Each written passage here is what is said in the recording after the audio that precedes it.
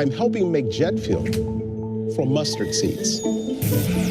I'm making aerosols 99.9% safer for the planet. I'm working on precision airflow control systems that ensure reliable room pressurization and directional airflow, controlling airborne pathogens and providing better infection control. I'm helping protect critical infrastructure from cyber attacks. I'm turning warehouses into symphonies. I made pilots see mountains through the fog. Estoy produciendo equipo de protección que mantiene héroes a salvo. I'm making it possible to breathe on Mars. I'm making brains for ears. I'm making concert halls perform. I'm working on flying taxis. I'm making a digital twin of this analog factory. Seriously, flying taxis. At Honeywell. At Honeywell, we make a lot of incredible things. But mostly, We make the future.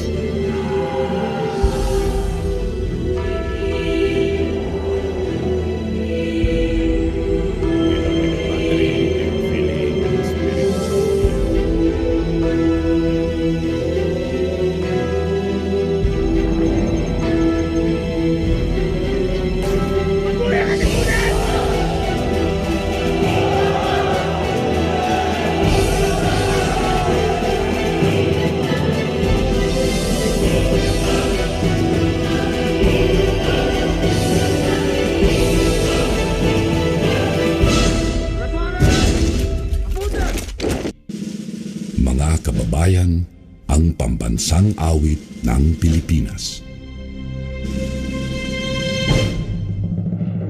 Kayang mag-ibig, elas ang silanganan, alam ng puso, sa dikit mo'y buhay. Lupang hinirang, kuyak ka ng magiting, sa manlulupin, di ka pasisingil, sa nagatang tutok sa simoy at sa langit mong pagaw, ay hinatang tula, kawin sa pagkayang minamahal. Ang isang ng matawad mo'y tagumpay na nagkikinig, ang bituin at araw niya kailan ang may magkikinig.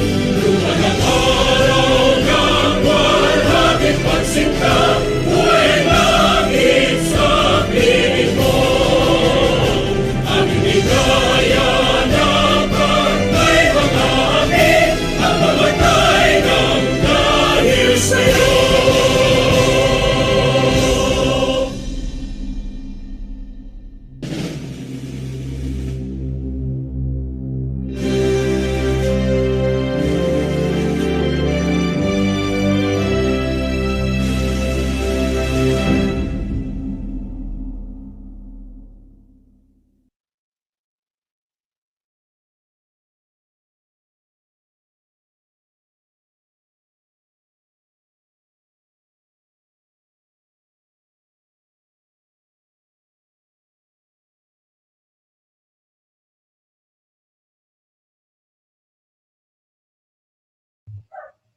So, hello everyone.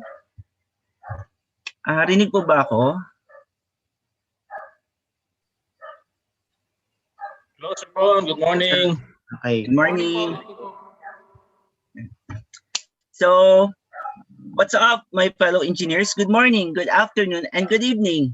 I'm Engineer Ron Reyes, and I'm back again as your resident host.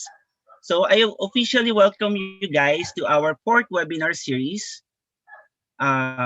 So this webinar series is timely and relevant as this March is a fire prevention month. So we invited some of our speakers from the Bureau of Fire Protection Unit to discuss some topics on this webinar.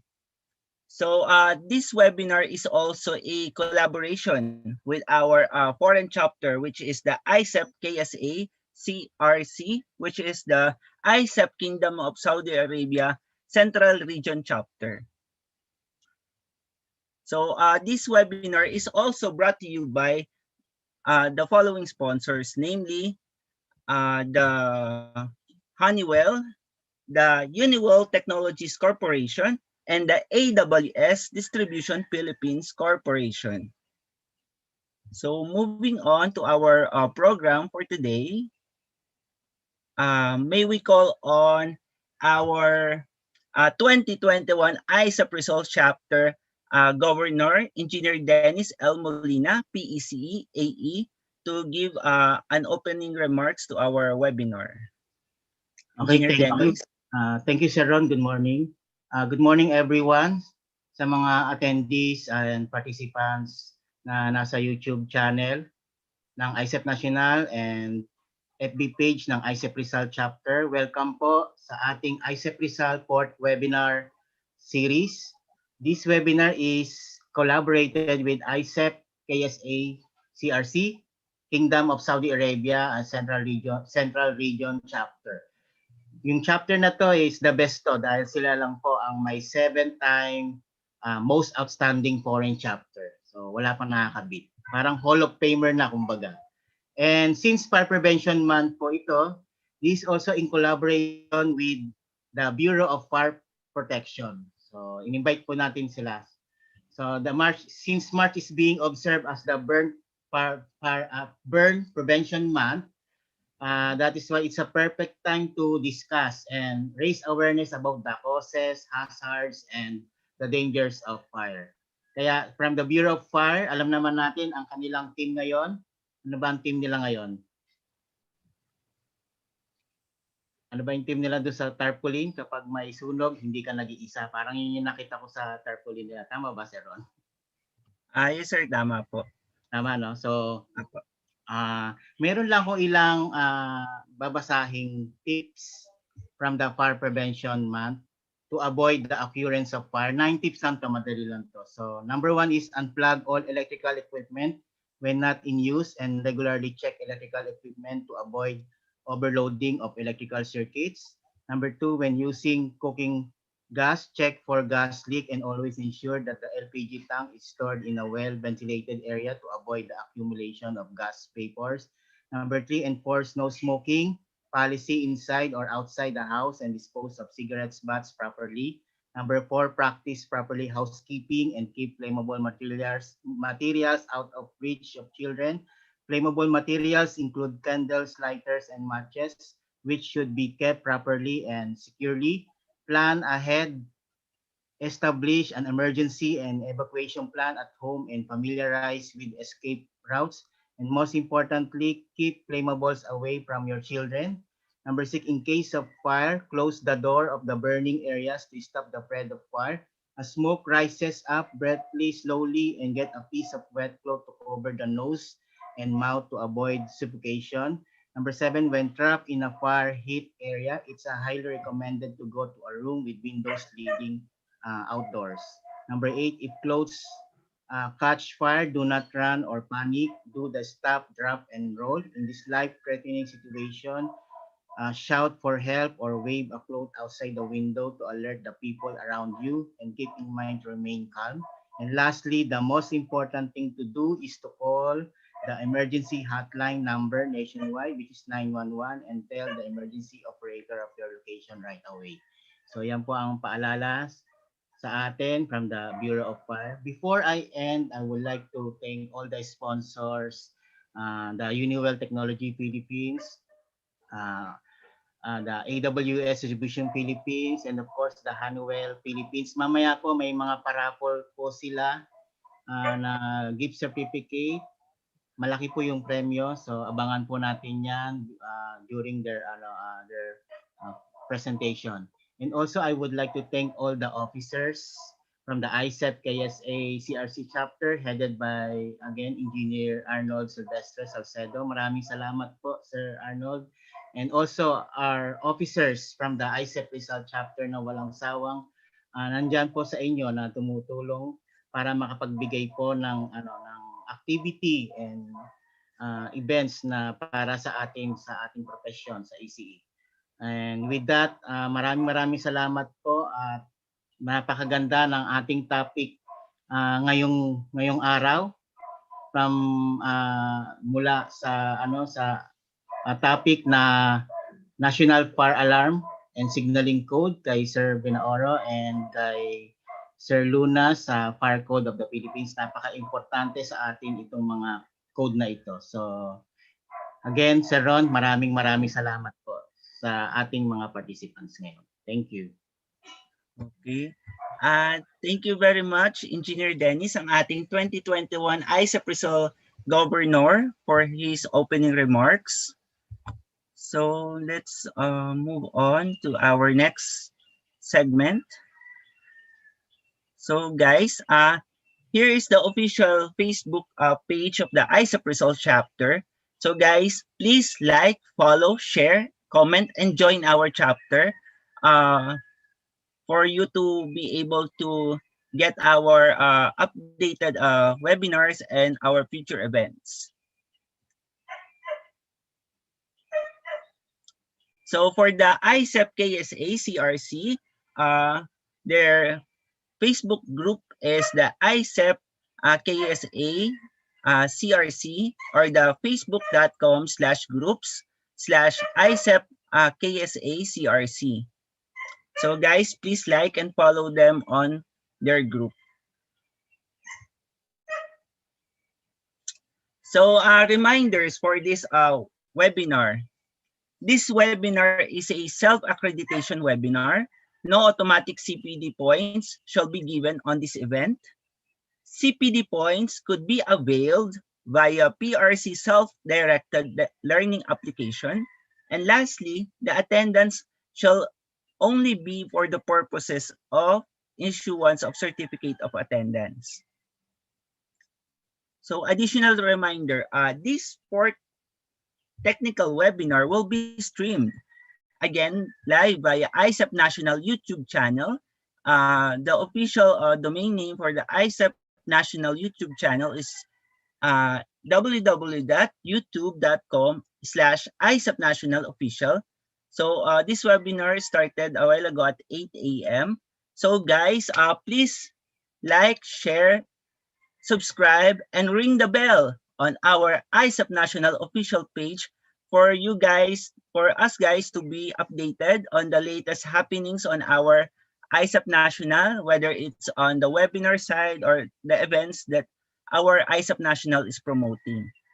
So number 2 is no Zoom credentials will be provided in this webinar.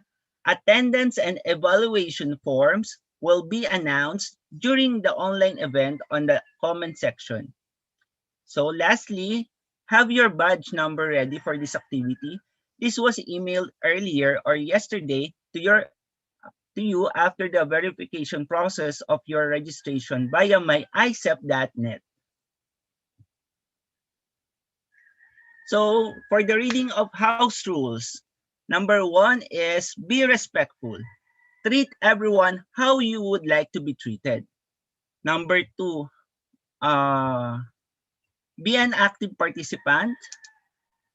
You may direct your topic-related questions in the YouTube live comment section. We will try to cover all of it during the Q&A session. Number 3 is no spamming in the live comments. Number 4, you are enjoying to attend the whole duration of the webinar. We have a strict attendance systems in place and checking shall be done from time to time. Your attendance will be invalidated if you do not complete 90% of the session. An evaluation test shall be provided after the Q&A session to gauge the learning gained in this webinar. So after that, kindly accomplish the post-webinar evaluation survey, which will be posted in the YouTube live chat box. So lastly, keep an open mind and enjoy the webinar. So how to qualify for e-certificate or certificate of attendance? 1 is you must be a registered and confirmed participant at myicep.net, completed at least 90% of the session, passed the evaluation test, accomplished the post-webinar evaluation survey. So before we introduce our speaker, I would like you guys to type the official hashtag of this webinar is the hashtag of power of positivity. So yun guys, moving on the introduction of our resource speaker, may we call on Engineer Giovanni S. Miranda, PECE, our 2021 IECEP Rizal Vice Governor for External. Engineer Deo. Hello, Engineer Ron. Good morning, sir. Good morning and good morning to all the participants of this support technical webinar. I'm sorry, I will just switch on my video.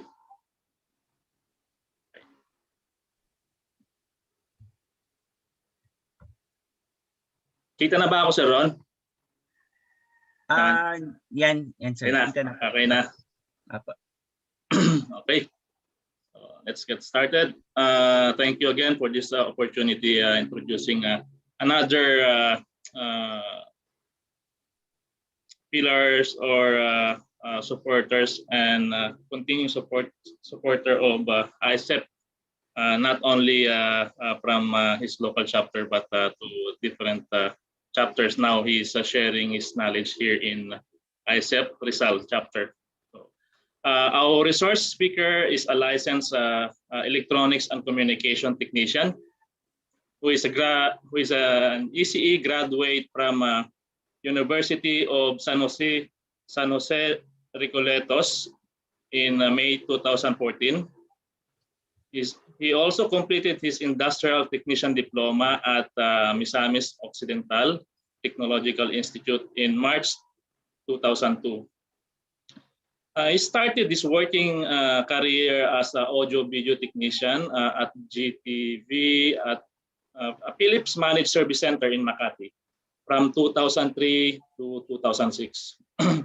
In since 2006 to present, he joined our modern Filipino or modern hero of the Philippines as an overseas Filipino professional by working in different companies in the Kingdom of Saudi Arabia, namely at Al Asaya as a technical supervisor since 2006 to 2011. At Al Kusama Management, it's under Al Faisalia Group Company, a senior electronics technician from 2011 to 2014. Then joining in another company in Saudi Arabia at Al Najjar General Contracting Company as fire alarm and CCTV system engineer from 2015 to 2016. And also he worked in Buruj International Company under Asala Holdings as security and safety supervisor from 2016 to 2017. And at MEMF Automation System is under KFB Holdings.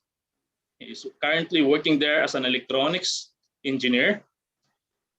He receives several awards from different overseas Filipino professionals organization. Of course, that include to our multi-awarded or Hall of Famer IECEP KSA-CRC by his sharing his knowledge as technical instructor on different fire detection and alarm system topics.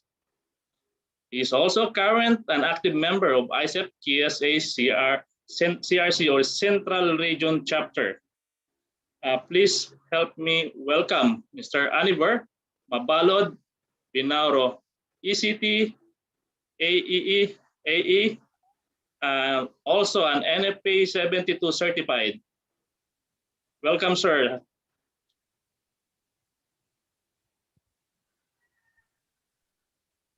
So Ron? Yes, sir. Sir Aniver, are you there? Sir Aniver? So, good morning in the Philippines and very, very good morning in Saudi Arabia. Pag nasan dyan sa Saudi Arabia po ngayon. So, welcome, Sir Aniver.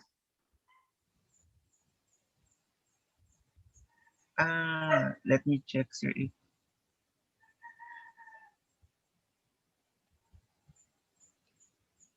Sir Aniver.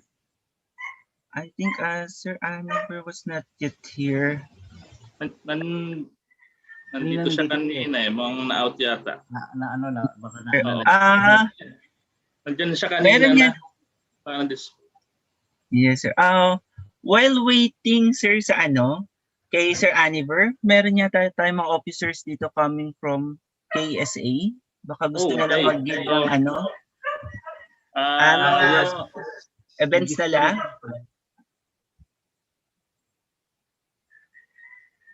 Wait lang, sir, na-disconnect daw siya, sabi niya. Sige po. Si Sir Arnold Salcedo, taga ano ba ito, sir? KSA? Siya yung governor na IECEP KSA-CRC. Yeah. Actually, ang message niya mamayan 3. Sir Arnold, gusto niyo bang mag-message na po?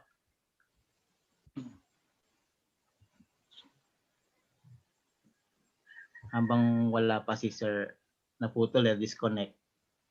Okay. Morning, Sir Arnold. Good morning, Sir Arnold. Medyo, anong oras dyan, Sir Arnold? Maraming salamat for inviting us on this collaboration webinar. Good afternoon. So, good morning dyan sa inyo dyan sa Philippines and good morning as well here in the Middle East. On behalf of IECEP KSA-CRC, thank you for this opportunity for inviting us especially our member, Mr. Aniver Binaoro, to be one of your resource speaker to this collaboration webinar on fire safety, because we all know that this month is Fire Prevention Month. So we hope that with the information that you will gain from this webinar, you will have more understanding the technology available and the standards in this practice. So we hope that this will not be the last, but instead the start of our future collaboration.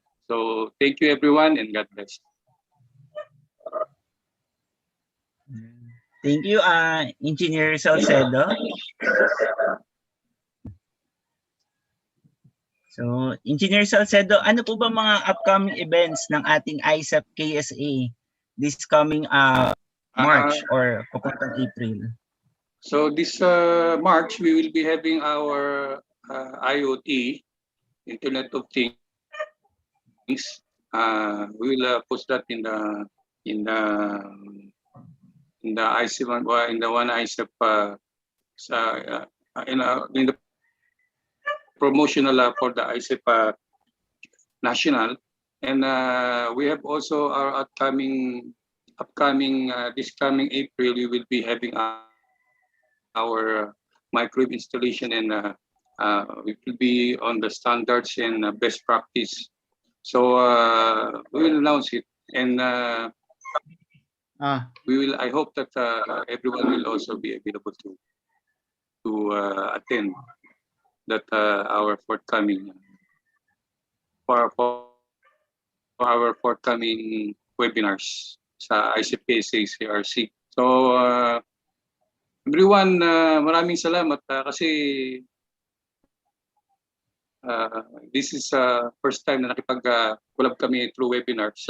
Actually, this year, this is our first time na makipag-collab kami sa ibang chapter. So previously, mayroon kami and it was through the effort with our Cavite chapter na we were able to collab with them sa fiber optics. We have our engineer Nikki Escobal, who was the one who handled that. Really, it's a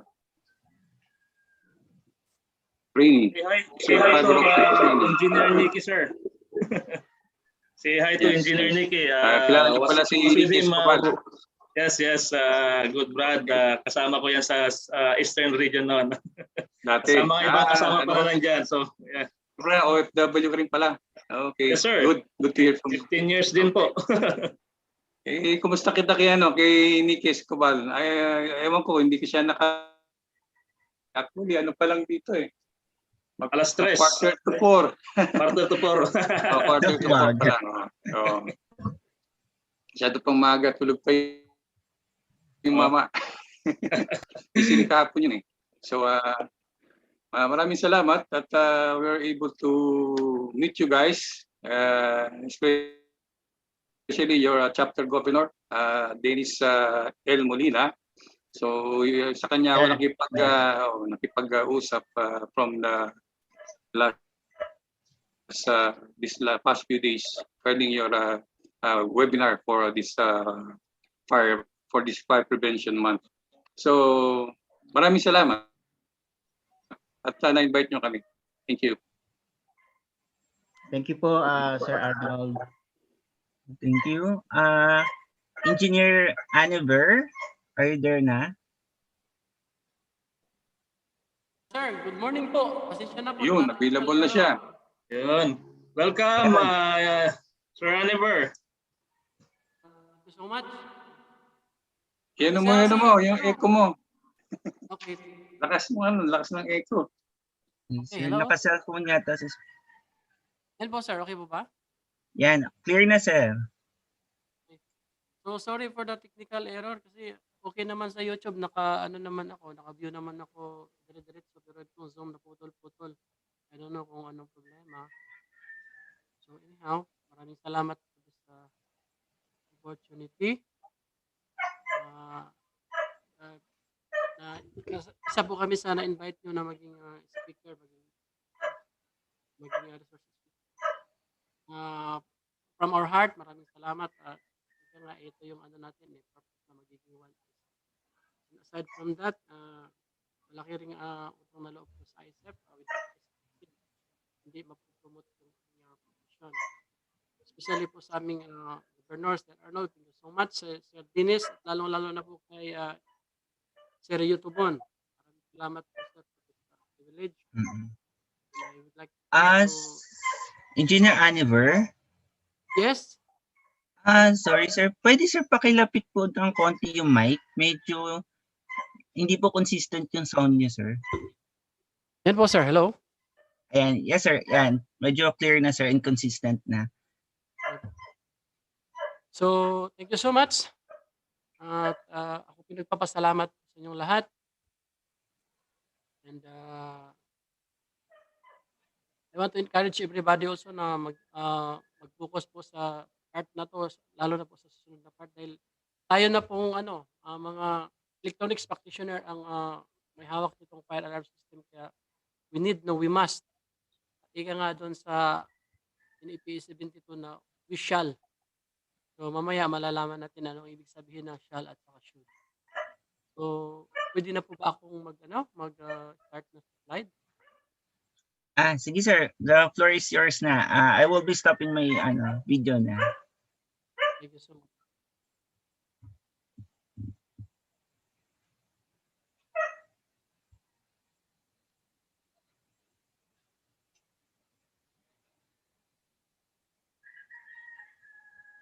Yes, our topic for today is NFPA72 or National Fire Alarm Signaling Code Enhancement.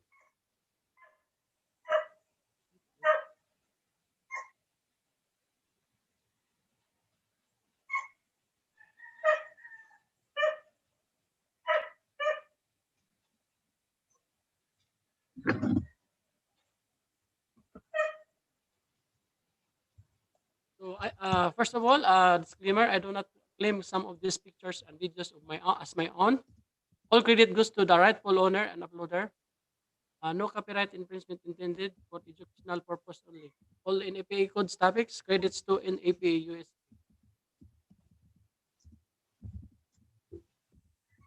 So, bakit nga daw tayo magtutulungan? Ika nga meron din tayong mga reference. Sabi ko dito, do not forget to do good, to share with others, for with sacrifices, God is pleased. So atin pong ginagawa ito para sa ating Panginoon, and pangalawa ang ating organization.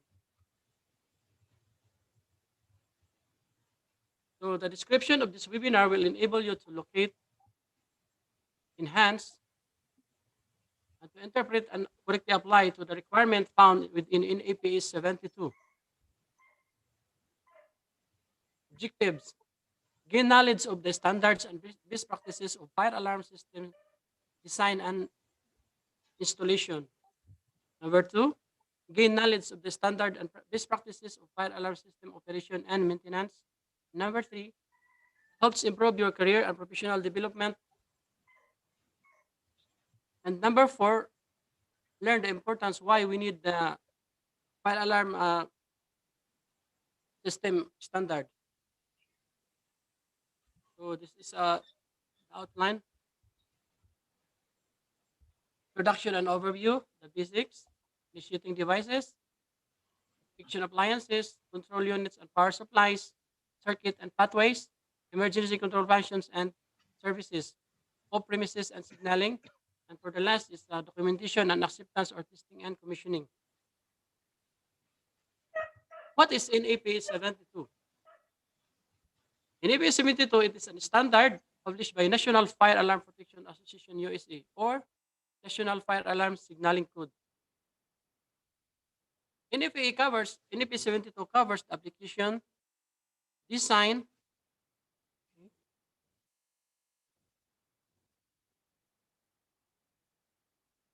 location, performance, inspection, testing, and maintenance of fire alarm systems, supervising stations, alarms, public emergency reporting Sir systems. Aniver, wala yata kayo audio. Hello?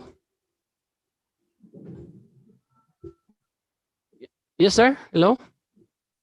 Meron na po? Yan sir, clear na po. Medyo malayo lang sir yung mic. Okay. Yan po, sir. Yan. Hello? Yan, much clearer na, sir. Okay.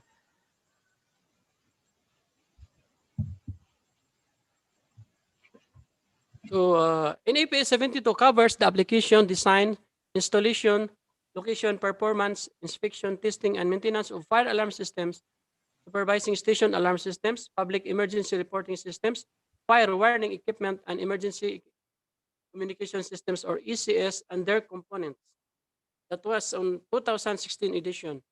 But now in 2019, NFPA 72 covers the application plus the carbon monoxide detection. Kasi dati, separate po yung code ng carbon monoxide. So ngayon, sinama na siya sa NFPA 72. Our reference is NFPA 72 2019.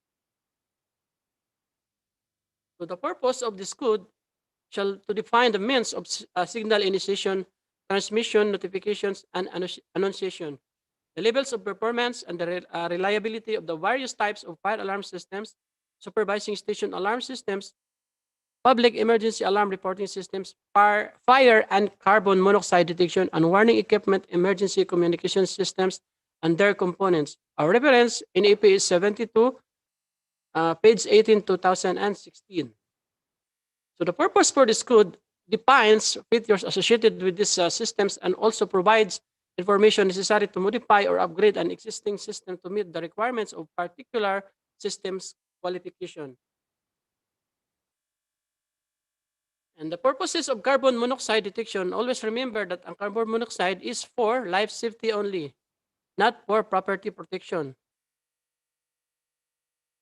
So our reference is in APA 72 2019 at chapter 1.1.3, page 7218. If you see page 7, if you see this page 72, meaning that is NAPE 72.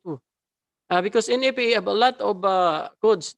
Pag sinabi nating National Electrical Code, that is NFPA 70, and ang mga sprinkler types naman is NFPA 13, and in life safety is NFPA 101.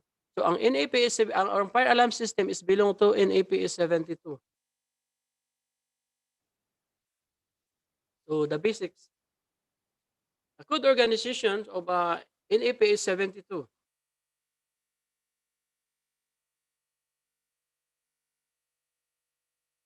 Alarm signaling systems, emergency evacuation systems. Under signaling systems, we have protective premises fire alarm systems and household, supervising station alarm systems, public emergency alarm reporting systems, and in emergency evacuation systems, one-way and two-way communication controls.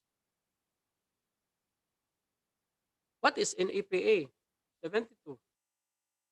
So NFPA 72 originates the life and safety codes or building codes, fire codes, elevator codes, mechanical codes, and other NFPA codes standards on local codes, ordinances, regulation, ordinances like our AHG code.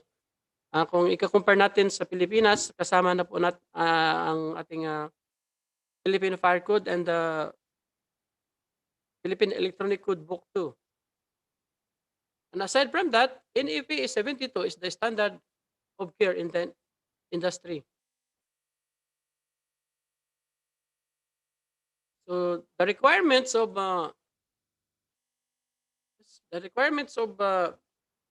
fire detection and alarm system signaling originates in building life and safety and fire codes. Requirements are based on occupancy and other groups. Requirements may be varied depending on sprinklers and other suppression systems, building heights, occupant load, and other special of hazardous conditions. So before we design or before we install the fire alarm systems, dapat muna natin titignan kung gaano kalaki ang isang building, ano siya kataas, and then ilang occupants ang papasok sa isang building. Then let's consider also the special hazardous conditions.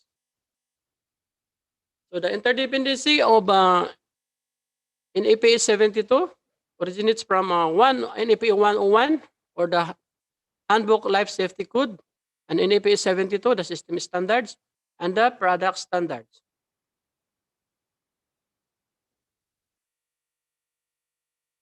So in household, the protective premises fire alarm system, meron tayong manual initiation, automatic initiation, occupant notifications, supervision of operation systems, emergency forces notifications, single and multiple station alarm systems, house and fire alarm systems.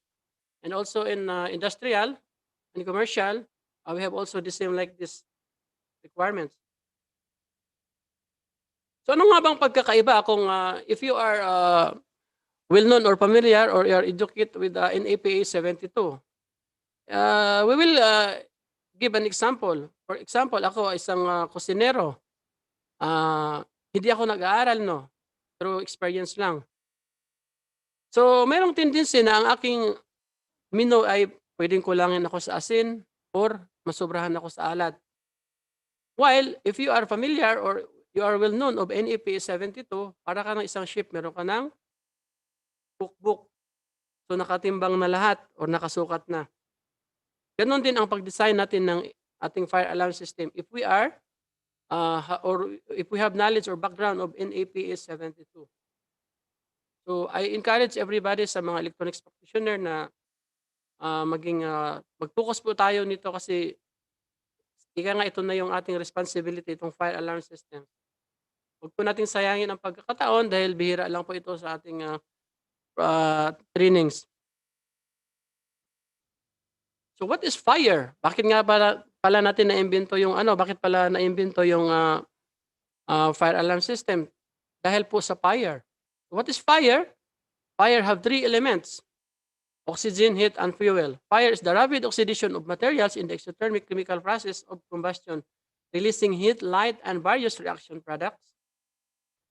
So ito makikita natin, in actual na sunog, ito yung radiant energy, ito yung fume or cloud of smoke, and sa taas, ito yung ceiling jet. And what is fire?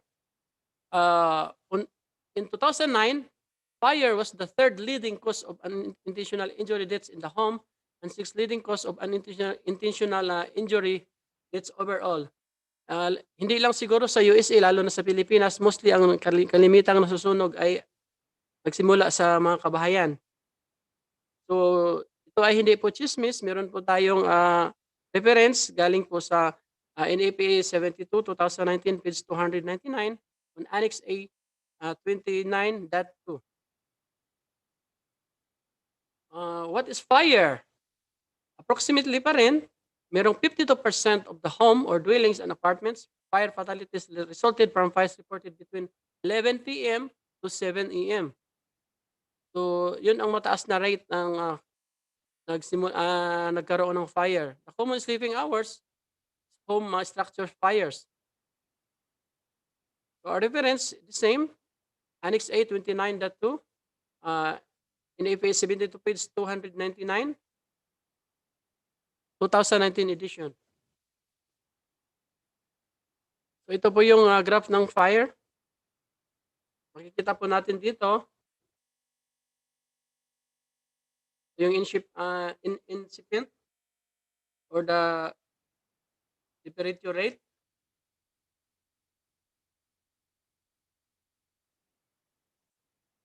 So, fire safety goals. Ano po ba yung goals ng fire and safety? Nakikita po natin doon sa logo ng BFP, no? First of all is life safety. Second is property protection, mission protection, environmental protection, heritage preservation. So, hindi natin masasabi na, ang iba kasi medyo masyado judgmental, no? It's just a fire alarm system. Dalawang kable lang yan, kayang-kaya ko yan. Pero makikita natin, ang goals ng fire alarm or fire safety goals. Malaki. Una, buhay masisave. Pangalawa, yung property natin. Sayang yung ating pinaghirapan kung wala tayong fire alarm system. Huwag naman mangyayari. Aside from that, kung ano na lang ang mangyayari sa itong for example natin yung mission protection. Kung ikaw nasa tower ng airport, kung walang fire alarm system doon, so paano na lang yung air traffic natin or air traffic controller. In environmental protection, pag magkakaroon ng sunog, ano ang mangyayari? Ang ating environment ay mapuno ng carbon monoxide. Then number 5, yung heritage preservation, tulad ng example, mga museum natin, kung hindi natin maprotektahan ng sunog, kung wala tayong fire alarm systems or fire alarm system plus the fire protection, ating ma-preserve ang ating heritage at ang lahat ng itong from 1 up to 5. So the system characteristics relationships, before we install the fire alarm systems, we will explain to the owner about the standards of NFPA, the local codes, or the EHJ. That codes is approved by EHJ or authority having jurisdiction. And ating i-plus pa itong product standards or listed or approved products. Hindi lang tayo basta-basta mag-install ng system kung hindi ito approved ng testing laboratory. And after that one, kung magkaintindihan na, saka na natin igo ang ating project. So this is an overview of fire alarm systems. Wala po tayong i-endorso dito na brand. Ito lang po isang example. So meron tayong fire alarm panels para po sa mga wala pa pong background and sa mga background na, salamat po sa inyo sa inyong pakikinig. Ito po yung fire alarm panel. Of course, hindi yan gagana kung wala tayong primary supply. And we have secondary supply or the backup battery. And this is the example for the addressable fire alarm systems. Meron na dyan, all-in na siya. Meron na siyang transmitters, meron na siyang emergency control functions, meron na siyang mga interfaces, meron na siyang notification appliance, and initiating devices.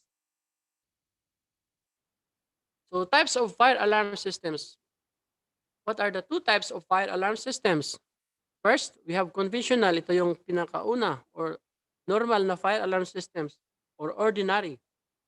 And we have addressable fire alarm systems.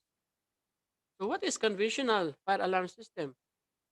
A conventional fire alarm system, ito yung fire alarm system na nakikita natin na ordinary lang talaga siya. Meron lang siyang normal LED light emitting diodes na i-indicates ng normal, trouble, and fire. So, and the second is the state of initiating devices circuit with a zone displays at the fire alarm control panel using visible indications such as flashing LEDs or lights or LCD. And the connection only of this conventional fire alarm system is class B. Remember, class B and end with the last device ended with end of line or to monitor the circuit. Kasi nga siya, class B, later on, pag makikita natin sa next natin slides, makikita natin yung explanation ng or illustration ng class A and class B. So ito yung example ng conventional fire alarm system. Control panel at itong notification appliance. At the last device, meron tayong end of line or ang standard po na nilagyan natin is EOL. Then ang ating initiating device. Nandyan po yung manual call point, break glass, smoke detector, and heat detector. So ang conventional fire alarm systems ay meron siyang repeater. Anong purpose nitong repeater? Ito pa makikita natin na sa lobby, security guard, kung meron mang problema, kung ano mang makikita dito sa but we have two types of repeater, merong passive and we have active. Then, what is addressable fire alarm system? Its devices on SLC has its own address. And so the panel knows the state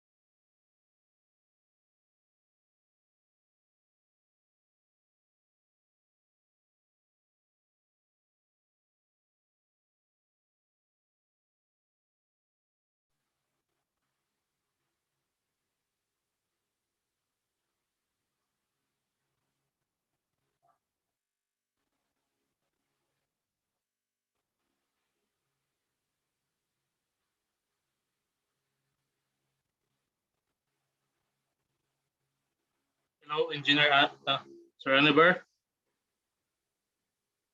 think Sir Aniber was disconnected.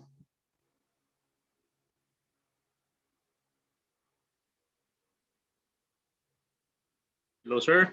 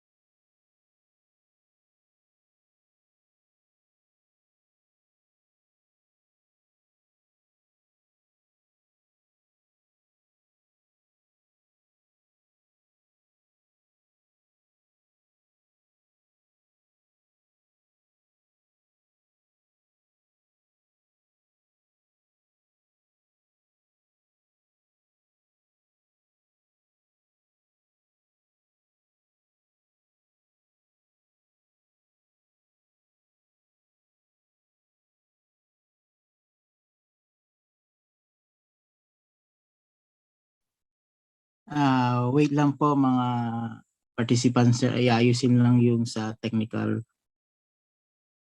Medyo nawawala yung signal.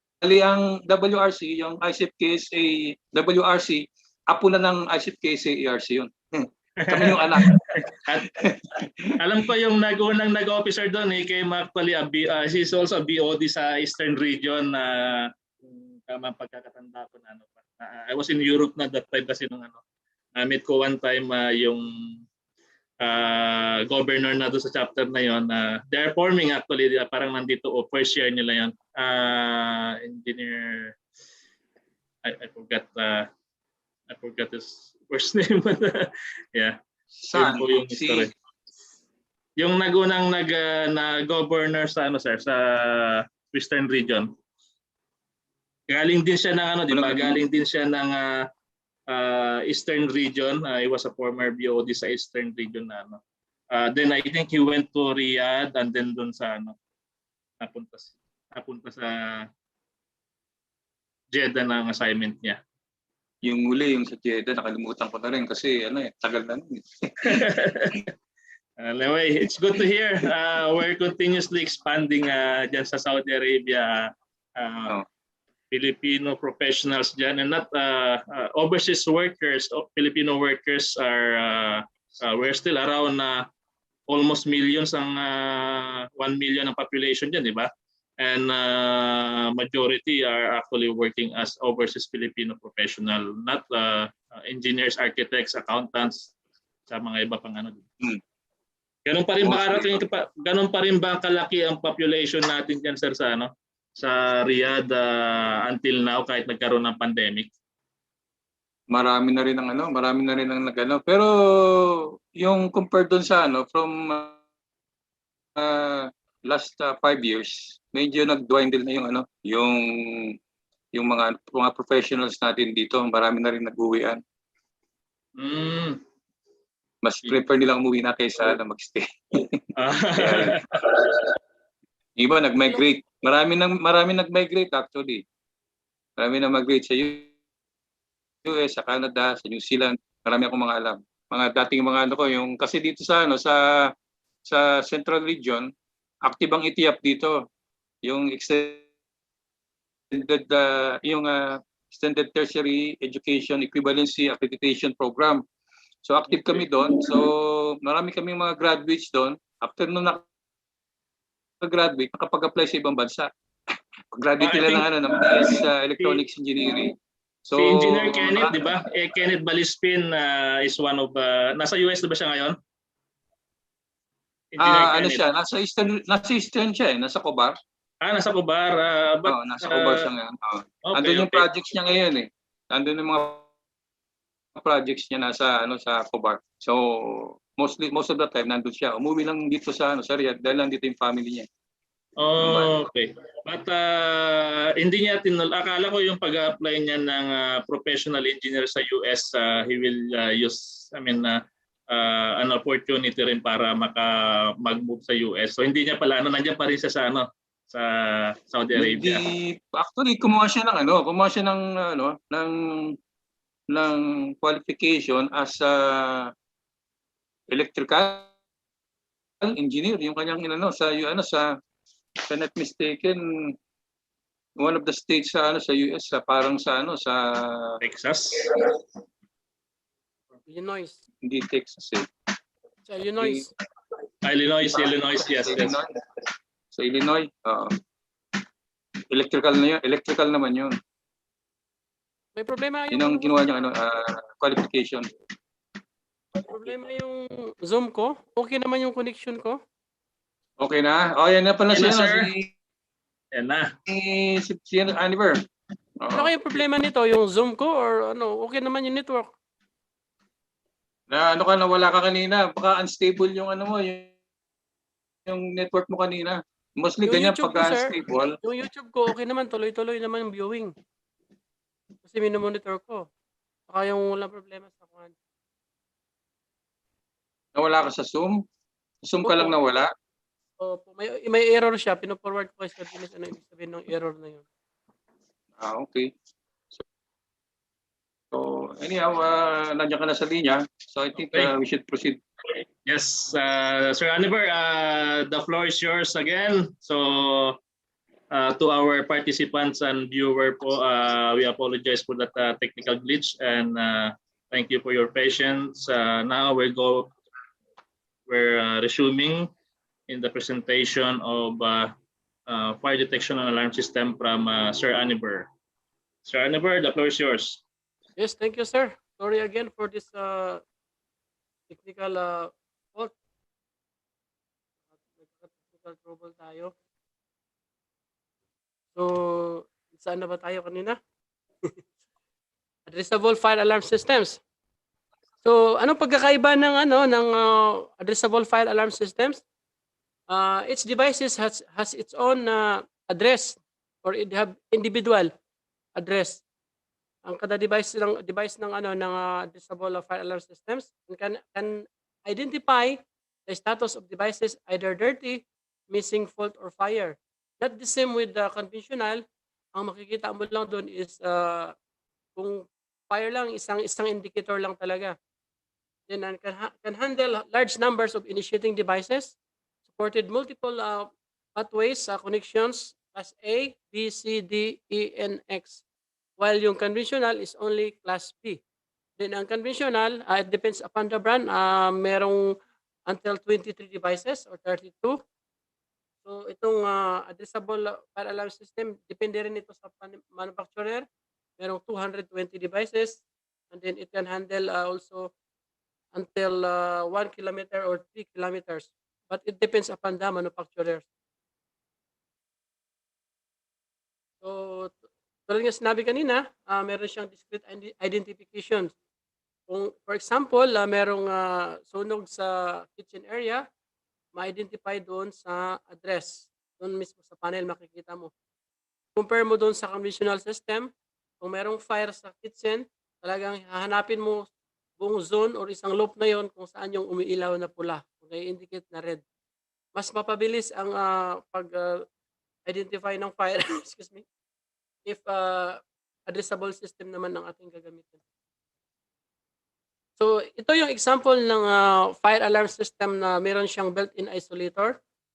Because ang other standard, yung tinatawag natin na standard ng Europe, EN or European norm, meron din silang standard. Ang kanilang isolator module ay built-in na rin sa isang device. At ito naman sa sa example ng UL approved or ULFM approved.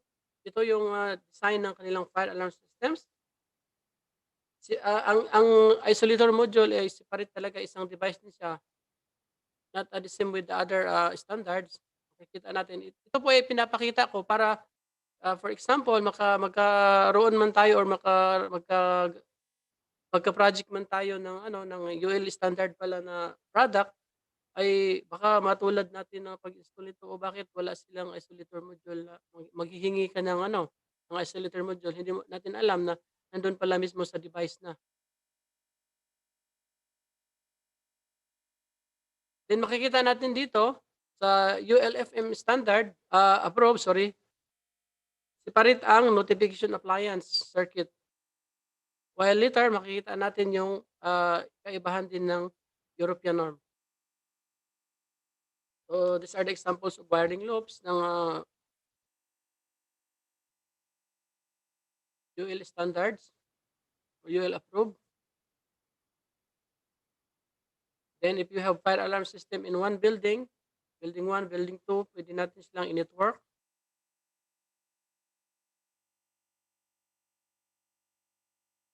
Then ito rin ang example ng EN54 or European norm 54 but British standards. So makikita natin dito sa isang loop or signaling line circuit, makikita natin pinagsama na yung initiating device at notification appliances sa isang loop. Yung tinatawag na loop powered. Ang heat detector, smoke detector, flasher or sounder, manual call point ay pinagsasama-sama na sa isang loop. Yun ang pagkakaiba ng EN standard at saka EN approved or compared to the ULFM.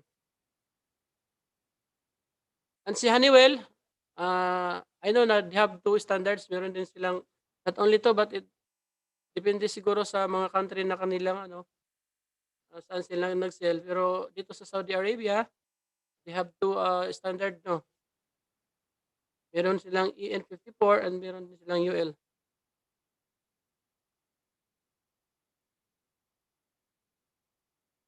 So ito rin isang example din dun sa sa European norm. Itong makikita natin, ito yung example ng itong dalawang to, example ng beam detector. Meron siyang receiver and transmitter.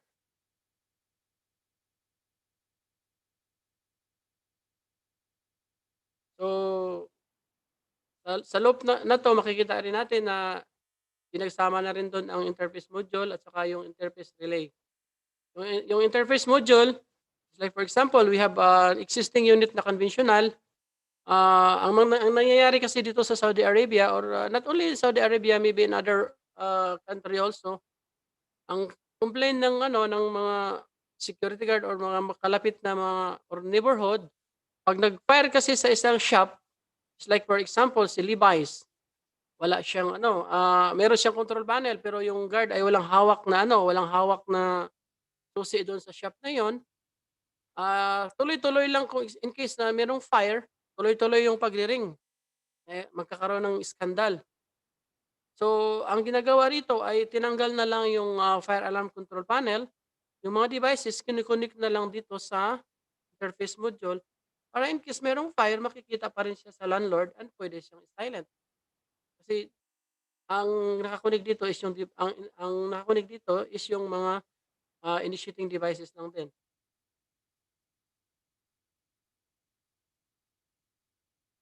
So, aside from that, meron ding graphics command center. Pwede mong i-network din ang 2 to 4 panel or so on. Kung hanggang ilan yung kuan, pwede mong i-network din.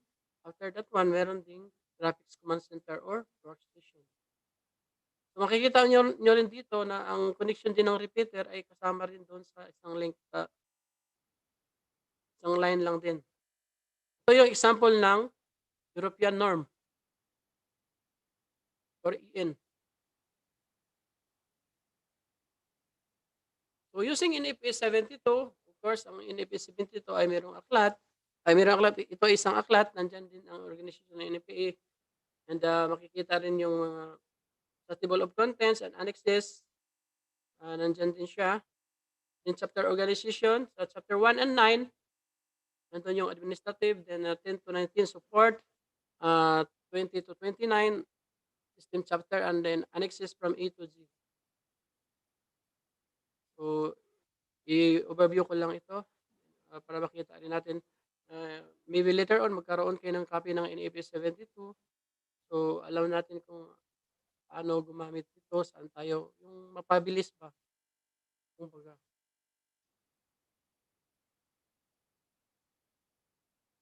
So, pag sinasabi natin emergency control functions, anong chapter tayo papunta? Doon tayo sa 21. ECS naman, 24. Then, for the fundamentals sa chapter 10, testing and inspection and maintenance. Sa chapter 14, notification appliances. Sa chapter 18, initiating device. Dito sa chapter 17. And the rest are reserved. Okay. So, pag nakakita tayo ng asterisk, ibig sabihin nun, the following numbers or letters designating a paragraph indicates that explanatory materials on the paragraph can be found in Annex A. And brackets naman, following section or paragraph indicates materials has been extracted from another NFPA document. Kasi ang NFPA, meron siyang 1 up to thousands code. Kaya, ang fire alarm system is na belong into NFPA72. And then, pag nakikita natin yung parentheses na meron siyang SIG and X, so yung explanation yan.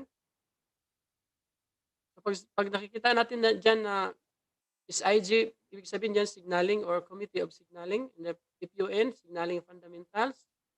Pag PRO, protected premises. HOU, household. ECS means emergency control systems. PRS, public emergency reporting systems. Ang purpose lang po nito is to familiarize. So makikita natin yan sa page 18 NFPA72. Para malalaman din ano bang ibig sabihin ng ECS or IDS para magkaroon tayo ng idea. So administration, nandyan yung purposes, retroactivity, equivalency. So retroactivity, unless otherwise, or take note this one, chapter 1.4.1, unless otherwise noted, it is not intended that the provision of this document to be applied to facilities, equipment, structures, or installation that were existing or approved for construction or installation prior to the effective date of the document. And chapter 1.4.2, in those cases where it is determined by authority having jurisdiction that existing situation involves a distinct hazard to life or property, retroactive application provisions of this document shall be permitted. So chapter 1 yan, makikita natin sa page 18, 2016 edition. Equivalency, nothing in this code, remember, chapter 1.5.1, nothing in this code shall prevent the use of systems, methods, devices, or appliances of equivalent or superior quality, strength, fire resistance, effectiveness, durability, and safety over this prescribed by this code. The technical documentation shall be submitted to the authority having jurisdiction to demonstrate equivalency. The system methods, devices, or appliances that are found equivalent shall be approved. So sa official definitions, makikita natin mamaya ang KHJ or authority having jurisdiction, ang ibig sabihin ng approved, could, listed, shall, or should. So AHJ or authority having jurisdiction, sabi dito sa chapter 3.2.2 asterisk, anong sinasabi kanina, pag nakakita tayo ng asterisk, ito ay merong more explanation on Annex A. So AHJ or authority having jurisdiction, it is an organization, office, or individual responsible for enforcing the requirements of a code or standard, or for approving equipment, materials, and installation or procedure. That is in page 20 of 2016. Wag niyo lang pong kaligtaan kung meron akong nilalagay talaga dito na mga reference anong page at saka anong version or anong edition. Kasi if we are commenting the drawing or magbasa tayo ng isang plano, dapat meron talaga tayong reference. Saan mo nakuha yan? Sabihin, baka gawa mo lang yan. So at least meron tayong proof or meron tayong reference na maipakita sa ating client. So authority having jurisdiction, ito yung kasi 'di ba dito sa chapter 3.2.2 asterisk, nilagay ko na rin dito yung sa Annex A. Annex A 3.2.2, authority having jurisdiction. The phrase authority having jurisdiction or its acronym AHJ is used to NFPA documents in a broad manner.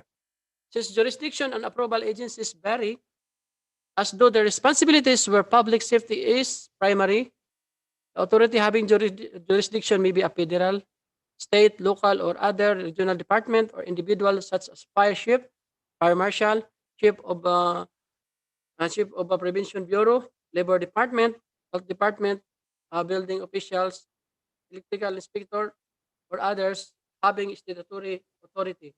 So sa Pilipinas, ang ating AHJ ay ang Bureau of Fire Protection and OBO, if I'm not wrong. Correct me if I mistake.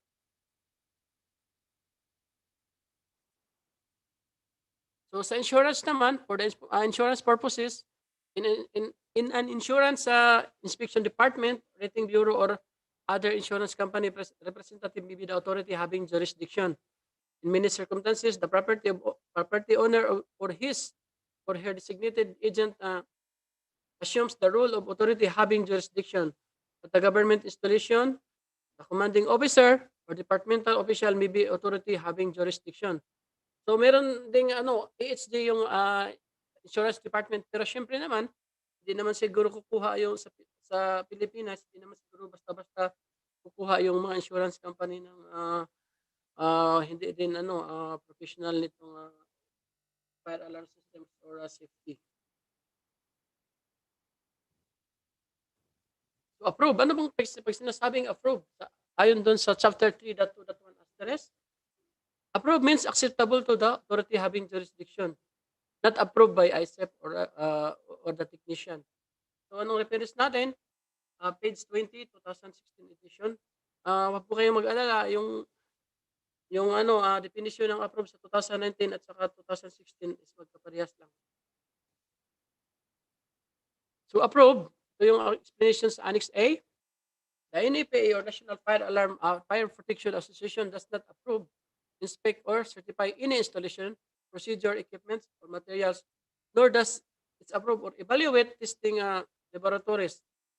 In determining the acceptability of installation, procedures, equipments, or materials, the authority having jurisdiction may base acceptance or compliance with NFPA or other appropriate standards. In the absence of such standards, said authority may require evidence of other installation, procedure, or use. The authority having jurisdiction may also refer to the listing or labeling practices of an organization that is concerned with product evaluation, in those in a position to determine compliance with appropriate standards for the current production of listed items. Ito yung reference natin, Annex A, page 173, 2016. Ganon din sa Annex A, 2019, page 187 siya. So, could. Chapter 3.2.3 asterisk. Pag sinasabi natin asterisk, ulitin natin. Merong explanation sa Annex A. So, a standard that is extensive compilation of provision covering broad subject matter or that is suitable for adoption into law independently or other codes and standard. So, more explanation on Annex A, page 173. So the decision to designate the standards as a code is based on such factors as the size and scope of the document, its intended use and form adoption, and whether it contains substantial enforcement and administrative provisions. Pag sinasabi nating listed, ano ba yung listed? So, equipment, materials, or services included in a list published by organization that is acceptable to the authority having jurisdiction. Meron na ba tayong sa Pilipinas, testing laboratory? Yung mag-approve ng mga products natin? Siguro masasagot mamaya ng taga-BFP, no? Or other officials natin. So, listed. The means of identifying listed equipment may vary for its organization concerned with product evaluation. So, ito yung example ng testing laboratories. Yung UL, nakikita natin kanina, sila yung testing laboratories na mag-approve ng mga products. Example, yung smoke detector, yung fire alarm panel, approve ba ng UL. Before yan i-release sa market, kailangan approve ng UL. Ito ay sa US naman ito, ha? Or factory mutual. Ito naman sa Europe, maraming standard ang Europe. Meron silang EN. Ito naman sa Germany, VDS. Then meron ding TUB, British Standard. Then LPCB. Shall and should. Pag ano ba yung shall and should? Akala ko nga dati, nung di pa ako familiar sa NFPA72, past tense at saka present tense. Pero ang ibig sabihin ng shall, it indicates a mandatory requirement. Reference, chapter 3.2.6. And should, it indicates a recommendation or which is advised but not required. Ulitin natin, shall indicates a mandatory requirement. Should indicates a recommendation or advice but not required. Reference, chapter 3.2.7. So design and installation. All systems shall be installed in accordance with the plans, specifications, and standards approved by the authority having jurisdiction. Approved by authority having jurisdiction. On page 68, 2016. Yun ang reference natin. Personnel qualifications. System designer. Sub 13.5.1.1. Fire alarm system and emergency communication system plans and specifications shall be developed in accordance with this code by persons who are experienced in the design, application, installation, and testing of the systems. In the state or local licensure, regulations shall be followed to determine qualified personnel. Personnel shall provide documentation of their qualification by one or more of these following. He is registered or licensed or certified by the local authority. Then, 2, certification by an organization acceptable to authority having jurisdiction. Manufacturer certification from the specific type or brand of system provided. Kasi sa kahit na sabihin natin, oh, meron na akong license, meron akong PRC license, meron akong certificate from IECEP or the BFP, pero paano mo naman paganahin yung unit kung hindi mo naman alam, kung hindi ka naman nakapag-train sa isang manufacturer or sa isang dealer. For example, si Honeywell, meron siyang sarili ding technology. So, kailangan mapamilyar ka muna kay Honeywell before mo siya i-install. So, napakagandang ito, collaboration. Meron tayong NFPA, meron tayong BFP, and then merong Honeywell. So, parang one package na to. Kaya, i-push na natin to. System designer. Kasama pa rin ito sa system designer. Shall be identified on the system design documents. System design trainees shall be under the supervision of the qualified system designer. The system designer shall provide evidence of their qualification and other certification when required by the authority having jurisdiction. So I encourage also to all practitioners, especially sa mga system designers, to familiarize also the symbol drawings of fire alarm system. Makikita po natin doon sa NFPA72. Iba rin po ang code ng drawings and symbols. Ang number po ng code is NFPA170. System installer. Fire alarm systems and emergency communication system installation personnel shall be qualified or be supervised by persons who are qualified in the installation, inspection, and testing of the systems. Then, state or local licensure, kailangan din ng license ka. Ganon din sa designer. And then, pati sa mga technicians or kailangan din ng sa mga installer, kailangan din ng license, kailangan din ng certificate, kailangan din ng manufacturer certification.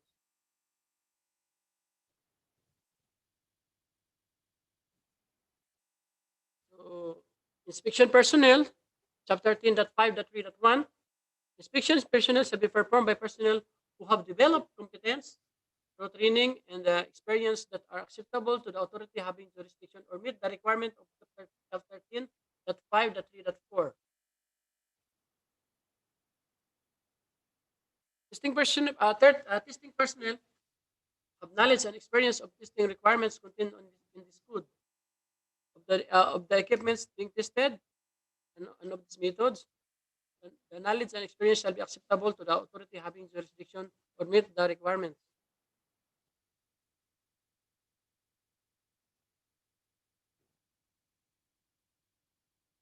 So the means of qualification, ganun din, factory trained, ang ating mga personnel.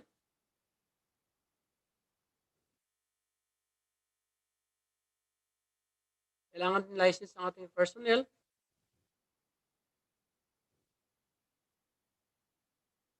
Papakita ng mga ebidensya kung qualified ba siya at kung evidence of qualifications shall be provided to the authority having jurisdiction upon request. So we are, sabi nga we are blessed or we are lucky for this opportunity, no?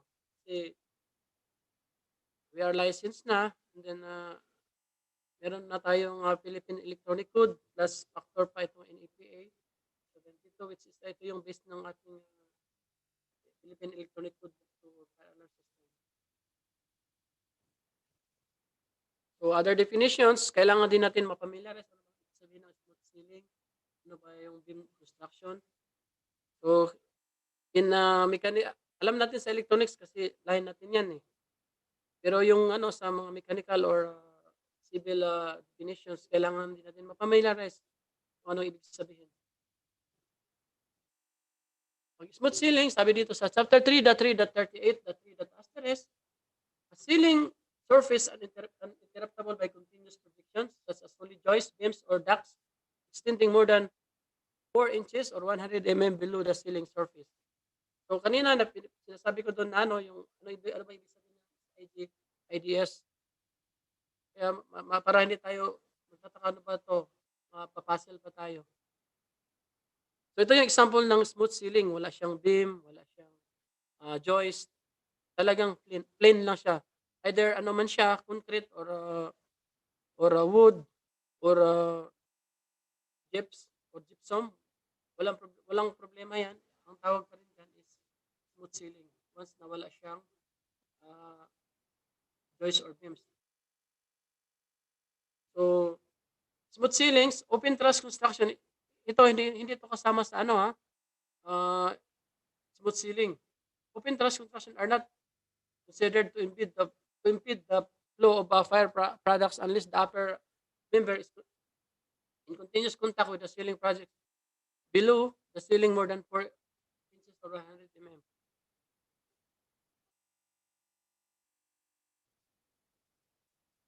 So what is beam construction? Ito yung example ng beam construction.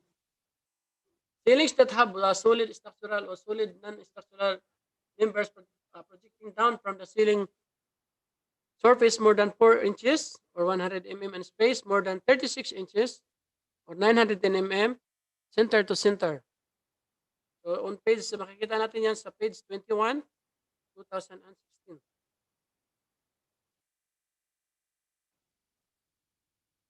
So solid joist, ito naman example ng solid joist.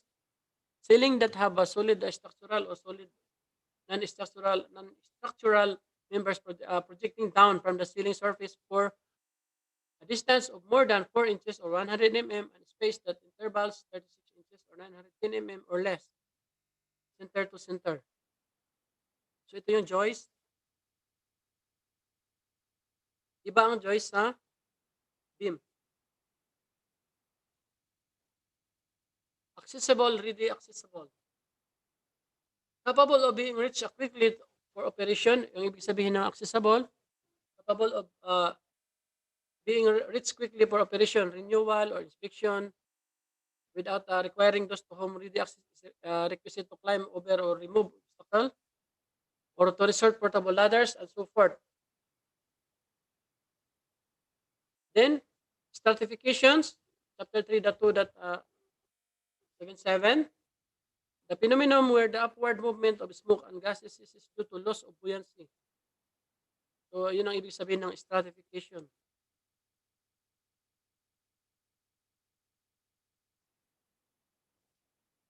So, other definitions, trouble signal, supervisory signal, fire alarm signal, evacuation signal, pre-alarm signal. Makikita natin sa chapter 3, page 31, 2016. Ang ibig sabihin ng trouble signal, ang ibig sabihin ng supervisory signal, fire alarm signal, evacuation signal, and pre-alarm signal. So, what is an unwanted alarm? Any alarm that occurs that is the result of potential hazardous conditions.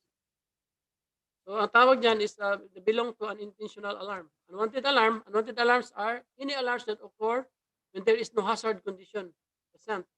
Or tinatawag natin na na familiar tayo sa tawag na false alarm.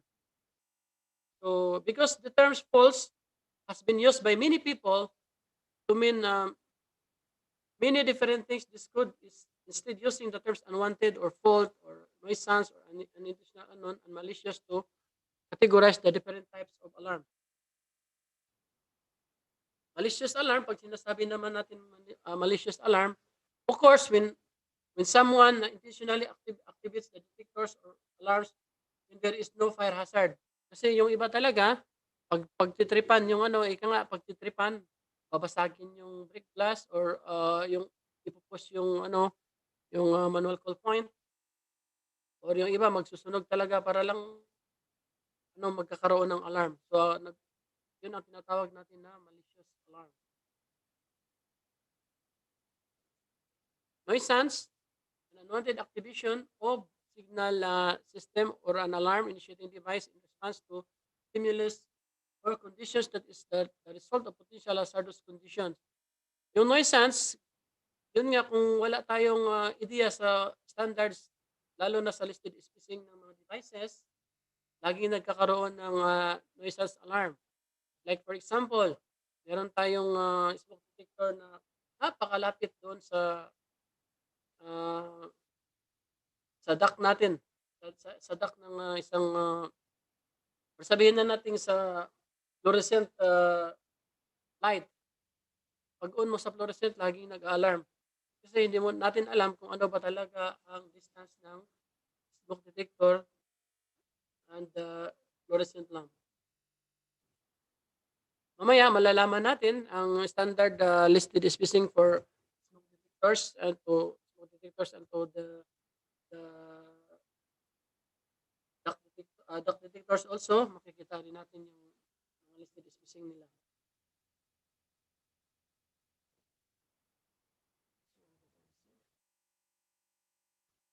Software. Programs that programs, instruments, procedures, data, unlike that are executed by central processing unit of product and that influences the functional performance of the product. For the purpose of this code, software is one of two types. So, merong dalawang klaseng software, no? Executive software and site software. Anong ibig sabihin ng executive software? Control and supervisory program that manage the execution of all programs and directly or indirectly causes by the required functions the products to be performed. Or yung tinatawag nating operating system, isang fire alarm system, ang tawag nun is executive software. And then yung site-specific software, ito yung software na yung data natin na kina-configure. For example, device number 1, kitchen. Device number 2, lobby.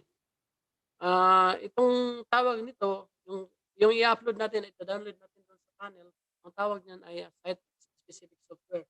Which is pagkatapos ng project natin or yung testing and commissioning is bibigay talaga natin sa ating client. Ito ay nakasulat talaga sa code. Kasi ang kalimitang nangyayari, si contractor ayaw niyang ibigay yung site-specific software sa kanyang client dahil for his ano na lang din, pag nagka-problema to sa akin babalik. So, lagi nating tandaan, no? Huwag natin gagawin yan dahil as NFPA72, ibibigay mo talaga sa client ang yung site-specific software. So, initiating devices. These are the examples of initiating devices. Meron tayong beam detector, manual call point, break glass, police station. This is a single police station. This is double.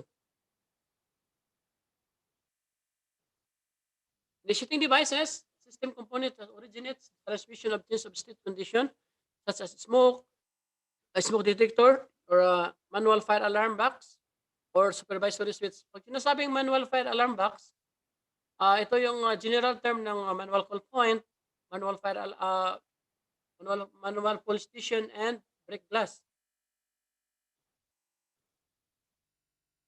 So, application of initiating devices, performance, selection, use, and locations of automatic and manual initiating devices, including but not limited to fire detection devices.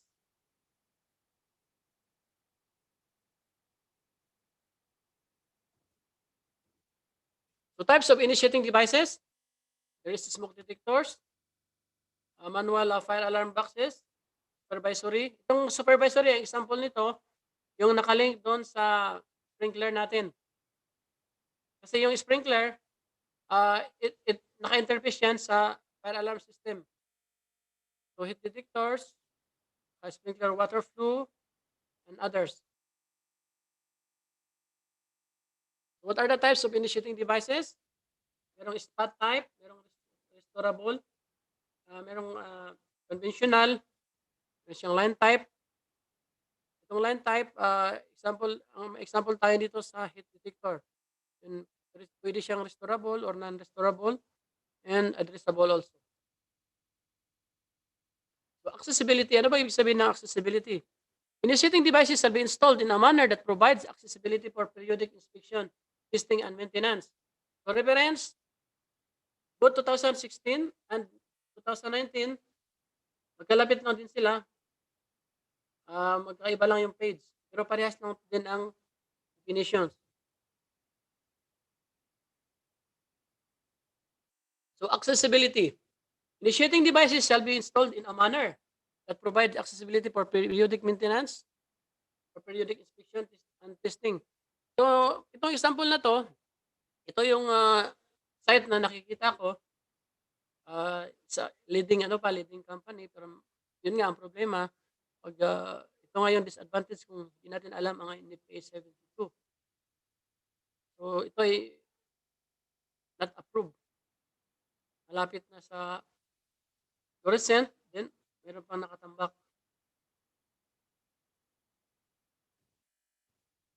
So mechanical protection. Chapter 17.4.2, where subject to mechanical damage, an initiating device shall be protected. A mechanical guard used to protect a smoke, heat, or radiant energy sensing detector shall be listed. Shall be listed. For use with the detector. Hindi yung gagawa-gawa ka lang ng magpa-manufacture ka ng sarili mo para lang magkaroon ka ng mechanical protection to your initiating devices. Ang sabi dito, shall be listed. Ano ibig sabihin ng listed? Approved by the testing laboratories. So our reference ito, chapter 17.4.2, in IPA72, page 98, 2016. So sa 2019 naman, so pag N, new, ibig sabihin yan, initiating device is subject to mechanical damage. So parehas lang din halos. Walang pagkakaiba. Sabi rin dito, if guards or covers are employed, they shall be listed. Listed. Ulit natin shall. Ano ibig sabihin ng shall?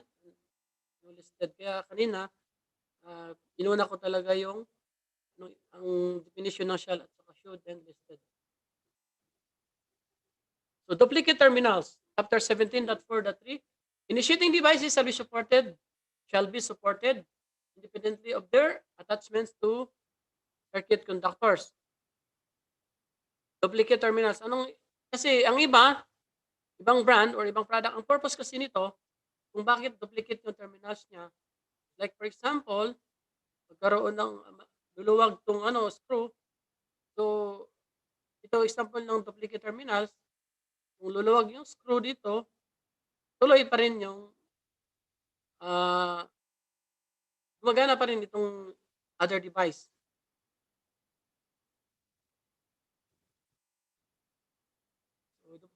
Ito yung example ng duplicate terminals.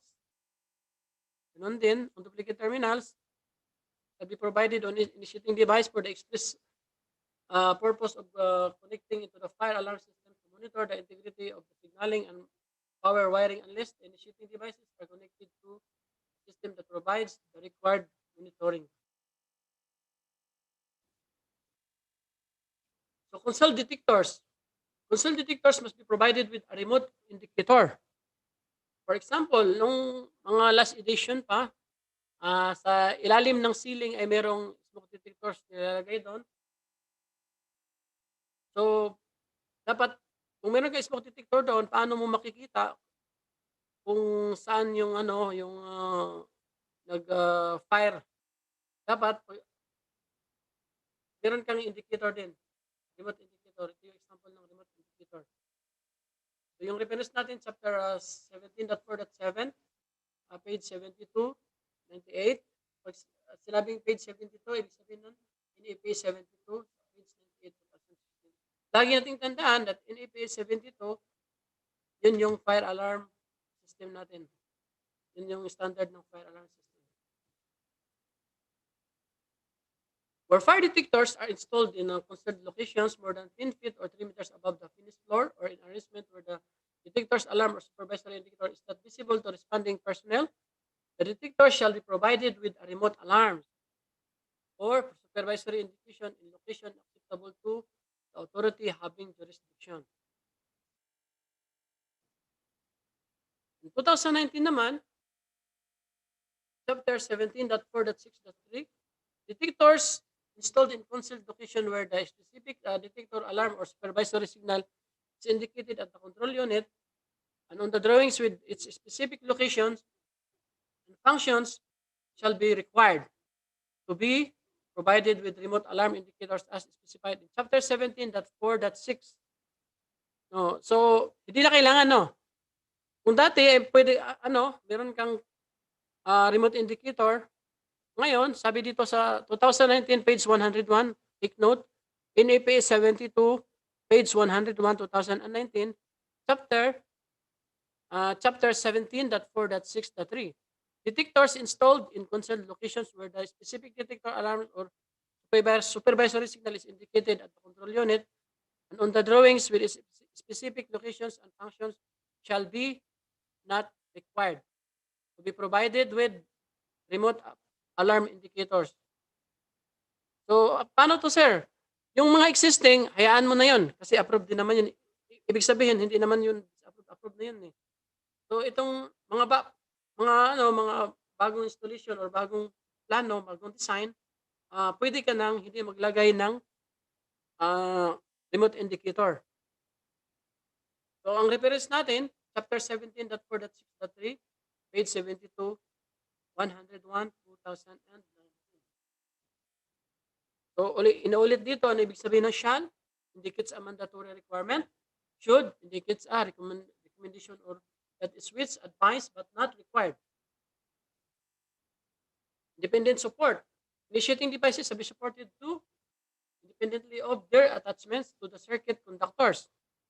So, itong pag marami akong mga kababalaghan na nakita sa site. Tulad nito, nakatiwang lang, ganyan. So, kahit hindi mo alam yung NFPA72, napaka-unprofessional naman na trabaho.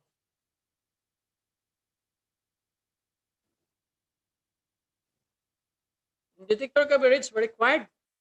Life safety building codes, building codes or fire codes.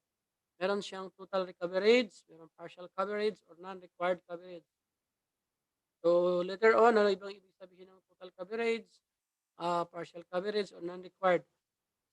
Ang example natin ng non-required, si client, gusto niya palagyan ng smoke detector ang kanyang grahe, even nasa outside, open yung grahe niya, so pwede nating i-neglect i-explain natin ang NFPA72. So, ang reference natin dyan, sa chapter 17, kasi it belongs to initiating devices. Pag sinasabing initiating devices, sa chapter 17. Ito is chapter 17 is page 98, 2016. Detector coverage, total or complete coverage, were required by the other governing laws, codes, or standards unless otherwise modified by 17.5.3.1.1 through chapter 17.5.3.1.5. Total coverage of a building or a portion thereof shall include all rooms, halls, storage areas, basements, attics, lofts, spaces or above suspended ceilings, and other subdivision and accessible spaces. So, walang exemption na rooms. Kasi sabi dito, total coverage of a building or portion thereof shall include all rooms, halls, storage areas, basement. Kailangan din talaga lagyan ng ilalagay natin, initiating devices. Shall walang exemption. Pag should yan, so alam na natin anong ibig sabihin ng should. Partial coverage or selective coverage where other governing authorities or laws, codes, or standards required for the protection of selected areas only. Selected areas. So non-required. The requirements of Chapter 17.5.3.3 recognizes that there will be instances where example of facilities owner would want to apply detection to meet the certain performance goals to others address and particular hazard or need, but detection is not required once installed. Of course, acceptance testing and annual testing and ongoing maintenance in accordance with this code is expected. Types of smoke detectors, ionization. Ito'y obsolete na, itong ionization kasi meron siyang disadvantage din and old technology na siya. Then napalitan siya ng photoelectric. Then we have projected beam, sampling, multi-criteria or multi-sensor, video image, and duct detector. So ito yung example ng ionization.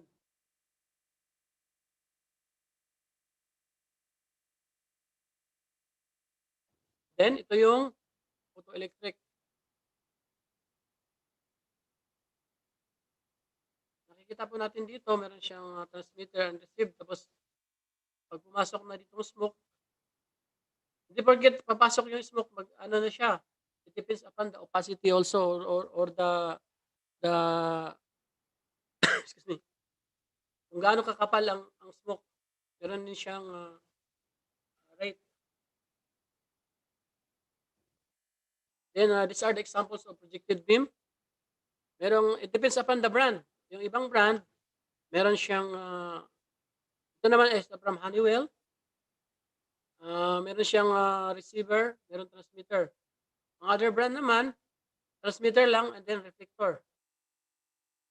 So, may advantages at saka disadvantages. Ang advantage naman itong may reflector lang, napakalaki. Less materials and then less time. Kasi hindi ka na magkakabli dito, hindi ka na magpupo rito. I-reflect na lang niya dito sa transmitter. While this other model, meron siyang transmitter, merong receiver, ito ay kakablihan mo pa, lalagyan mo pa ng supply. Napakalaking trabaho. So, ito yun naman ang example ng air sampling. Saan natin makikita to sa mga data center or IT room. So, multi-criteria or multi-sensor. Combination detectors shall be listed for each sensor. And the device listing shall be determined the locations and spacing criteria in accordance with Chapter 17. Siguro magtataka tayo, lalo na pag hindi natin alam yung model or hindi tayo familiar sa product. Merong device na pwede siyang heat detector, pwede siyang smoke detector, pwede siyang sounder. So that is acceptable by the approved by the UL or the HG also. Multi-criteria detectors shall be listed. Hindi lang yung bumili ka lang sa neighboring country. Basta pag nakita mo, ito, multi-criteria, dapat listed. Sabi dito, shall be listed. And because of the device specific software-driven solution of multi-criteria detectors to reduce unwanted alarms and improve detectors response to non-specific fire source, location, and specific criteria included with the detector installation instructions shall be followed. So, ito, inuulit talaga ha. Shall be listed. Lagi nating tandaan yan. Pag nakabasa tayong shall sa mga comment, it indicates mandatory requirement, should indicates a recommendation or which is advised but not required. Having listed, approved by the testing laboratories.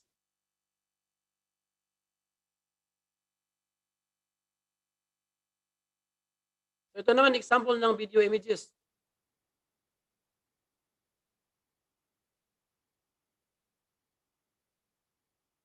It is belong also to initiating devices. Yung camera na makikita doon, fire. Then interface into from the computer, interface going to our fire alarm system.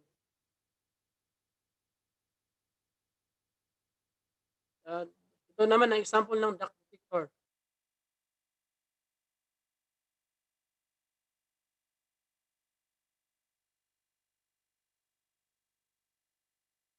So smoke detectors, how do they work? Ang smoke detector, it works upon the sensitivity and stability. Sensitivity, smoke detector sensitivity and stability changes in obscuration. The drawing symbols, as per as NFPA72, ito yung examples ng symbols ng NFPA. Itong naka-line ng red.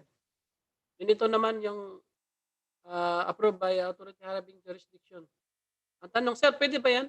Mas na-approve ng authority having jurisdiction ng standard na to, yung symbol na to, yes, why not? Pero maglagay sila ng legend. Then, tayo naman ay familiar na tayo sa NFPA72, kasi itong mga symbol na to ay sinusunod naman ng ating Philippine Electronic Code. I-practice na natin na gamitin ito. So ito yung example ng ng sounder flasher. Ano pagkakaiba ng sounder at saka sounder with flasher?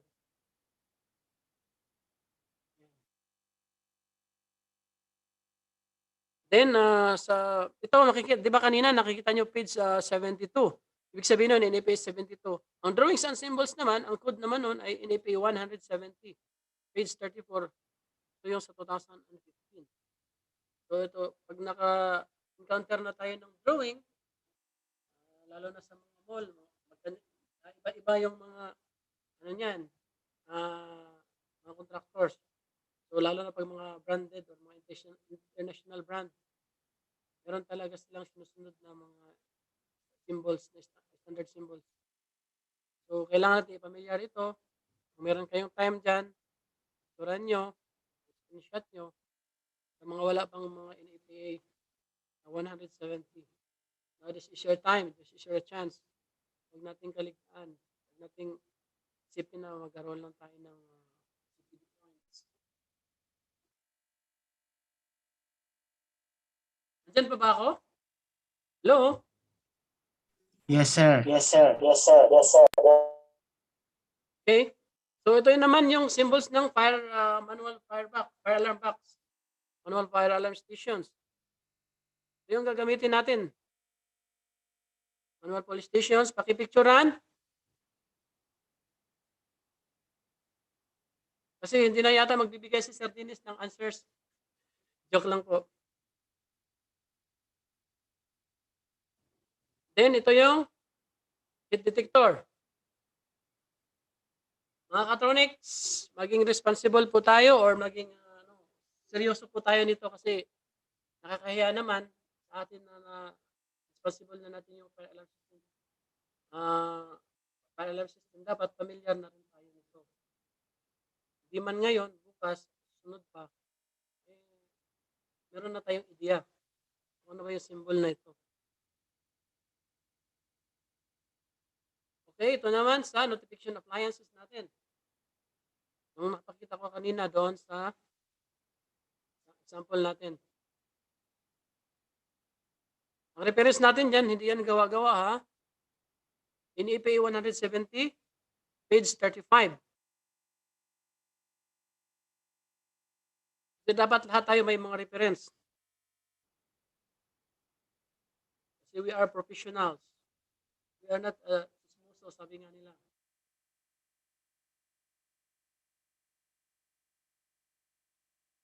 Then ito naman yung symbols for emergency communications appliances.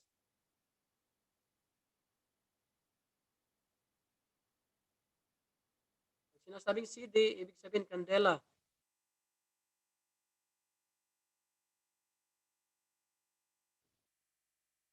So ito naman sa interfaces or mga end-of-line natin. Meron lang akong tawag yan, suggestion. Kasi mostly, kung lalo na hindi natin alam kung anong brand or anong standard yung product na ibibigay sa atin. Sir, paki-design nga nito, sir. Tapos mostly kasi na-encountered ko na mga drawing, ang nilalagay nila is EOLR or end-of-line resistor. So, doon sa site, ito yung nilagay sa drawing. So, sa site, ang binigay is other product or other brand, which is the end-of-line is diode. masunurin yung technician ko, ang nilagay niya is resistor. So, pag testing na namin sa ano, sa, di ba, sa panel, bakit puro fault lahat? So, tinignan ko, chinik ko yung continuity, o bakit ganito? Bakit merong 21K? So, tinignan ko, pakicheck nga doon sa dulo, last device. Tinignan ko doon, resistor nilagay. Sabi naman ng technician, kasi sir, yun ang nakalagay sa drawing. So, kung po pwede, hindi natin alam yung ano, for future, EOL na lang ilagay, wag na lagyan ng resistor. Kasi hindi natin alam kung anong brand ba yung ano. Kasi kanya-kanyang brand, kanya-kanyang end of line. Merong capacitor, merong diode, merong resistor. So, in general, pag di natin sure na anong brand, EOL na lang. It is acceptable naman. Para yung technician natin ay masunurin, talagang susundin niya yung kung anong nakasulat sa drawing. So, kung maaari, in-offline na lang in general.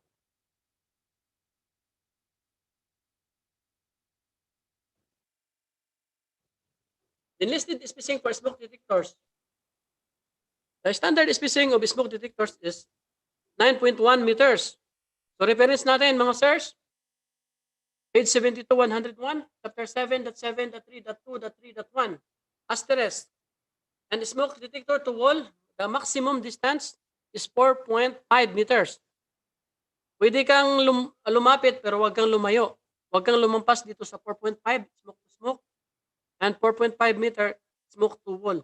Pwede akong lumapit sa wall pero wag akong lumampas dito sa 4.5.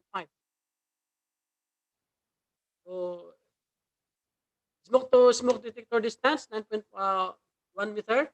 Ito yung example natin. Smoke distance or spacing distance is the smoke to smoke detector. So, familiar na tayo sa drawing symbol. Ito yung symbol ng smoke detector.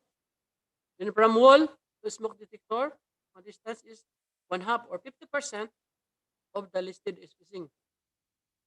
Remember, reference natin, chapter 17.7.3.2.3.1 asterisk, page 101.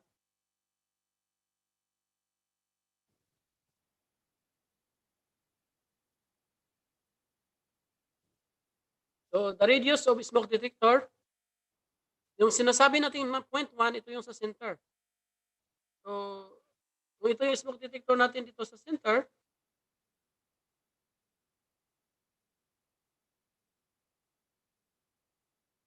just like for example, ito yung smoke detector natin, covered niyan is 4.5 meters, 4.5 meters, 4.5 meters, 4.5 meters in total of 9.1 meters.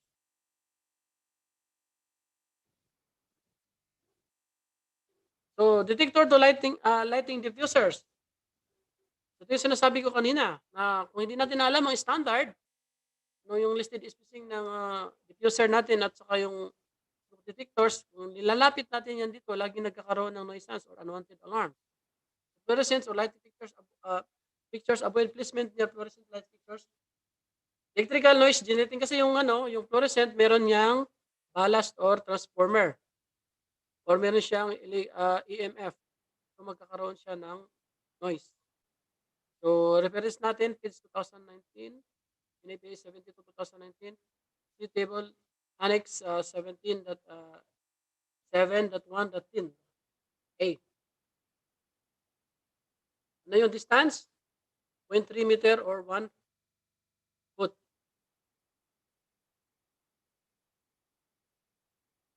Sa mga sinipag dyan, pakipicturan. Baka naman. Then, chapter 29.8.3.4, smoke alarms and smoke detectors shall not be installed within 36 inches or 910 mm horizontal path from the supply register or of a forced air heating or cooling system and shall be installed outside of the direct airflow from those registers. So ito yon. Ito ang listed spacing ng diffuser natin sa aircon diffuser. Ito yung supply supply. 0.9 meter or 910 mm. Reference chapters page 72-172.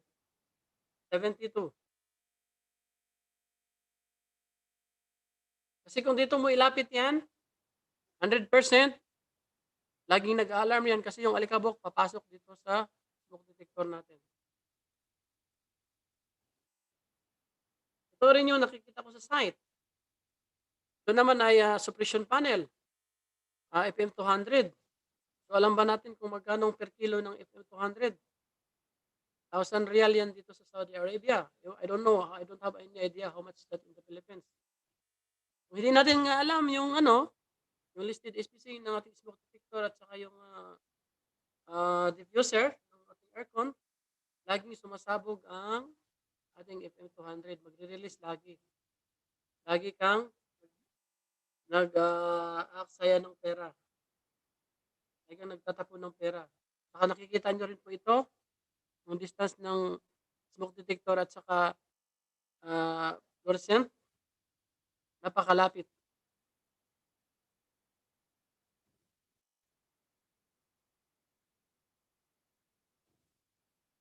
So ito rin, isang site, example ko rin, makikita ko din. Sa tingin nyo ba, naging yan, 9.1 meter ba yan? Kasi yun nga ang natin purpose kung bakit tayo magkaroon tagal ng kaalaman sa standard kasi para yung project natin ay hindi maging katawa-tawa. Kasi tayo yung magpipirma ng drawing, tayo yung mag-inspection. So hindi natin alam kung ano yung pinipirmahan natin. Magaling tayo sa technicals, Filipino tayo, we are professionals in electronics. But the question is, do you know the standard?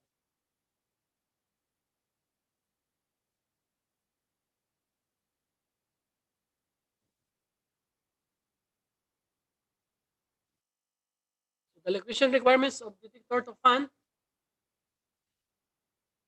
Smoke alarms and smoke detector shall not be installed within 36, ganon din, 36 inches or 910 horizontal pad from the tip of the blade. The ceiling suspended paddle fan. Chapter 29.8.3.4, number 8, page 72, 172.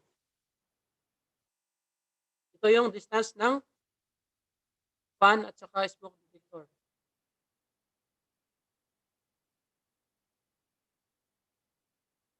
Reference natin uli, chapter 29.8.3.4, page 72, 172. Meron tayo laging reference. Then, location requirements. Where stairs lead to other occupable levels, smoke alarms or smoke detectors shall be located so that smoke rising in the stairway cannot be prevented from reaching the smoke alarms or smoke detector by the intervening door or obstruction. So dito natin, kung meron tayong basement or meron pa tayong akyat na control, lalagyan din natin dito banda sa opening ng smoke detectors. Ano namang reference natin, sir? Chapter 29.8.3.4, number 9, page 172. Lahat ng mga meron talaga tayong reference. Kasi kung merong maraming nag-abogaduhan, kumbaga, di, ganito yan, ganyan. Sabi ni kumpare, sabi ni engineer yung kumpare ko, dapat ganito. Meron tayong proof na ipakita. For stairways naman, from basement or smoke alarms or smoke detectors shall be located on the basement ceiling near the entry to the stairs. Ganito rin. Naglagay din tayo sa opening. Reference natin uli. Chapter 29.8.3.4, number 10, page 172. Hello? Seryoso kayo Hello? Diyan pa ba ako? Hello, sir. Pwede ba tayo mag-break muna? Okay po, sir. I-break muna tayo mga attendees, participants ng mga 10 to 15 minutes. Tea break muna pa tayo, tea break. Okay po, sir. Thank you. Thank you, sir. We'll be right back. I'm making plans for takeoff.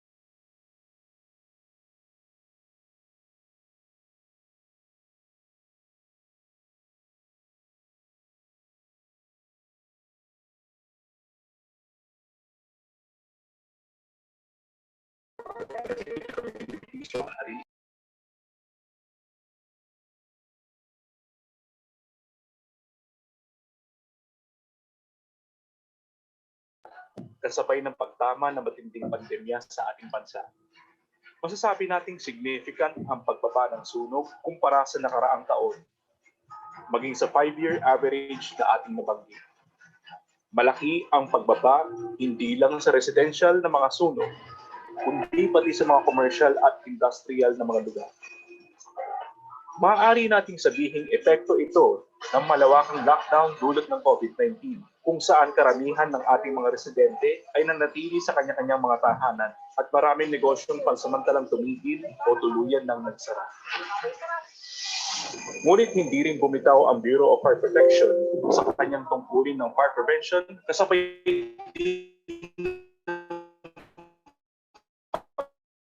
tugol-basyon at pabilis. Tingnan natin ang mga pagbabagong isinagawa ng pamunuan ng BFP National Capital Region, ang pinakamatao at abalang rehiyon sa bansa, kung saan pinakamalaki rin ang porsyento ng ating mga naitalang sunog. Siyempre, nabawasan yung tao sa workplaces. Marami ang tao sa residential dahil nga doon sa ating lockdown.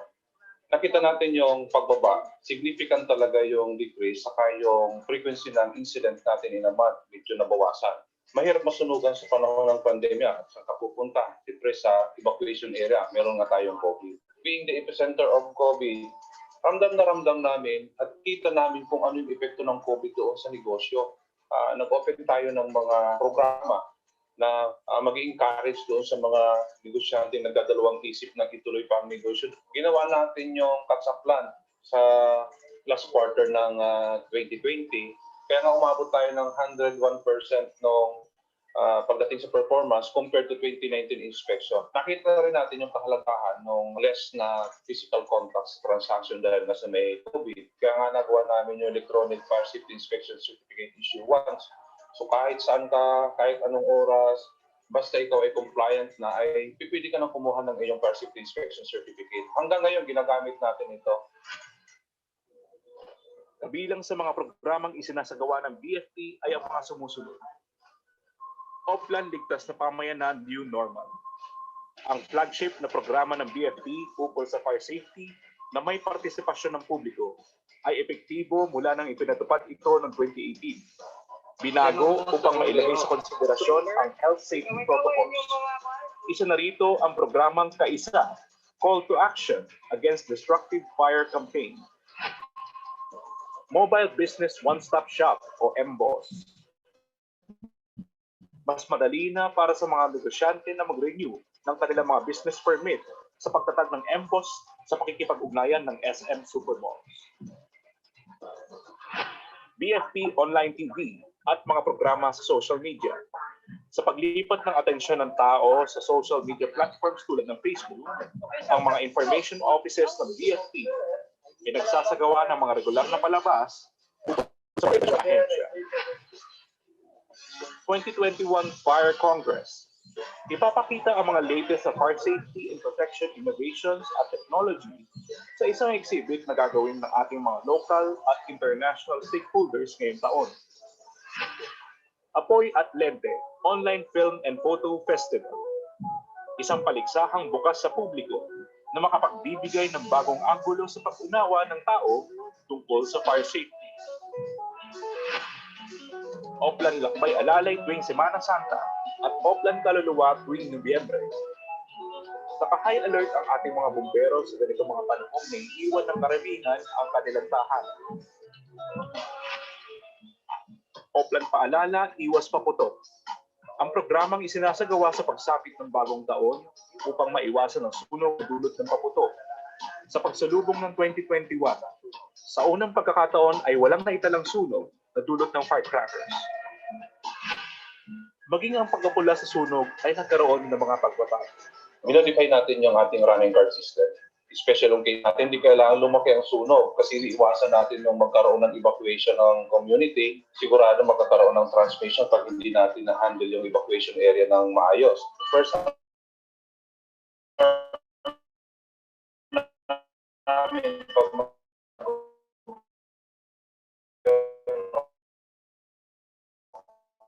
ay second alarm lang, first alarm, hindi lumalaki yung sunog natin kahit sa mga IECEP natin. Sa tuloy na pagpapaigting ng kakayahan ng BFP pagdating sa pag-ukula ng sunog at pagresponde sa mga kalamidad, ang House Bill 7406 o ang BFP Modernization Act ay nakapasa na sa final reading ng Kongreso at kasalukuyan ng pinag-aaralan sa Senado. Patuloy na inaayon ng BFP ang kanyang programang pagkaligtasan sa lahat ng panahon, ano pa man ang dumating na sitwasyon sa bansa. Walang sawa po kami sa pagpapaalala at paghingi ng inyong kooperasyon sa hanggain ito. Makakaasa po kayo na sa pag-iwas sunog Kami, hindi kayo nag-iisa.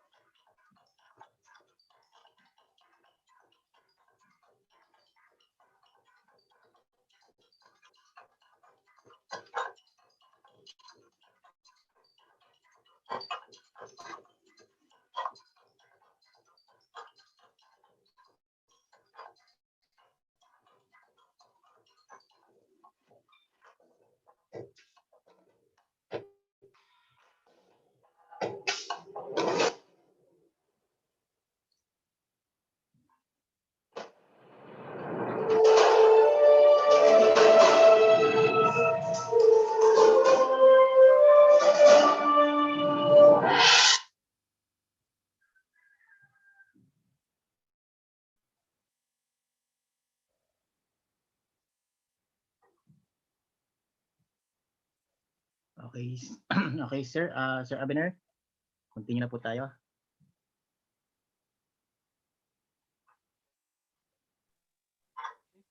Thank you, sir. Thank you, sir.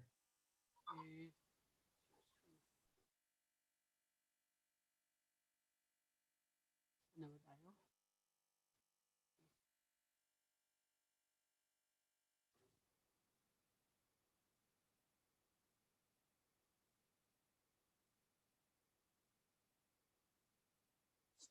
Kita na po, sir? Hello? Yes, sir. Kita na po. Yes, welcome back. So,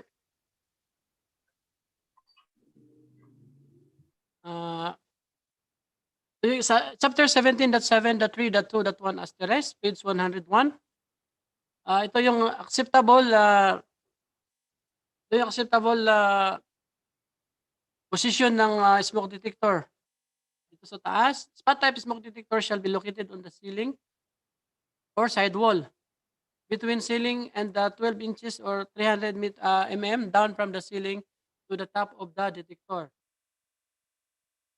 For example, ito yung wall natin. Pwede tayo dito maglagay ng sa side wall ng smoke detector. Ito naman ang example doon sa mga raised floor natin. Itong nasa taas. Ito yung permitted. Itong sa baba, yan yung not permitted. So, makikita natin din sa figure A, that 17.7.3.2.1, page 218.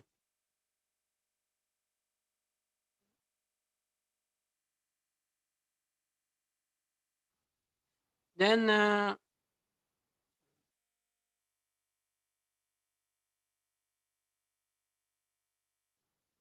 so ang reference natin yan, sorry, 218, page 218, figure A.7.7.3.2.1. And ito rin yung example sa site dahil nga, for sure, wala talagang alam sa standard yung nag-install nito. And aside from that, there are also Filipinos. It's sad to say na ganun. So, kaya sa aking na-experience, nakikita ko sa site, kaya ako na-encourage talaga na na-post na magturo din ng NFPA72 dito sa Saudi Arabia. Kasi tayo yung mga Pilipino, tayo yung inaasahan na alam natin yung standard, mataas ang tingin nila sa atin. Pero sad to say na pag nasa site ka, buti na lang din Pilipino rin yung nag-inspection. Paano na lang pag ibang lahi na may mas alam pa sa NFPA72. So, this one talaga is 100% disapproved. Kung titignan natin dito sa chapter 17.7.3.2.2 asterisk. Sabi dito, to minimize dust contamination, smoke detectors were installed under this floor shall be mounted only in orientation for which they have been listed. Ito yung sample ng listed.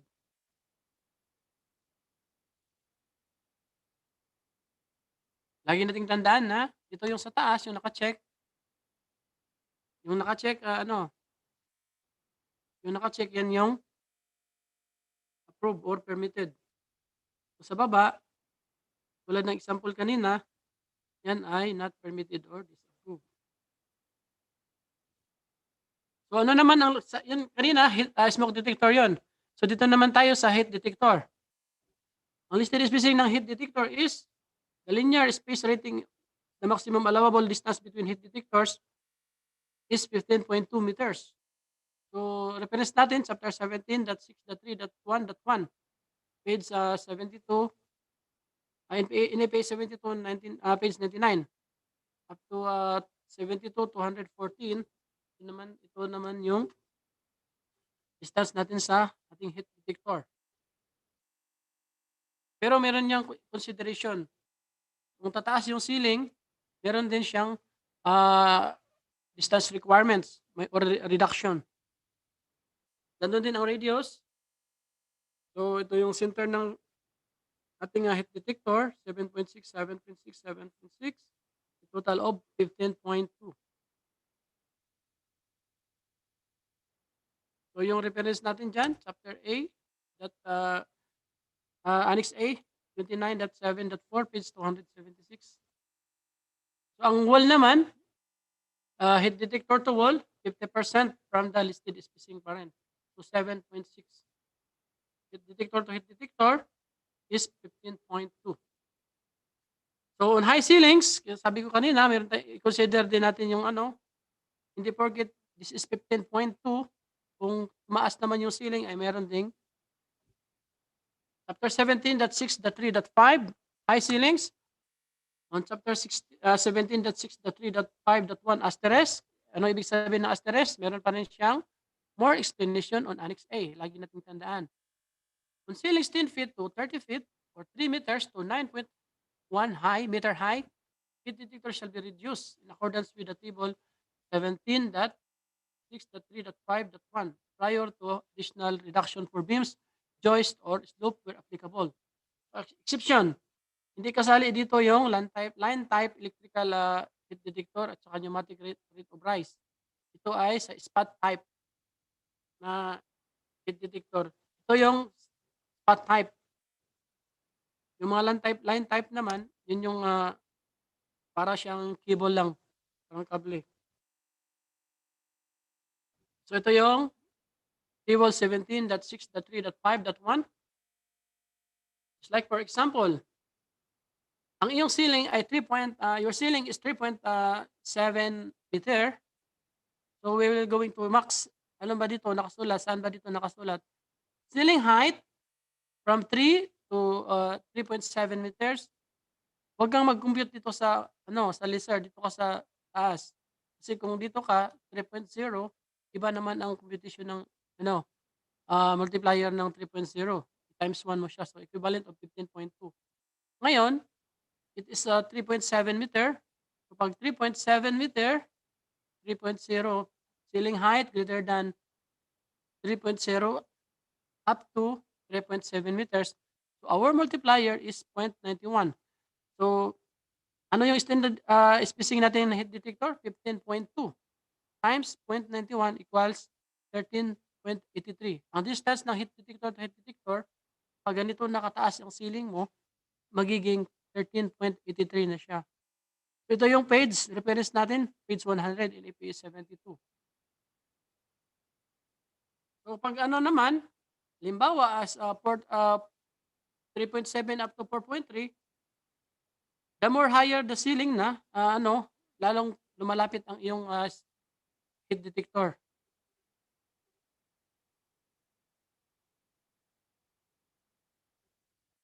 So, smoke and heat detectors for planning, design, and approval, installation, inspection. So, ano bang i-consider natin? Ano bang dapat i-apply na codes? What are the hazards and expected types of fires? What are the owner's goals? Translation of goals to needed response? What are the expected normal environmental conditions? I-expect na natin kung may humid ba doon or under the sun ba siya or open area or marami bang sasakyan. Kung i-consider natin yung location, kung anong klaseng location yan before tayo mag-install or gagawa tayo ng design. So, yan. What is the objective achieved or what design method you will use? Pwede ba natin i-apply dito yung prescriptive design or performance-based design? What is performance-based design? Used when the application doesn't fit the prescriptive design rules. Used where the objectives are different than those presumed by descriptive design rules. Design process is in outline B or Annex B. In smoke detection selection consideration, so example natin, meron ng ceiling jet or plus or ambient, anong temperature doon, anong surface ng anong shape ng ceiling or surface, yung height ng ceiling, consider natin yan. Ano ba doon, fuels and fuel configuration, yung meron bang ventilation, stratification, consider natin yan. Yun ang capabilities ng detector. Kasi sa heat detector, meron din nga color coding ang heat detector. Hindi siya isang color lang, hindi isang temperature lang. Then, smoke detector application sa mga hospital wards, for example, anong ilalagay natin doon? Photoelectric smoke detector. Sa gymnasium naman, kasi malawak, meron tayong smoke detector at beam detector. Office or building, yun, photo smoke detector. Then, sa data processing center, yung nakita nyo kanina, air sampling tube or smoke detectors. Then, sa air traffic control or tower radar room, video imaging. Underground subway, video imaging. Mall lobby, photoelectric and beam detector. Then, heat detection selection considerations. So, ito, operating principle, time index, ano bang temperature, yung ambient temperature doon. Lagi natin i-consider talaga yung temperature doon. Listed spacing, compartment dimension, installation requirements, and detector capabilities. So, sa heat detector naman, ganito rin ang example ng proper mounting of our heat detectors.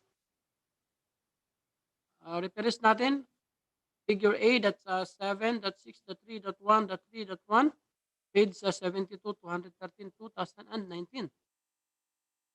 Sa 2016, ganun din siya. Walang nagbabago.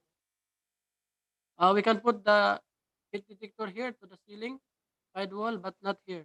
Bakit? Meron siyang dead air. At natawag.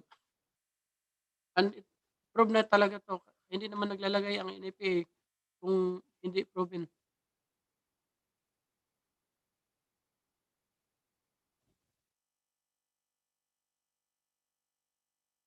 So, sa common rules ng spacing ng detectors, heat detectors have a listed spacing. Yung listed spacing, yung standard na space or distance. So, smoke detectors have nominal spacing. The design or the standard distance is the spacing after all adjustments have been made. If no adjustment are required or needed, then ang distance is yun ang 15.2.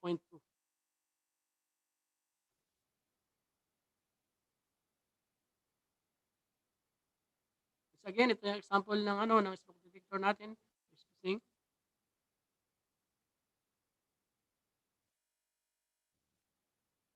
So kung alam niyo yung AutoCAD, sa drawing niyo makikita niyo to. Ganito ang maging radius, makikita niyo sa drawing. Ito yung magiging output ng AutoCAD.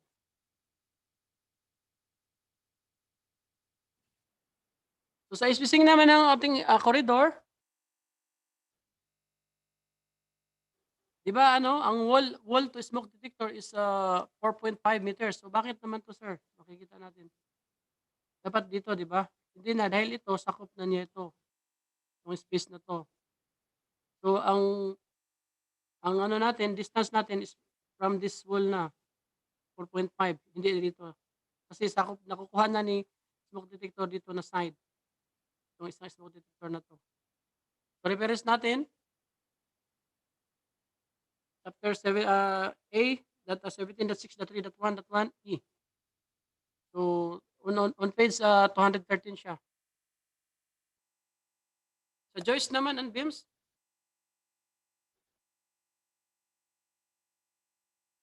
So sabi doon sa chapter 17.7.3.2.4.2, explanation doon, page 72-101. If the depth of the beams or joists less than 10% of the ceiling height, the design spacing is the same as smooth ceiling. So anong distance ng smooth ceiling natin? Pag smoke detector is 7.1.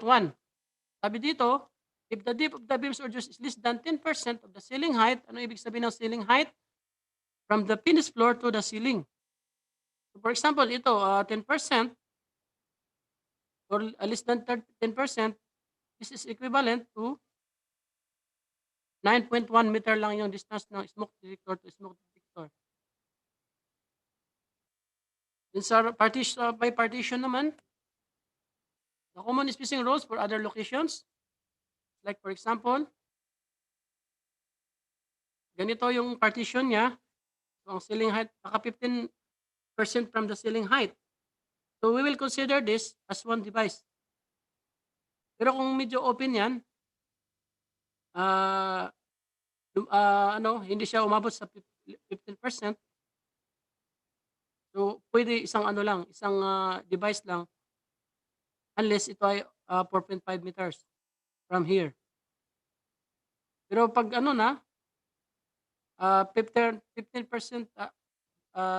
more than 15%, so maglalagay na tayo ng other device into other room. This is solid joist, heat detector spacing solid joist. Device design spacing perpendicular to the run of the joist is the listed spacing reduced by 1/2. No adjustment parallel to joist. So parang ganun din.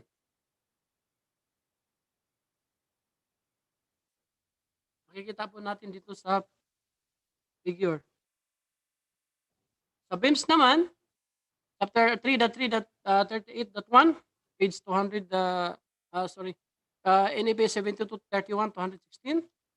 Design spacing perpendicular to the beams. Kanina parallel yon. Ito perpendicular. Balik natin ha.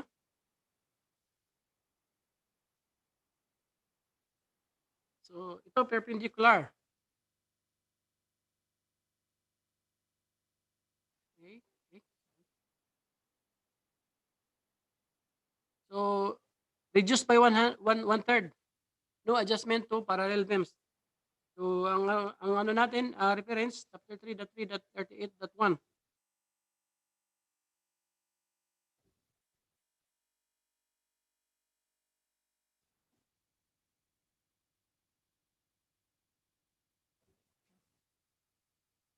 So listed spacing for manually activated alarm or yung manually activated alarm.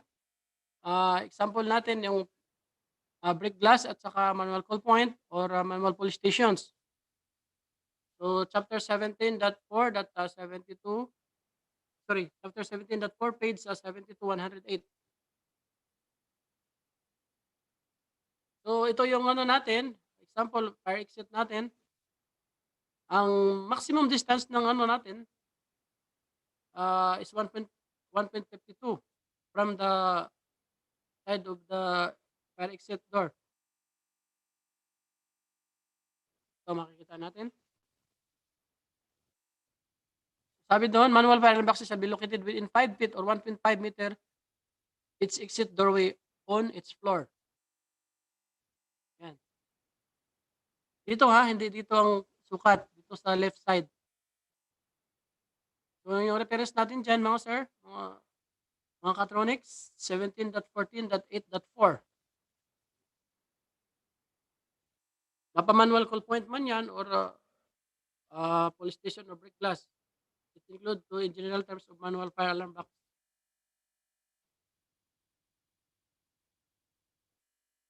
Okay. So, ang device naman to finish floor, not more than 48 inches or 1.22 meter, and not less than 42 inches or 1.07 meter. Reference natin, chapter 17.4.14.8.4, page 108. Maximum, 1.22 meters, and minimum of 1.7 meters from the finished floor. Ito yung si Max. Taas.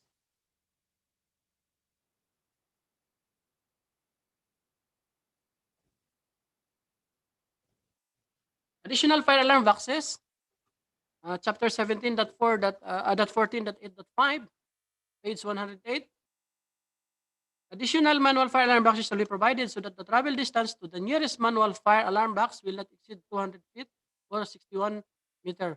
Measured horizontally on the same floor. Measured horizontally on the same floor. For example, meron ka na dito sa ano, pag nagdagdag ka pa on horizontal path, ang distance na idadagdag mo doon ay maglalagay ka ng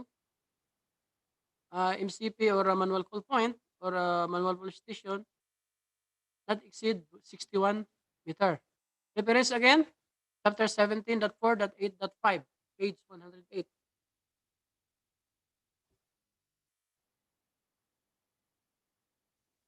So, manually actuated alarms initiating devices for initiating signals other than fire shall be permitted if the devices are differentiated from manual fire alarm boxes by color other than red labeling. Red ang ating fire alarm system. Kasi makikita nyo sa iba, sa security system, may color green din. Always put on your mind na ang color ng fire alarm system, MCP or manual call point is red. Reference natin, sir? Chapter 17.4.1, page 108. Manually actuated alarm. Paano naman pala, sir, pag pula rin yung wall? So, manually actuated alarm initiating devices shall be mounted on background of contrasting color. Chapter 17.14.4, page 108. So, manually actuated alarm initiating device shall be permitted to be single action or double action. Ano ibig sabihin ng single action? Ito yung example ng single action. Pindutin mo lang, push lang. Ito naman pull. Kung dalawa, open, then press. So, double action. Ito push and pull, double action. So, ngayon, sabi nga dito, manually actuated alarm initiating device shall be permitted to be a single or double action. Lagi nating tandaan, single or double action. Sabi nga sa amin sa mga Bisaya, single o double action. Then,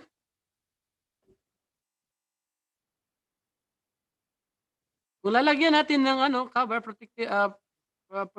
protection ng ating initiating devices, manually actuated alarm devices, ito, this is permitted. Kasi ito, single, plus this one, magiging double. Lagi nating tandaan, 17.14.4, yan ang ating reference, page 108. Then, itong dalawa, itong tatlong to, double action na siya. Push, pull, push in, pull down, may cover na siya, open, and press. Pag ipasok nyo pa dito yan, lalagyan mo pa ng cover, it is not permitted kasi magiging triple action na siya. 2 plus 1, 2 plus 1 equals 3. So, ang allowed ng, ang permitted lang is single action or double action. Again, the reference 17.4.4. Chapter 17.4.4. Page 108. So, ang ating fire alarm manual call point is to the higher switches talaga yan. Ilalagay, hindi mo i-label sa mga electrical switches. Sa 2019, nandun din ang code niyan. So this is the example of initiating device also, manual initiating device. Ito yung nilalagay sa mga sprinkler, mga water flow monitor. Pag nakikita kayo ng ganyan, is connected to the interface of a fire alarm system. Hindi yan directly nakakonect doon sa linya mismo. Meron pa siyang interface. Kasi this is considered as conventional system.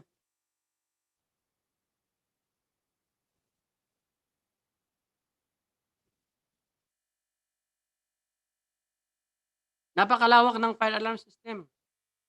Kaya hindi natin masasabi na dalawang kable lang yan. So easy. Sabi nga, CCO. But the question is, do you know the standard? Do you know the responsibility? Anong sakop ng fire alarm system? Unang-una, importante, life safety.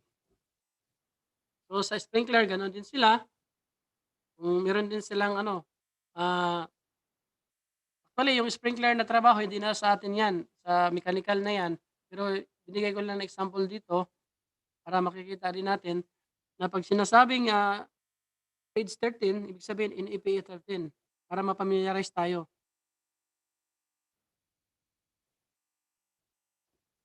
So notification appliances. These are the examples of notification appliances. Merong bill, ito yung conventional, which goes, ma-confuse yung tao kung ano ba yun, fire or resist or or may takas sa pwestuhan. So, regarding the technology, nag-upgrade naman, kaya nagkakaroon na tayo ng mga ganito. So notification appliances, a fire alarm system components such as bell, horn, speaker, lights, or fixed display that provides audible, tactile, or visible outputs or any combination thereof. So types of notification appliance, merong audible, merong exit marking, meron ding textual audible, tactile, visible, at textile visible. Notification appliance that hears by sense of hearing. Kasi, we will consider also the mga visually impaired natin. Kasi nga, we are talking about life safety. Kung maglalagay tayo ng, bulag naman yung, meron namang bulag doon or visually impaired, paano naman sila ma-alarma kung ilalagay mo doon splasher? So, kailangan natin ng ganito, sounder.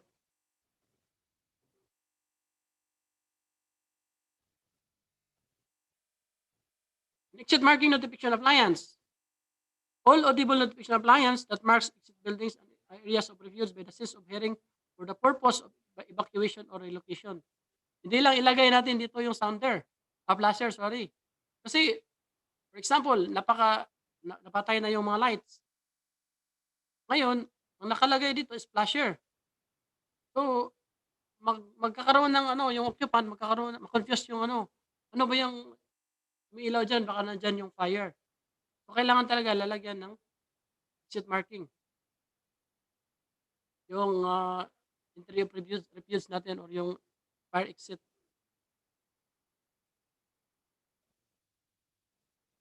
So, notification appliance that conveys a stream of audible information.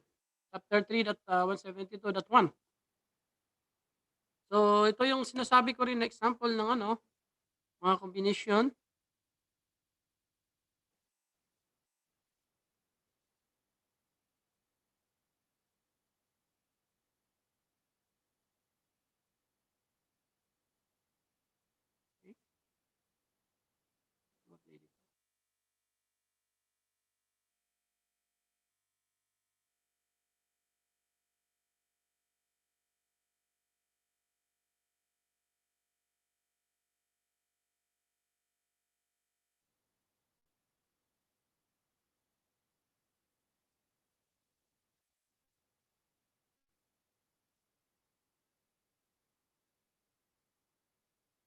Nakikita niyo po? Meron na siyang annunciation. Ito yung example ng product of Honeywell. Pwede siyang smoke detector, pwede siyang heat detector, pwede siyang sounder. Kalimitan dito sa Saudi Arabia, ito yung mga ginagamit sa mga VIP. Ayaw nila ng masyadong maingay or sa mga in ICU para hindi ba mabulaga pag hindi maratil yung occupant.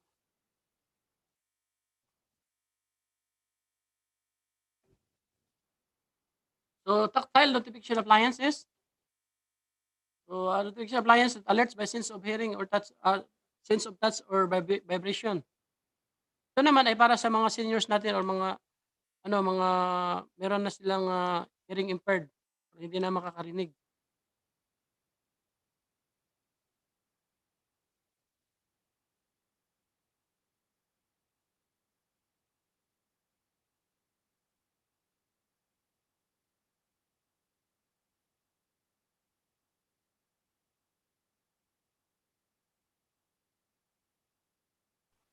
Wala talagang audio yan, sir.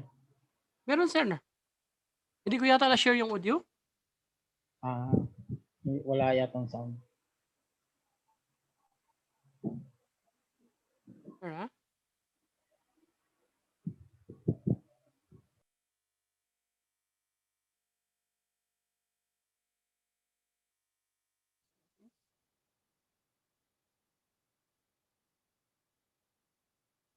Audio.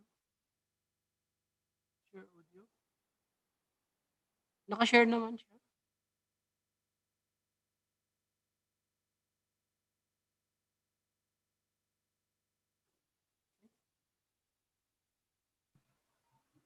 Try mo nga uli, sir. Sige po, sir.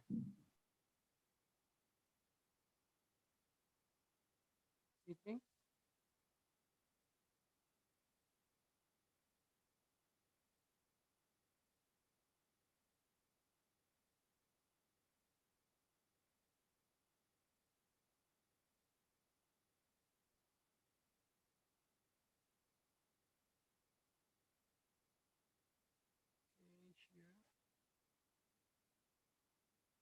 Ano ba bumalik dun sa ano? Stop share ko muna, sir, no? Yeah, siguro, sir, yes.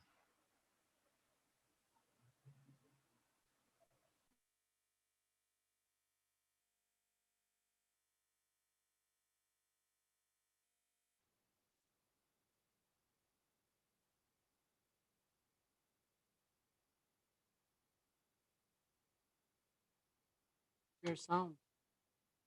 Okay. So, balik tayo kanina. Yung kuan. Hindi nyo narinig yung kanina, sir, no?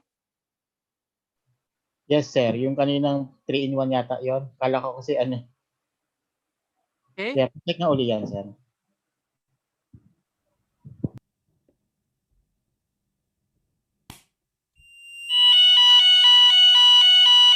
Meron na po, sir?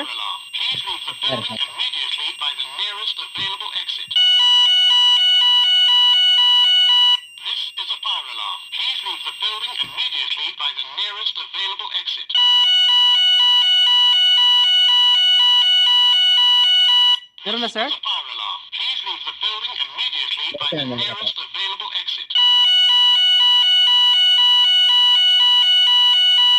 Okay. Ang isa rin na ano, yan ang example ng EN, European norm. Ito naman sa UL.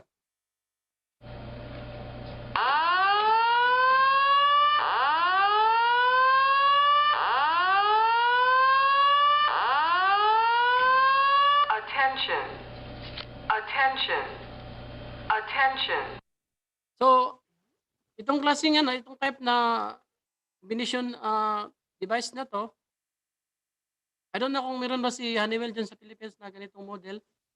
Much better to gamitin. Kasi makatipid pa sa ano, sa gastos.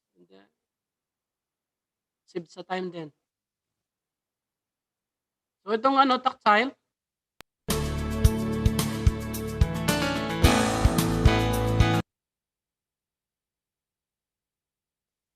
Average of 1.9 million fires reported each year. And sadly, someone dies in a house fire every 2.5 hours.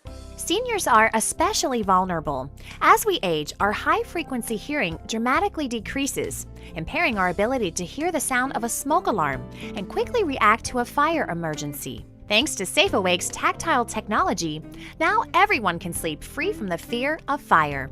The SafeAwake is a premier notification device that combines two alerting capabilities, the first being alarm recognition, and the second is an intermittent signal generation. When the SafeAwake is alerted by a smoke alarm, it instantly activates an intermittent motor-driven bed shaker, which vibrates the bed to wake the sleeper. In addition to the bed shaker, the SafeAwake is equipped with a speaker that emits a high-decibel, low-frequency alarm and a flashing indicator light. The SafeAwake installation is simple and includes a battery that provides you with backup power in the event of an electric power failure. Conveniently, the SafeAwake is portable, ideal for bringing with you.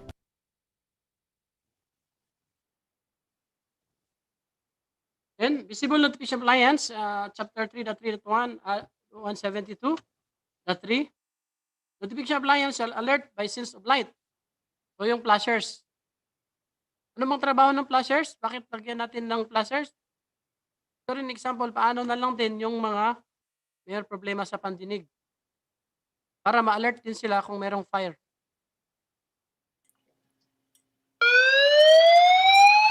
So, combination na rin ito. Kasi ngayon, ang mga bagong technology, pinagsasama na yung flasher at saka sounder.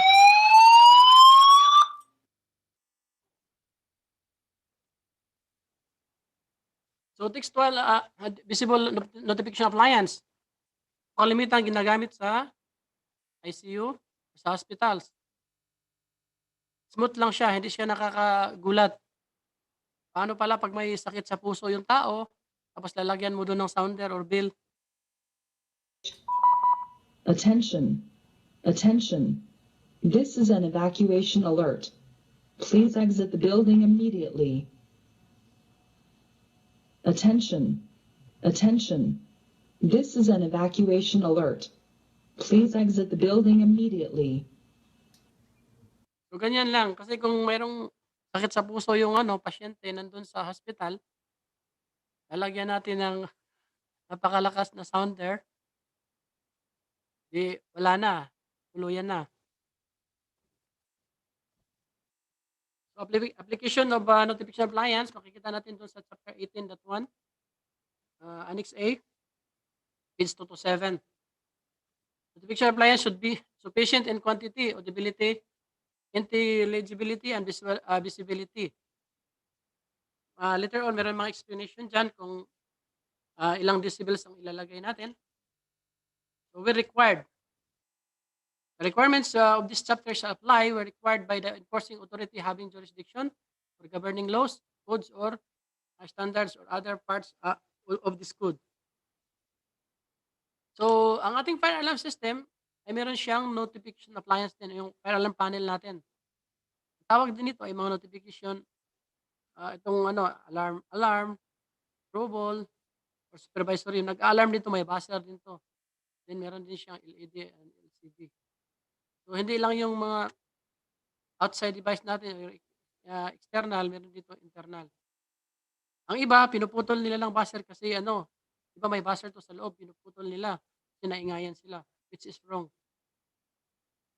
Kasi paano na lang pagpatulog-tulog yung security or authorized personnel dyan, hindi siya maalarma kung merong fire. Yan ang wag nating gawin.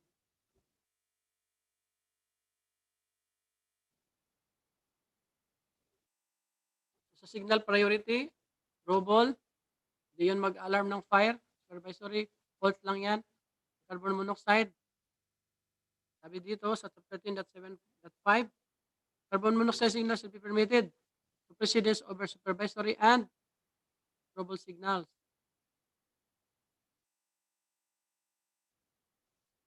So mechanical protection, chapter 18.3.4, page 110.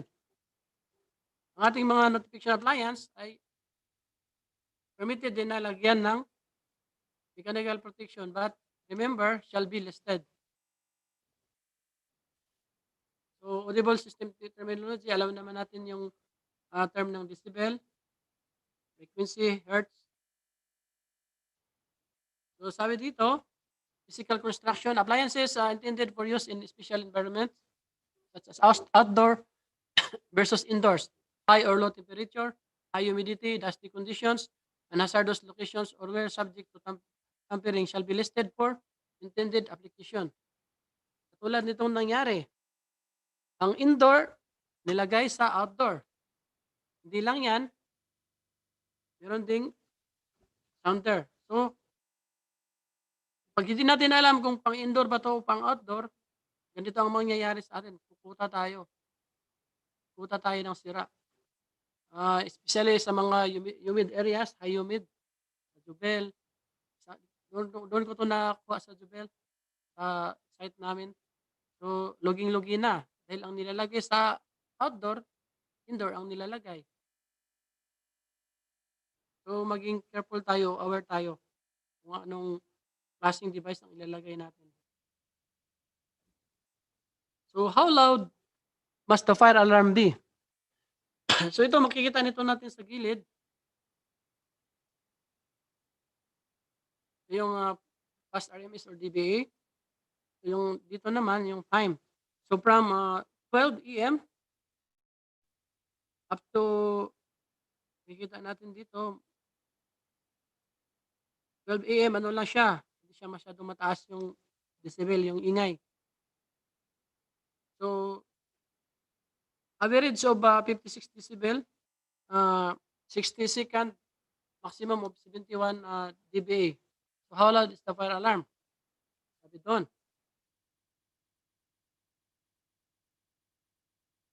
Public operating mode naman, ganito din. Sa time ng 7 PM to 6:30, napakaingay. Tanong din dyan, how loud is the fire alarm? Must be. So sabi dito, to ensure that audible public mode service are clearly heard, unless otherwise permitted by 18.4.3.2 through 18.4.3.5, we shall have a sound level at least 15% dB above. So 15 dB above. Balik tayo rito. So kung ito ay 71 dB, ipa-plus mo yung, ang ilalagay mo na na sounder is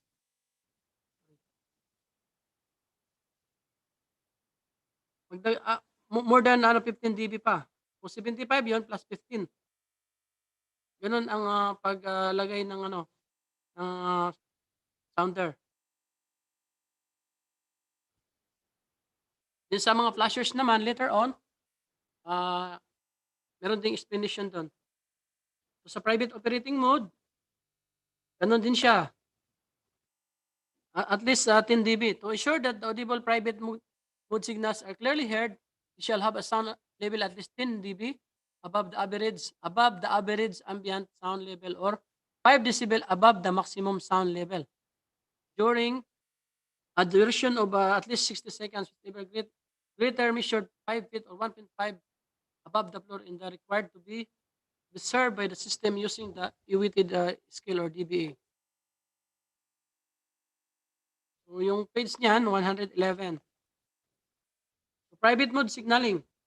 Private mode signaling, minimize fire alarm, use voice, combine systems, use text messages, and eliminate audible tones and voice area. So hindi sinasabi dito na maglagay ka ng sounder lang.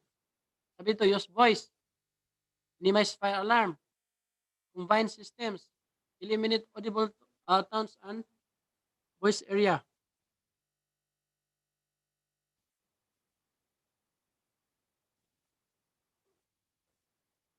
So in sleeping areas naman, to verify the tone and delivery infrastructure is listed accordance with 18.4.5.3.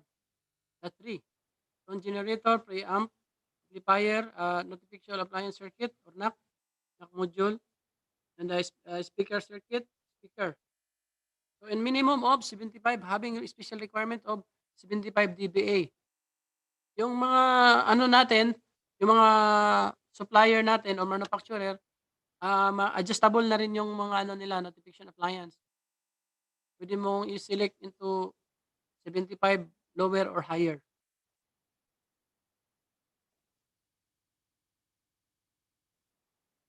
So the high noise area, chapter 18.4.1, asterisk, an average ambient sound level greater than 105 dBA shall required to use a visible notification appliance. Pag sobrang ingay na, more than 105 dBA, hindi ka na pwede maglagay ng sounder. Ang ilagay mo, flasher or visible notification appliance. Kasi hindi maririnig ng occupant. Dapat makikita ng occupant agad for safety purpose. So page 110 yan. Chapter 18.4.1.1 asterisk. Location and spacing for exit marking. In addition to 18.4.7.1, as a minimum to ensure the exit marking audible appliances signals are clearly heard and produce the desired direction effects for 50 or 15.24 meter within an obstructed egress path, they shall meet. Then chapter 18.4.7.4 asterisk were required by the enforcing authority having governing laws, codes or standards or other parts of this code. Exit marking audible notification appliance shall be located at the entrance to all building exit and areas of refuge as defined by the applicable building or fire code. Sabi dito, shall be located at the entrance to all building exits. Hindi ka maglagay doon ng sounder or flasher. Kung meron kang sounder doon, lagyan mo ng building exit. Hindi ka maglagay doon ng flasher kasi malilito yung occupant, lalo na hindi alam yung fire alarm system. Magugulat sila, oh bakit dyan may ilaw? Baka dyan yung fire. Or else, madilim yung room kasi nakapatay na yung mga ilaw, eh nakikita nila doon kasi may backup battery naman ng fire alarm system. May ilaw doon, nakakasilaw. Hindi nila alam kung saan sila papasok or lalabas. Sorry. Meron itong more explanation sa NFPA 101. May deep explanation pa to doon sa NFPA 101.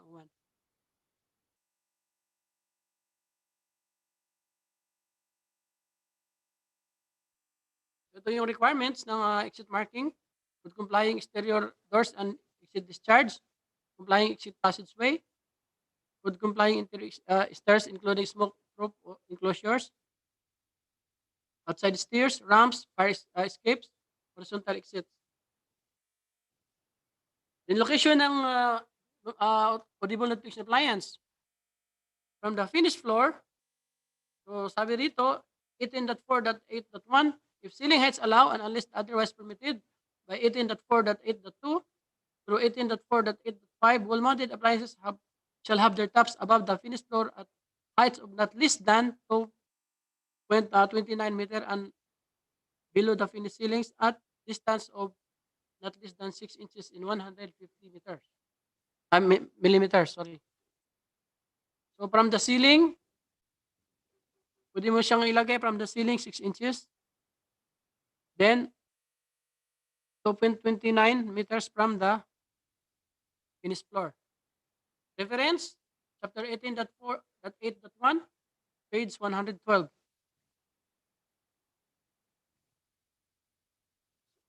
So location and spacing of audible appliances, pwede rin natin ilagay sa ceiling mounted or resist appliance shall be permitted. Reference 18.4.8.2, page 112. The location and spacing for a combination audible visible notification appliances, chapter 18.4.8.3, if combination audible visible appliances are installed, the location of the installed appliance shall be determined by the requirements of chapter 18.8.5, page 112. Applications. Wall-mounted appliances shall be mounted such as the entire length is not less than 80 inches or 2.0 meter and not greater than 96 inches. Yun yung kanina na pinapakita. For the low ceilings, do not permit wall mounting at the minimum of 80 inches or 2.3 meters, 2.03 meter. Wall-mounted visible appliance shall be mounted within 6 inches of the ceiling. Then visible signaling terminology. Yung kandela, yun yung pag-measure tayo ng luminous, standard unit of luminous intensity. So ito yung figure or table na ating susundan. Kung kanina, yung may table din tayo sa detector, dito sa visible appliance, meron din tayong table. For example, ito yung laki ng room, 6.10 by 6.10. Ang ilalagay nating light is 1 light per room, 15 candela. Pag lumaki naman siya, 853 by 853, 8.53, so ilalagay natin 30 candela. ang ating ilalagay. 1 per light, ha? 1 per light. Tandaan natin sa taas.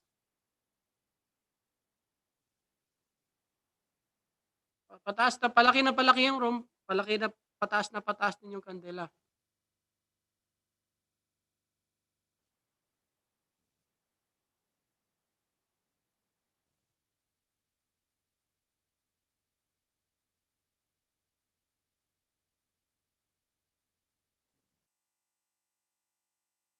Ito naman yung list spacing ng ano, room spacing for ceiling mounted. Yung kanina, wall mounted na visible appliance.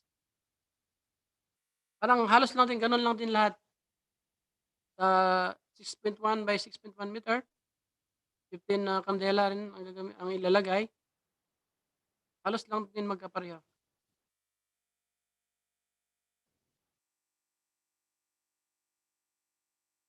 Sabi dito, chapter 18.5.5.4.3, room spacing in accordance with table 18.5.5.4.1 and figure 18.5.5.4.1 for wall-mounted appliances will be based on locating the visible notification appliance at the halfway distance of the wall. Halfway distance of the wall. The square rooms where appliances not centered in non-square rooms, the effective intensity candela from one visible wall-mounted notification appliance shall be determined by maximum room size.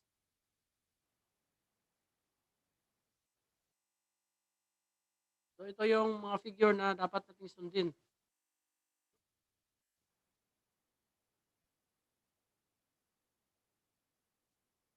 Ito yung itong black, ito yung visible notification appliance natin, ito yung flashers natin or beacon. So ito yung sinasabi kanina. Parang ito. Sample, hindi siya level talaga. So kukunin mo yung maximum, hindi yung minimum. Ito 3.1 meter. So ang kukunin mo na na sukat, gawin mo siyang 6.7 by 6.7. Hindi 6.7 by 3.1. Ganun din sa baba.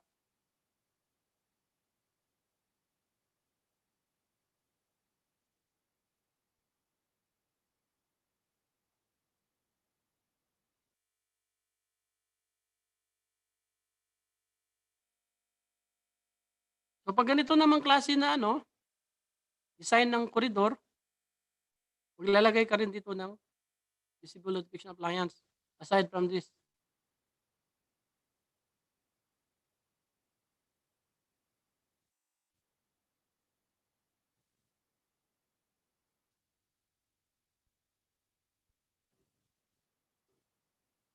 So in sleeping areas, chapter 18.5.5.7.1, combination smoke detectors and visible notification appliances or combination smoke alarms and visible notification appliance shall be installed in accordance with the applicable requirements of chapter 17, 18, and 29. So table 18.5.5.72, effective intensity requirements for sleeping areas, visible notification appliance. Ito yung sa sleeping area sa bahay. Distance of ceiling to the top of lens greater than or equal 24 inches is 110 candela.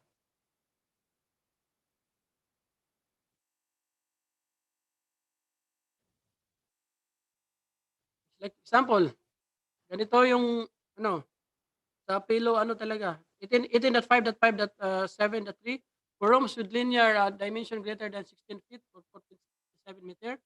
The visible notification appliance shall be located within 16 feet or 4.87 meter of the pillow. 4.87 meter. Then, how many candela? 110. Or 177. Mas effective ang 177 para magising talaga yung natutulog.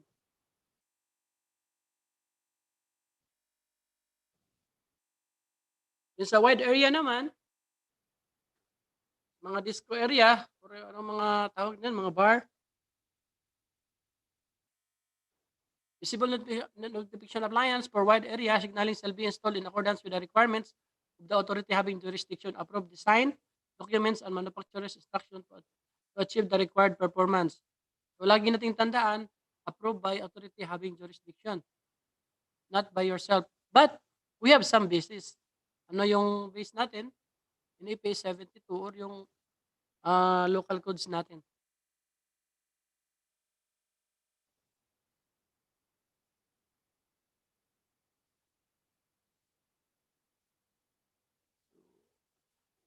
Control units and power supplies.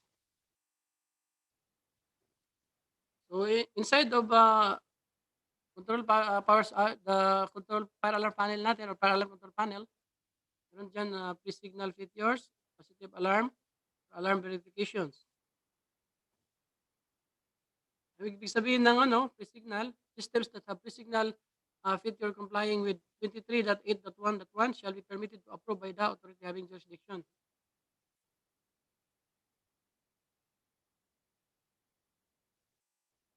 Positive alarm. System that have positive alarms features complying with 23.8.1.2 shall be permitted, approved, if approved by the authority having jurisdiction.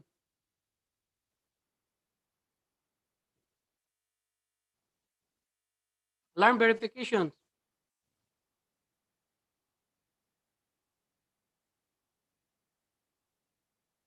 The alarm verification feature is not initially enabled unless conditions or occupant activities that are expected to cause nuisance are anticipated in the area that is protected by the smoke detectors. Enabling of the alarm verification shall be protected by password. So, ang fire alarm system, meron siyang password kasi halimbawa, may fire doon. Tapos ayaw ng maingay ng isang kasama mo. Pipindutin niya yung silent. So, hindi na kayo maalarma ngayon kung sunog ba talaga yun or false alarm lang. So, kailangan protected din ng password ang fire alarm system. So, an smoke detector that is continuously subjected to smoke concentration above the alarm threshold does not delay the system function of sections 10.7 through 10.16 or 21.1 by not more than 1 minute. Not more than 1 minute. The activation of alarm initiating devices other than smoke detector causes by the system functions of section 10.7 through 10.16 or 21.21 without additional delay. The current status of the alarm verification feature is shown on the record of completion. Ito naman ay sa mga operation and maintenance. So the alarm verification feature should not be used as substitute for proper detector location, applications, or regular system maintenance. Alarm verification, the features are intended to reduce the frequency of false alarm caused by transient condition. They are not intended to compensate for design errors or lack of maintenance. Kasi yung iba, hindi nga, tamad nga mag-search kung saan ba yung silent na lang. Then, meron na namang, syempre, pag hindi mo yun, for example, yung smoke detector ay marumi, nag-alarm, sa silent lang. Ulit-ulit yan hanggat hindi mo nililinis.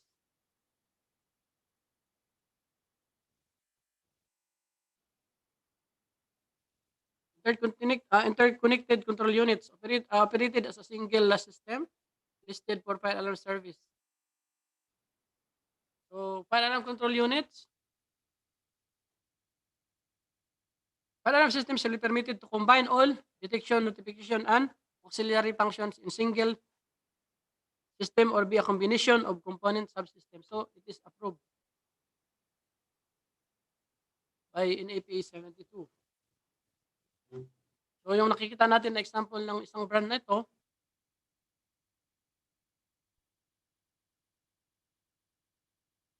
chapter 23.8.2.1. So, the method of interconnection of these alarm control units shall be meet the monitoring requirements of section 12.6 and NFPA70 article. Ano itong NFPA70? Ito yung standard ng National Electrical Code. So, meron din tayong standard sa Pilipinas na Philippine Electrical Code. Kasi nga dito, as per approved by UHJ.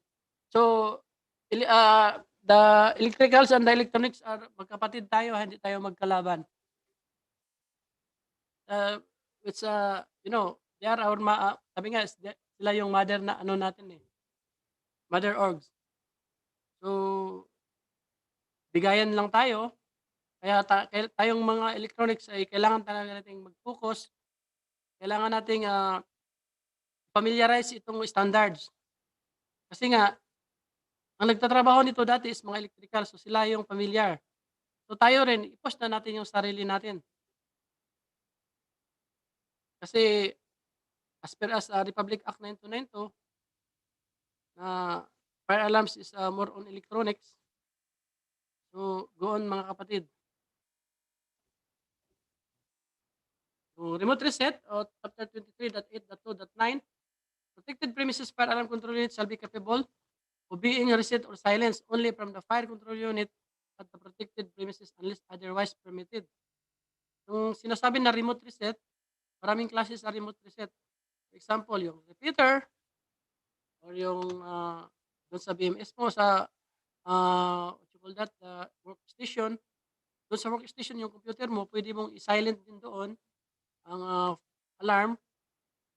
Then sa building 1 or building 2, halimbawa may fire alarm doon sa may nag-alarm doon sa building 1, marireceive din sa building 2.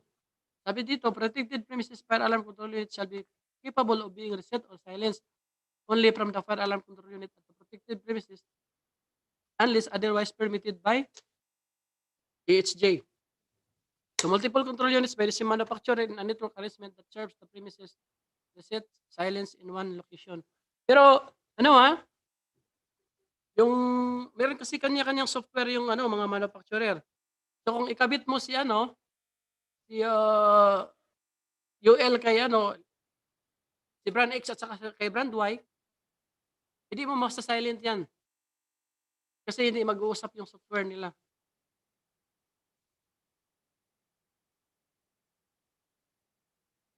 Multiple control units by different manufacturer reset or silence individually from each control unit. Individually from its control unit.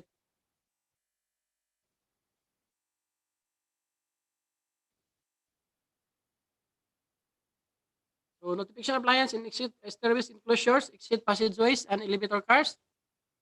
Notification appliance shall not be required in exit stair enclosure, exit passage. Sabi dito, di ba? Notification appliances shall be not required in exit areas. Yung sabi na to, yung notification appliance na to, yun yung sounder. Elevator, hindi ka rin pwede maglagay ng sounder sa elevator. Mabibingi yung mga tao doon.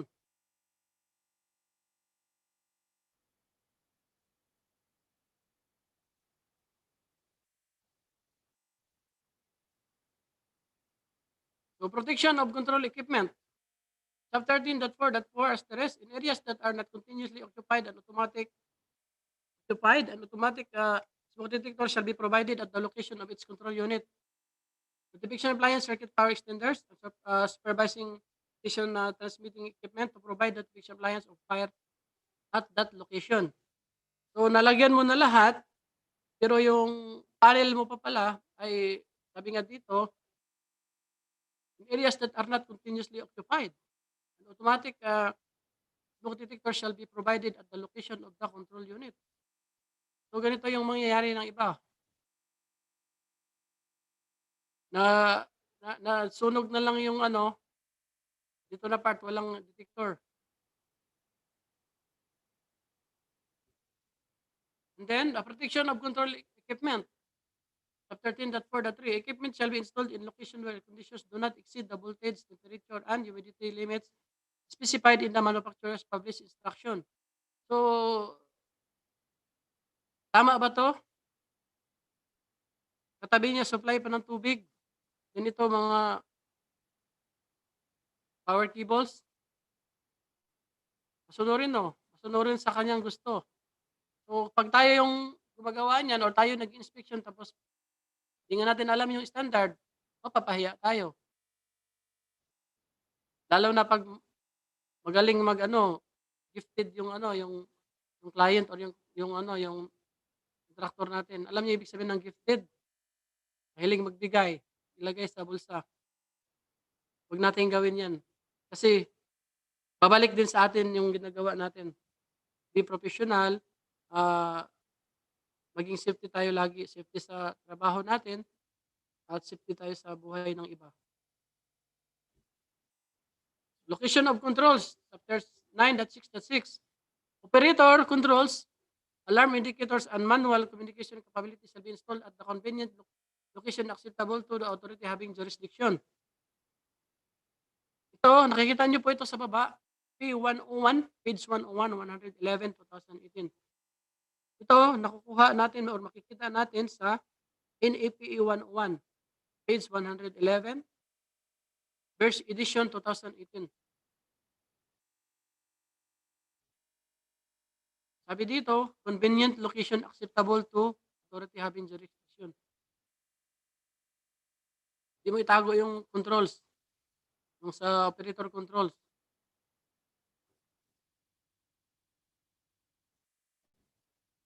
Then control unit heights, whereas in NFPA72, page 72, 2019, chapter 13.4.4 asterisk, otherwise permitted by authority having jurisdiction. Control units displays visible indicators of control shall be mounted on such distance to the highest width lamp. Yung sinasabi ko kanina na yung pati yung mga natin, mga call point ay wag natin i-label doon sa mga power switch. Lalo na rin itong fire alarm panel natin.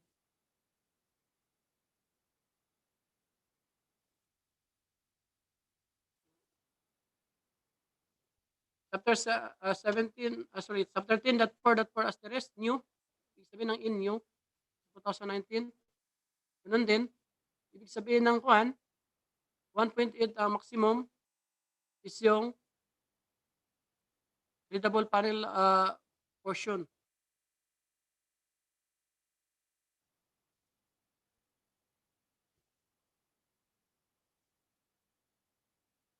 So,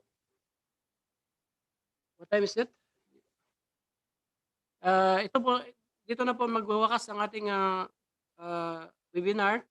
Maraming salamat po sa inyong lahat sa inyong pakikinig at inyong pag-attend. Naway meron kayong natututunan kahit yung iba ay inyong natutulugan. So, maraming salamat po. God bless po sa ating lahat. All right. Thank you very much, Sir Aniver, for that very well detailed information about the fire alarm and detection system and according to the NFPA standards. Thank you, sir. Sir, we will just have and to everyone, there are some questions that posted in our YouTube channel, and we're going to have some questions here to relate to you and for your answer po. Okay na po ba, sir? Would you ready for the question and answer po, or you want a short break po para ma-relax ng konti po ang lalamunan? Actually, sir, maghatid ako kay Mrs. to work. Ngayon, 7 o'clock kasi yung pasok niya. Mag-7 Okay, o'clock na dito. So, wala bang ibang taga-IECEP dito na kasama ko? Engineer Bislao, are you there? Hello? Sir Arnold lang yata, Sir Binoro. Sir Arnold? Sir Arnold? Sige, sir, tanong lang iba. Okay, sir, pipiliin na lang po namin. Okay, question po first, sir, from Sir Dennis Elba. Actually, mayroon siyang dalawang tanong, pero yung una, ito na lang yung ipopost. Is Philippines Electronics Code Book 2 is enough standard or guide in designing installation of FDAs here in the Philippines? That is why we are upgrading it, sir, into new version. And Engineer Laed will answer you that one kasi nakikita natin na, and also, of course, Engineer Rio Tobon, he can answer you that one because he is also one of the author of this book. And the base of this book is in NFPA72. Hindi lang lahat, pero ang kinukuha doon, sir, sinachap-chap yun, kasi alam na naman natin yung law ng copyright. At least meron tayong base na importante. So, magkakaroon din tayo ng mas maganda pa, ma-improve pa natin ang ating PAC book to. For now on, ano pa, atin pa yung tawag niya na atin pang tinatrabaho. Thank you so much. Thank you, sir. That's for the answering the question of Sir Dennis Elba. And next question po is coming from Sir Angelo Olermo. The first question, he has also two questions, but I'm going to relay the first question only para po hindi po makusyon oras. So first is, what is the difference between the color red and white clear lens of visual appliance? The Chapter 18 of NFPA72 mentioned a color of visual appliance for notification, which is white clear lens. Sorry, sir? Sir, bali po ang tinatanong po ano pong pagkakaiba ng red and white color clear lens of visual appliance, yung mga visual appliance po na ang call po, sir, ang answer ko dyan, as per as experience of safety and security, red is using in security, sir, the red color sa mga police or sa kuan. Pero sa visible appliance ng fire alarm system, ano lang, white talaga siya. Okay. So, yung po yung ang ginagamit talaga, white clear lens ko para sa white. Okay. Thank Kasi you, ang sir. ano rin yan, sir, as per as NFPA 101 din, sir, iniiwasan din natin yung mako-confuse yung occupants. Kasi maraming red ang ginagamit warning, yung red flasher. Sa mga machine, ginagamit din siya. Sa overflow ng tank, red din ang ginagamit or yellow. So, exclusive talaga ang fire alarm system. Yun. So, Sir Angelo Olermo, I hope that your question was answered by Sir Aniver with relevant to the color difference ng using the red and white clear lens appliance. So, thank you, sir, for answering the question of Sir Angelo Olermo. Then, last na lang po, sir. The question is coming from Sir Manuel Concepcion. But actually, this is almost the same context din ng question ni Sir Willie Mesa. So, ang question po ay ganito po. Ano po ang standard na ginagamit na conduit sa wiring ng fire alarm at sensor? Pwede po ba ang PVC? Unless it is UL listed and pirated. Approved by authority having jurisdiction and according to in NFPA70. So yun po yung sagot, sir, na kailangan po approve siya ng authority having jurisdiction yung gagamitin po na conduit. Tama po ba?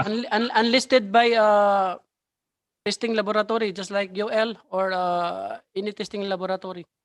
Okay, so listed siya according sa purpose po, di ba? Kasi yes, sir. Opo. Okay. So, yung last na question po, ang nakarelate dito, yung PVC po ba, pwede rin ba ginagamit na? No?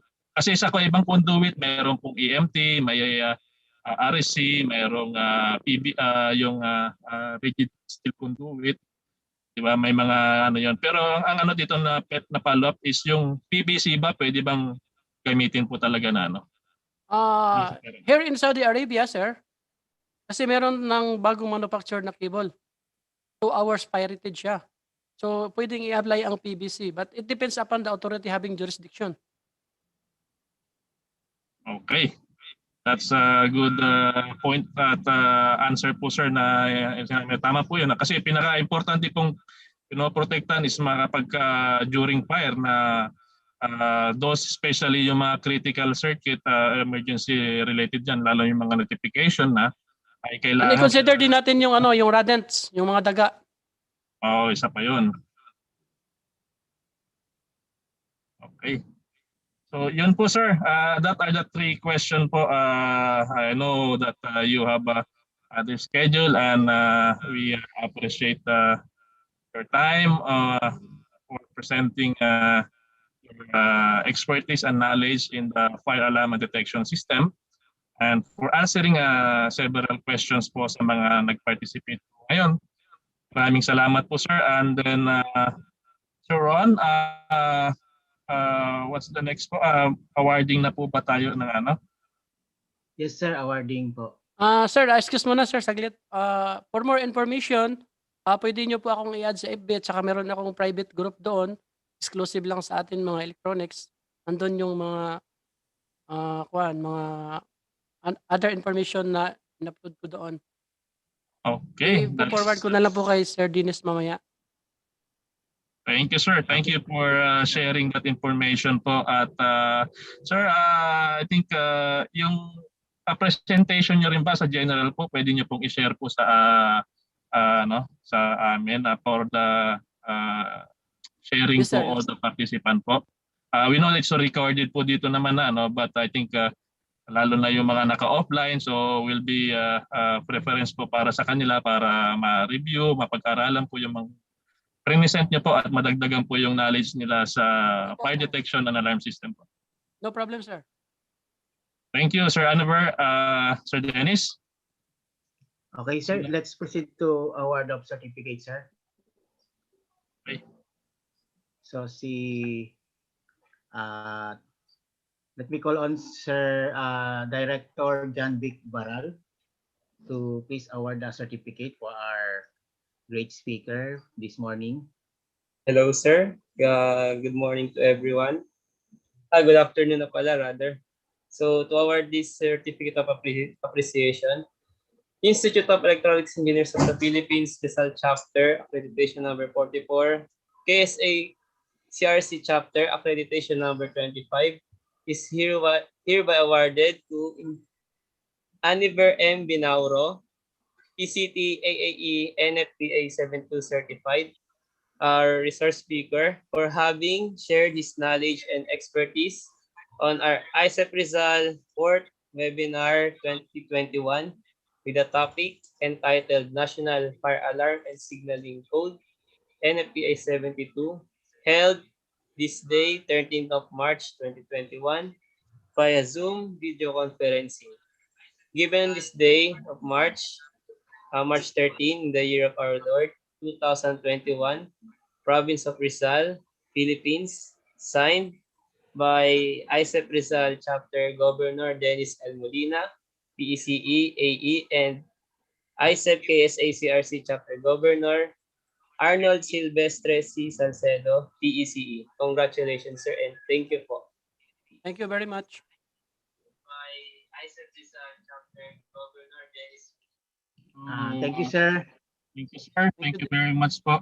Sa mga ibang question po ng mga nag-participate that was posted po, we are going to collate po ng mga question nyo at we will try to answer as much possible as we can, and we will relay din po kay Sir Aniver yung mga question kung meron pa pong magpo-post po dun sa ating YouTube channel. So requesting everyone lang to continue to support our IECEP National YouTube channel and share it po.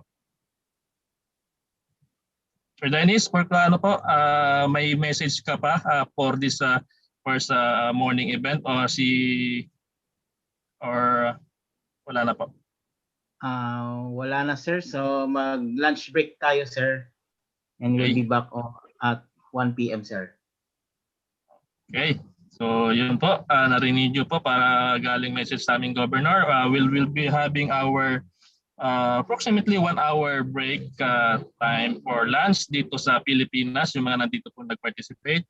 At ganoon din po I think sa mga nandyan po sa Middle East at sa ibang bansa po, we'll have the break po. I think sa Middle East na is breakfast time naman po sa inyo dyan. So have a good lunch and breakfast time po. Thank you po, sir. God bless po sa ating lahat. Thank you po. Ingat po, sir, sa biyahe po ni ma'am. Ingat Sige po po. sa pagpasok, sir. Maraming salamat, sir. Welcome po. Sir God bless. Binor. Okay, thank you po, sir. Till next time po, Sir Oliver. Thank you po. Sige po, makikinig lang po ako sa inyo habang nagda-drive. Yeah, okay. Sige, sir. Ako. Thank you. Sir Deo, break muna tayo. Okay, sir. Yung mayroong video presentation ba during the break, sir? Na ano?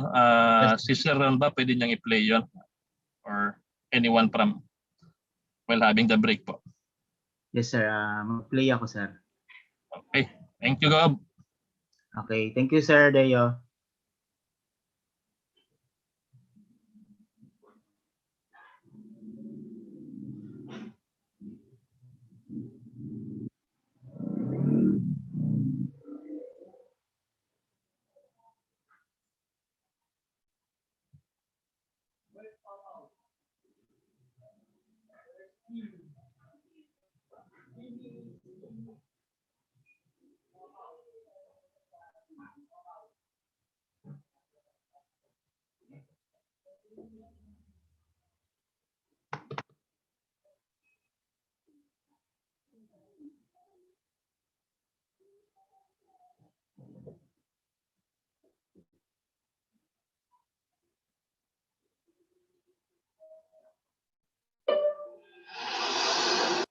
I'm making plans for takeoff before planes even land. I'm helping make jet fuel for mustard seeds.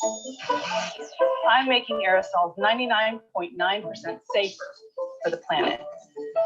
I'm working on precision airflow control systems that ensure reliable room pressurization and directional airflow, controlling airborne pathogens and providing better infection control. I'm helping protect critical infrastructure from cyber attacks. I'm turning warehouses into symphonies. I made pilots sea mountains through the fog. Estoy produciendo equipo de protección que mantiene héroes a salvo. I'm making it possible to breathe on Mars. I'm making brains for ears. I'm making concert halls perform. I'm working on flying taxis. I'm making a digital twin of this analog factory. Seriously, flying taxis. At Honeywell. At Honeywell. We make a lot of incredible things. But mostly, We make the future.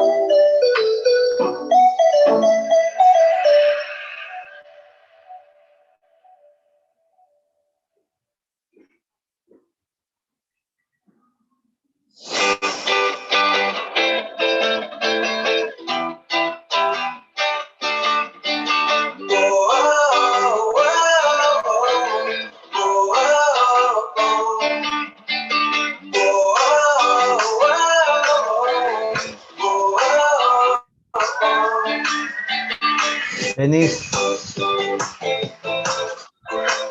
Bro. Dennis.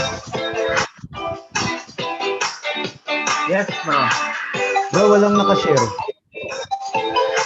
Wala. Oo, yung Explorer mo ang nakashare.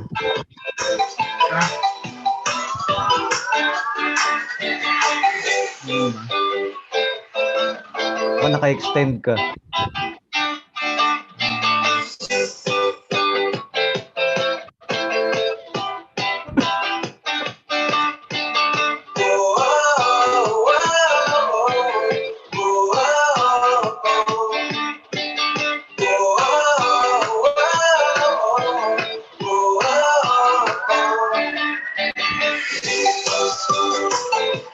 Yan, okay na, okay na.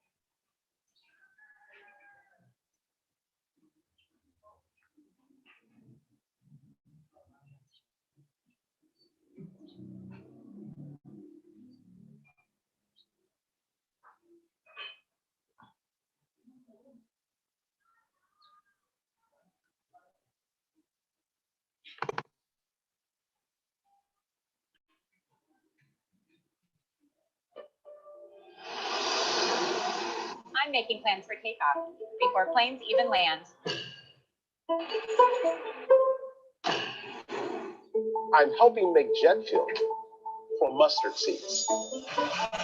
I'm making aerosols 99.9% safer for the planet. I'm working on precision airflow control systems that ensure reliable room pressurization and directional airflow, controlling airborne pathogens and providing better infection control. I'm helping protect critical infrastructure from cyber attacks. I'm turning warehouses into symphonies. I made pilots see mountains through the fog. Estoy produciendo equipo de protección que mantiene héroes a salvo. I'm making it possible to breathe on Mars and making brains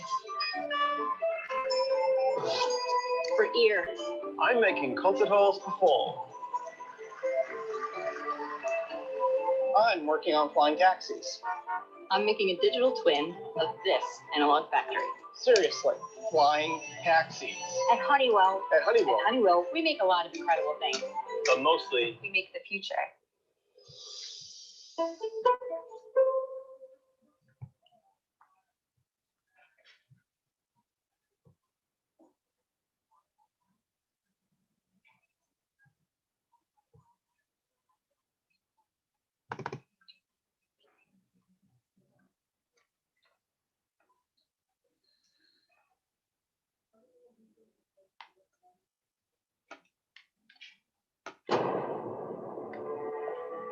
Hindi na dapat maging paulit-ulit kung ano ang epekto ng sunog sa ating pamayanan. At kung gaano niya pinapatigil ang progreso ng pag-unlad ng mga individual at pamilyang nakakaranas nito. Kung titignan natin ang istatistika ng sunog sa bansang Pilipinas, naglalaro sa higit kumulang 15,000 sunog ang nangyayari sa isang taon. At ang pinsala sa buhay at ari-arian ay pabago-bago, depende sa mga istrukturang nasusunog. Nagkaroon ito ng average na 17,236 na insidente para sa 5-year statistics simula pa noong 2013. 330 buhay ang nawawala rito kada taon at pumipinsala ito ng higit 7 bilyong pisong ari-ari. Ngunit sa pagpasok ng taong 2020 ay nakakita tayo ng kakaibang pikit ng ating mga statistika, kasabay ng pagtama ng matinding pandemya sa ating bansa. Masasabi nating significant ang pagbaba ng sunog kumpara sa nakaraang taon, maging sa 5-year average na ating nabanggit. Malaki ang pagbaba hindi lang sa residential na mga sunog, kundi pati sa mga commercial at industrial na mga lugar. Maaari nating sabihing epekto ito ng malawakang lockdown dulot ng COVID-19, kung saan karamihan ng ating mga residente ay nanatili sa kanya-kanyang mga tahanan at maraming negosyong pansamantalang tumigil o tuluyan ng nagsara. Ngunit hindi rin bumitaw ang Bureau of Fire Protection sa kanyang tungkulin ng fire prevention, kasabay din ng pagtugon sa mga pangangailangan ng pamahalaan sa pandemya. Patuloy itong umangkop sa sitwasyon at mabilisang binago ang kanyang estratehiya at mga programa ukol sa pag-iwas sa sunog. Tingnan natin ang mga pagbabagong isinagawa ng pamunuan ng BFP National Capital Region, ang pinakamatao at abalang rehiyon sa bansa, kung saan pinakamalaki rin ang porsyento ng ating mga naitalang sunog. Siyempre, nabawasan yung tao sa workplaces. Marami ang tao sa residential dahil nga doon sa ating lockdown. Nakita natin yung pagbaba. Significant talaga yung decrease, saka yung frequency ng incident natin in a month, medyo nabawasan. Mahirap masunugan sa panahon ng pandemya. Sa kapupunta, siyempre sa evacuation area, meron na tayong COVID. Being the epicenter of COVID, ramdam na ramdam namin at kita namin kung ano yung epekto ng COVID doon sa negosyo. Nag-open tayo ng mga programa na mag-encourage doon sa mga negosyante nagdadalawang isip na ituloy pa ang negosyo. Ginawa natin yung catch-up plan sa last quarter ng 2020. Kaya nga umabot tayo ng 101% nung pagdating sa performance compared to 2019 inspection. Nakita rin natin yung kahalagahan ng less na physical contacts transaction dahil nasa may COVID. Kaya nga nagawa namin yung electronic fire safety inspection certificate issue once. So kahit saan ka, kahit anong oras, basta ikaw ay compliant na, ay pipili ka nang kumuha ng iyong fire safety inspection certificate. Hanggang ngayon, ginagamit natin ito. Kabilang sa mga programang isinasagawa ng BFP ay ang mga sumusunod. Offline Ligtas na Pamayanan New Normal.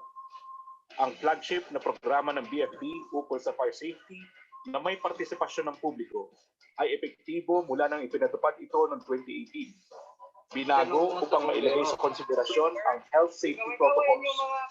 Isa na rito ang programang KSA, Call to Action Against Destructive Fire Campaign. Mobile Business One-Stop Shop o MBOS. Mas madali na para sa mga negosyante na mag-renew ng kanilang mga business permit sa pagtatag ng MBOS sa pakikipag-ugnayan ng SM Supermalls. BFP Online TV at mga programa sa social media. Sa paglipat ng atensyon ng tao sa social media platforms tulad ng Facebook, ang mga information offices ng BFP ay nagsasagawa ng mga regular na palabas ukol sa mga serbisyo ng ahensya. 2021 Fire Congress. Ipapakita ang mga latest na fire safety and protection innovations at technology sa isang exhibit na gagawin ng ating mga local at international stakeholders ngayong taon. Apoy at Lente Online Film and Photo Festival. Isang paligsahang bukas sa publiko na makapagbibigay ng bagong anggulo sa pag-unawa ng tao tungkol sa fire safety. Oplan Lakbay Alalay tuwing Semana Santa at Oplan Kaluluwa tuwing Nobyembre. Naka-high alert ang ating mga bumbero sa ganitong mga panahong naiiwan ng karamihan ang kanilang tahanan. Oplan Paalala, Iwas Paputok. Ang programang isinasagawa sa pagsapit ng bagong taon upang maiwasan ang sunog na dulot ng paputok. Sa pagsalubong ng 2021, sa unang pagkakataon ay walang naitalang sunog na dulot ng firecrackers. Maging ang pagkapula sa sunog ay nagkaroon ng mga pagbabago. Minodify natin yung ating running guard system. Special yung case natin, hindi kailangan lumaki ang sunog kasi iiwasan natin yung magkaroon ng evacuation ng community. Sigurado magkakaroon ng transmission pag hindi natin na-handle yung evacuation area ng maayos. First alarm namin pag mga informal settler areas, high-rise building, mga vital installations sa gobyerno, 12 fire trucks kagad, equivalent to 4 alarms. Kaya kung makikita nyo, mga sunog natin ay second alarm lang, first alarm, hindi lumalaki yung sunog natin kahit sa mga IECEP natin. Sa tuloy na pagpapaigting ng kakayahan ng BFP pagdating sa pag-upula ng sunog at pagresponde sa mga kalamidad, ang House Bill 7406 o ang BFP Modernization Act ay nakapasa na sa final reading ng Kongreso at kasalukuyan ng pinag-aaralan sa Senado. Patuloy na inaayon ng BFP ang kanyang programang pagkaligtasan sa lahat ng panahon, ano pa man ang dumating na sitwasyon sa bansa. Walang sawa po kami sa pagpapaalala at paghingi ng inyong kooperasyon sa adhikain nito. Makakaasa po kayo na sa pag-iwan sa sunog, hindi kayo nag-iisa. Sa inyong kaligtasan, andito kami, hindi kayo nag-iisa. Kami po ang inyong Bureau of Fire Protection.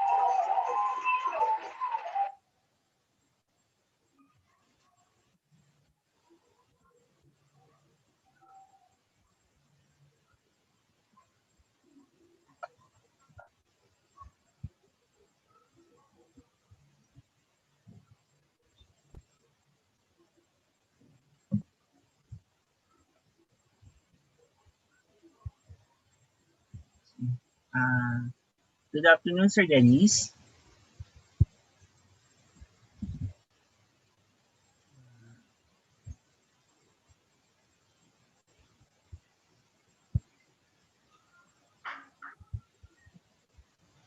Yan sir, na ano ko na. I see, sir. Thank you.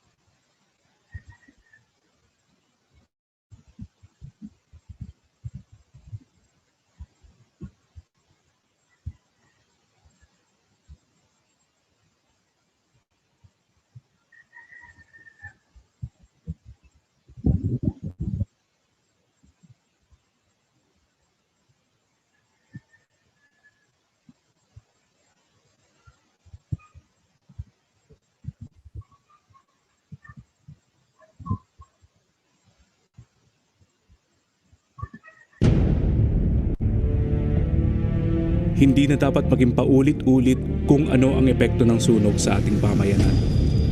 At kung gaano niya pinapatigil ang progreso ng pag-unlad ng mga individual at pamilyang nakakaranas nito. Kung titingnan natin ang istatistika ng sunog sa bansang Pilipinas, naglalaro sa higit kumulang 15,000 sunog ang nangyayari sa isang taon. At ang pinsala sa buhay at ari-arian ay pabago-bago, depende sa mga istrukturang nasusunog. Nagkaroon ito ng average na 17,236 na insidente para sa 5-year statistics simula pa noong 2013. 330 buhay ang nawawala rito kada taon at pumipinsala ito ng higit 7 bilyong pisong ari-arian. Ngunit sa pagpasok ng taong 2020 ay nakakita tayo ng kakaibang pihit ng ating mga estatistika kasabay ng pagtama ng matinding pandemya sa ating bansa. Masasabi nating significant ang pagbaba ng sunog kumpara sa nakaraang taon, maging sa 5-year average na ating nabanggit. Malaki ang pagbaba hindi lang sa residential na mga sunog, kundi pati sa mga commercial at industrial na mga lugar. Maaari nating sabihing epekto ito ng malawakang lockdown dulot ng COVID-19 kung saan karamihan ng ating mga residente ay nanatili sa kanya-kanyang mga tahanan at maraming negosyong pansamantalang tumigil o tuluyan ng nagsara. Ngunit hindi rin bumitaw ang Bureau of Fire Protection sa kanyang tungkulin ng fire prevention kasabay din ng pagtugon sa mga pangangailangan ng pamahalaan sa pandemya. Patuloy itong umangkop sa sitwasyon at mabilisang binago ang kanyang estratehiya at mga programa ukol sa pag-iwas sa sunog. Tingnan natin ang mga pagbabagong isinagawa ng pamunuan ng BFP National Capital Region, ang pinakamatao at abalang rehiyon sa bansa kung saan pinakamalaki rin ang porsyento ng ating mga naitalang sunog.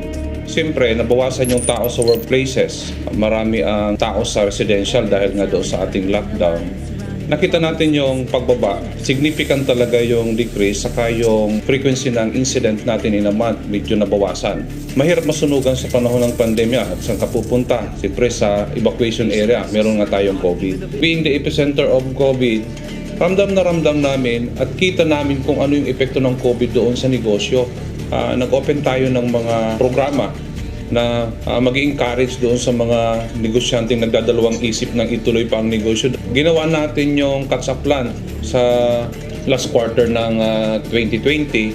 Kaya nga umabot tayo ng 101% nung pagdating sa performance compared to 2019 inspection. Nakita rin natin yung kahalagahan ng less na physical contact sa transaction dahil nga sa may COVID. Kaya nga nagawa namin yung electronic fire safety inspection certificate issue once. So kahit saan ka, kahit anong oras, basta ikaw ay compliant na, ay pwede ka nang kumuha ng iyong fire safety inspection certificate. Hanggang ngayon ginagamit natin ito. Kabilang sa mga programang isinasagawa ng BFP ay ang mga sumusunod. Oplan Ligtas na Pamayanan New Normal. Ang flagship na programa ng BFP ukol sa fire safety na may partisipasyon ng publiko ay epektibo mula nang ipinatupad ito noong 2018. Binago upang mailagay sa konsiderasyon ang health safety protocols. Isa na rito ang programang KSA, Call to Action Against Destructive Fire Campaign. Mobile Business One-Stop Shop o MBOS. Mas madali na para sa mga negosyante na mag-renew ng kanilang mga business permit sa pagtatag ng MBOS sa pakikipag-ugnayan ng SM Supermalls. BFP Online TV at mga programa sa social media. Sa paglipat ng atensyon ng tao sa social media platforms tulad ng Facebook, ang mga information offices ng BFP ay nagsasagawa ng mga regular na palabas ukol sa mga serbisyo ng ahensya. 2021 Fire Congress. Ipapakita ang mga latest na fire safety and protection innovations at technology sa isang exhibit na gagawin ng ating mga local at international stakeholders ngayong taon. Apoy at Lente, Online Film and Photo Festival. Isang paligsahang bukas sa publiko na makapagbibigay ng bagong anggulo sa pag-unawa ng tao tungkol sa fire safety. Oplan Lakbay Alalay tuwing Semana Santa at Oplan Kaluluwa tuwing Nobyembre. Naka-high alert ang ating mga bumbero sa ganitong mga panahong naiiwan ng karamihan ang kanilang tahanan. Oplan Paalala, Iwas Paputok. Ang programang isinasagawa sa pagsapit ng bagong taon upang maiwasan ang sunog na dulot ng paputok. Sa pagsalubong ng 2021, sa unang pagkakataon ay walang naitalang sunog na dulot ng firecrackers. Maging ang pagkapula sa sunog ay nagkaroon ng mga pagbabago. Minodify natin yung ating running guard system.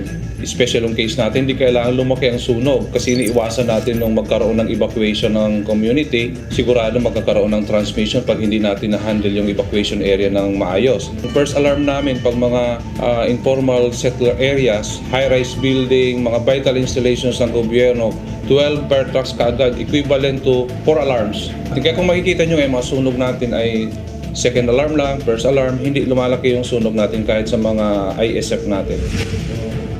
Sa tuloy na pagpapaigting ng kakayahan ng BFP pagdating sa pag-upula ng sunog at pagresponde sa mga kalamidad, ang House Bill 7406 o ang BFP Modernization Act ay nakapasa na sa final reading ng Kongreso at kasalukuyan ng pinag-aaralan sa Senado.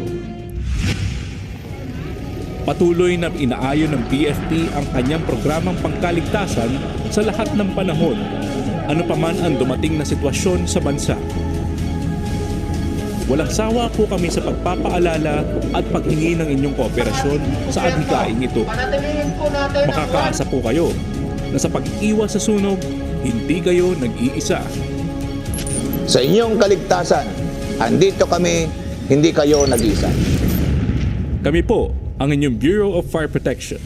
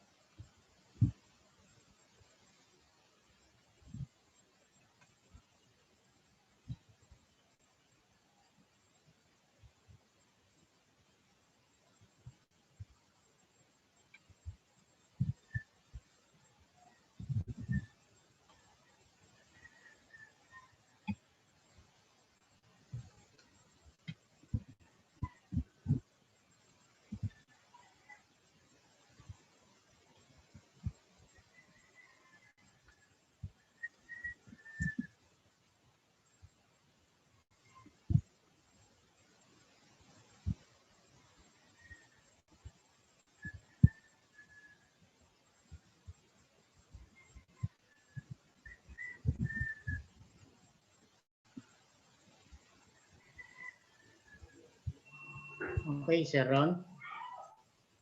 Yes, sir. Play ko lang, sir, isang video. Sige, play mo and then magtatrabaho muna ako. Sige, sir. Play mo na yung AWS video. Okay.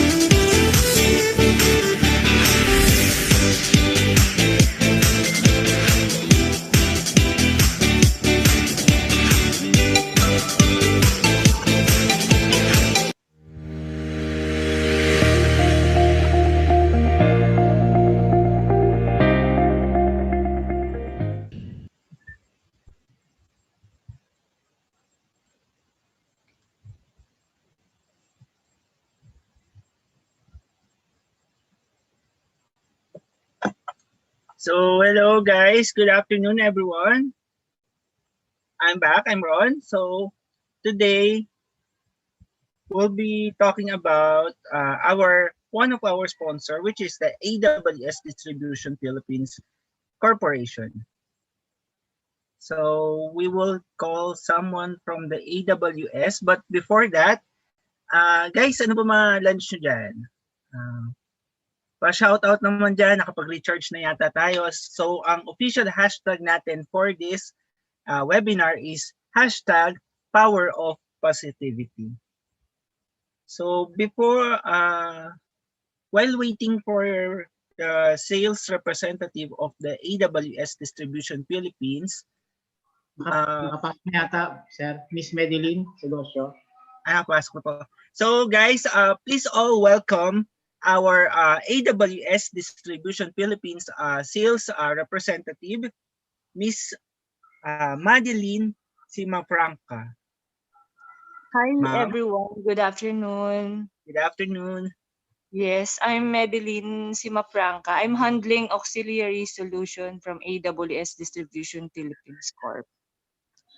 Yes, ma'am. Ma'am, are you going to share some slides to us? Ma'am Madeline? Bali, Sir Ron, ako na. Okay.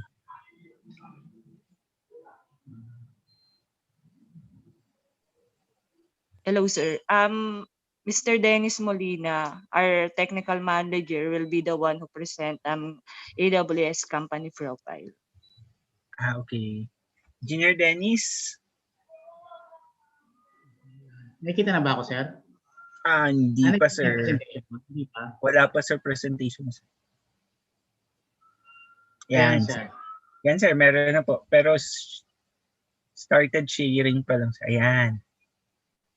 Before mag-start yung presentation ni Sir Dennis, we would like to know na meron tayong raffle, 5 ports switches from IPCOM. Wow, that's good. So before that, ma'am, kailangan i-like muna na lang IECEP National YouTube channel, ma'am, ano? Kailangan muna na lang mag-subscribe. Yes, sir. Yes, sir. Tama po. So guys, without further ado, Engineer Dennis, are you ready na po? Nakita niyo na yung presentation ko? Kanina, ayan, sir. Nakikita na po namin. Yes, sir. Ito na. Okay. Ito ba yun? Okay, Engineer Dennis, the floor is yours. Okay, so check ko lang Nalilipat, sir? Yes, sir. Nagano naman siya. Nagsiswitch naman ng slides. Okay, so one of the sponsors of this activity or this webinar is AWS Distribution Philippines. Si AWS Distribution, siya yung pinaka-supplier ng certain products. Mamaya i-bibigay ko kung ano ng mga product portfolio under ng AWS Distribution. So, AWS started in March 1997. Nag-start siya from structured cabling system. So, yun yung pinaka bread and butter niya way back 1990s. Then eventually, nag-venture siya sa mga auxiliary systems and other green energy products. And then, usually, ang ginagawa niya is nagsusupply siya sa mga partners. So, AWS has already, I think, almost 1,000 partners all over the Philippines. And then, hindi lang basta siya nagsusupply. So, we also help our partners for the design, estimate, and qualify for their specific needs and solutions for structured cabling solutions and auxiliary systems. So normally our mission for AWS is to have a one-stop shop solutions for structured cabling and auxiliary solution. Kumbaga kung ano yung makikita nyo sa building, at least si AWS meron siyang solution for that particular system. So our contact details, so ito po nakalagay dyan yung telephone number and email and address. If you have any concerns regarding the products, or meron kayong projects na kailangan natin i-qualify or estimate, let us know. AWS will help you for your projects. So ang pinaka main office namin is in Mandaluyong City, but then we have also satellite offices across the Philippines. We have offices in Cebu and Cagayan de Oro. So kung may mga project tayo dyan sa Cebu and Davao, Davao and Cagayan, so meron kami mga satellite offices. Then ang pinaka headquarters namin is Singapore. We are also present in ASEAN countries. So we have AWS in Malaysia, Thailand, Vietnam, Indonesia, Cambodia, and currently we have the new office in Myanmar. So here's the product line portfolio of AWS. Again, sabi ko nga sa inyo, nag-start si AWS sa structured cabling system. We are exclusive distributor of Alantech, which is a US brand structured cabling, both for copper and fiber solutions. Then we are authorized distributor of Scope, especially the AMP Connect brand. Then special cables for Belden. Then we have also solution for extra low voltage system. We have the Lilin brand. It's a Taiwan brand. So we have three types of solution for the CCTV. We have the traditional analog over HD, and the IP solutions. Then for the high end for FDAS, we have the Protect. Okay. For this seminar, ang i-highlight namin is Honeywell Morley. Okay, so we have the for BMS, Building Management Solution, we have Honeywell, particularly Trends. No, maraming brand kasi si Honeywell sa BMS. So ang in-acquire namin is yung Honeywell Trend. It's a UK brand. Then for Honeywell in particular, we have access control system, CCTV system, and then we have the public address voice alarm system. So kung may mga inquiry kayo for that particular system, please contact Miss Madeline Sagosio. Siya po yung assist po sa inyo. And then for FDAS system, we have the mid-range solution, fire detection and alarm system. We have the Honeywell Morley STX SMX. So yan po. Mamaya, Miss Miko Reyes, siya po yung discuss all about the Honeywell FDAS solution, particularly Honeywell Morley. Then we have also some demonstration for the Morley using the highlight namin yung using mobile app for the smart configuration. So dun sa makakakuha, yun po yung price natin, yung sa switch. Okay? The first three na makakapag-send ng tamang smart configuration. So meron din price coming from the Honeywell, yung gift certificate ng Starbucks. So yan po. So marami tayong raffle and prices for today. Just sign up lang, sir, yung mga natin, yung evaluation, attendance. So diyan kami mag-spin dun sa mga attendance niya. And then we have also small scale DAWA solution for the CCTV. And then we have also PBX system, G-Star, made in China.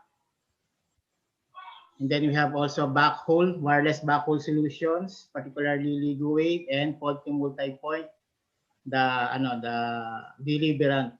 So we are also authorized distributor for this particular wireless solution. And then for data center solution, we supply the raised floor solution. Then yung particularly Honeywell, meron din kaming fire suppression system. We have also PACU from the Vertiv or Emerson and UPS. We have also the Starline track busway in displacement to the traditional power distribution system. And then we have network infrastructure devices. We have indoor and outdoor solution, wireless IPCOM, up to AC standard pa lang. So wala pa kami AX.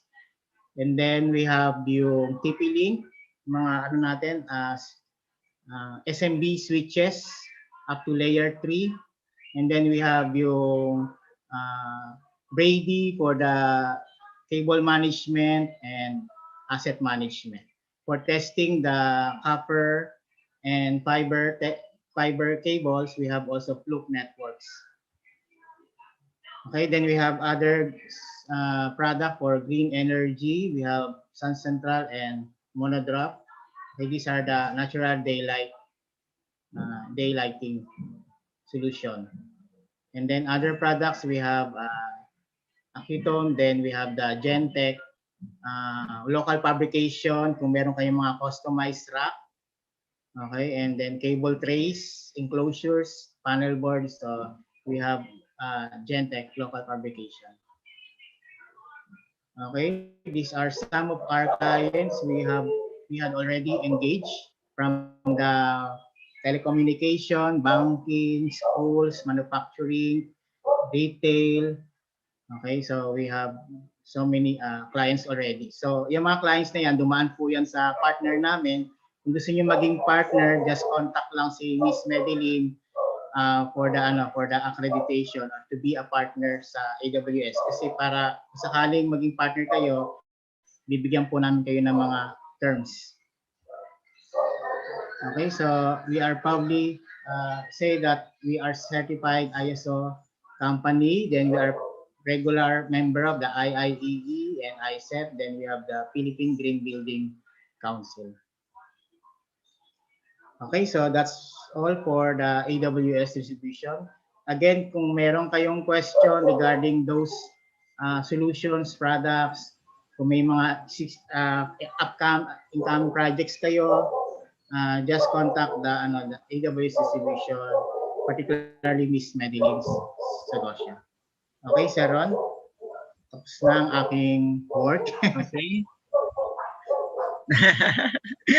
Okay, thank you very much, Engineer Dennis, for that informative na talk about the AWS Distribution Philippines, and together with Miss Madeline.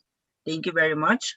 So guys, if you have inquiries about AWS, you may email them at sales@awsgentech.com or visit their website, that www.awsgentech.com. So again, thank you very much. So in addition to Sir Ron? Yes, sir. Yung raffle, Yes, sir. kailangan masagot nila yung afternoon, masagot nila din yung afternoon session, evaluation. Para Okay, and then Engineer Dennis, in addition, sir, kailangan na lang mag-subscribe sa ating official IECEP National YouTube channel and IECEP Rizal FB page. Okay, Sir Ron, thank you. Yes, sir. So thank you very much, Engineer Dennis and Miss Madeline. So moving forward, let's go back to our webinar proper. Let me share my.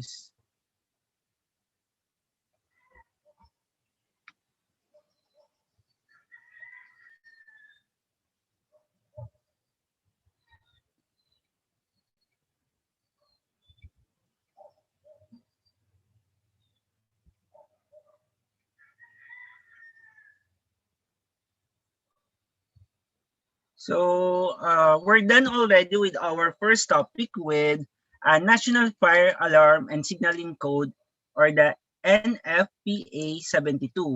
With our speaker a while ago, Mr. Aniver M. Binarao, ECT AAE. So let's move forward to our second topic, which is the Fire Code of the Philippines. It will be presented by John Gary D. Lunas. So to formally introduce our speaker, may we call on Engineer Rio C. Tubon, PECE, our 2021 IECEP Rizal Auditor. Engineer Rio, are you there na po?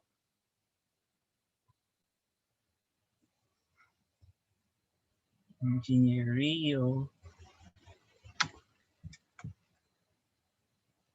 So while waiting for the Engineer Rio, Engineer Dennis.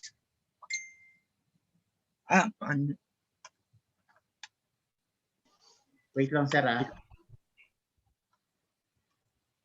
Wait lang, sir.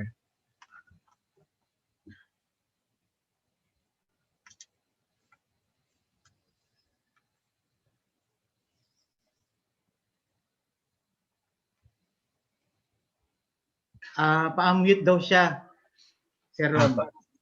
Sige po, unmute po natin.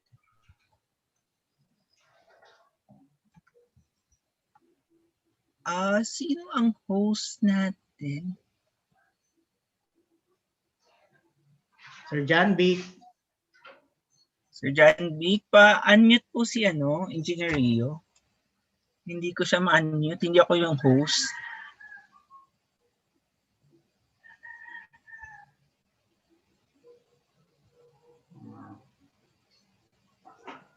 Sir John Vic.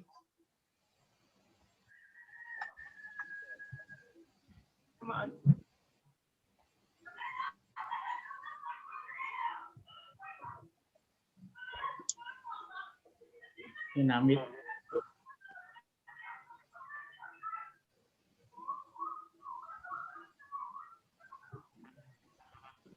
Sir John Vic, are you there? Paki-unmute po si Engineer Rio.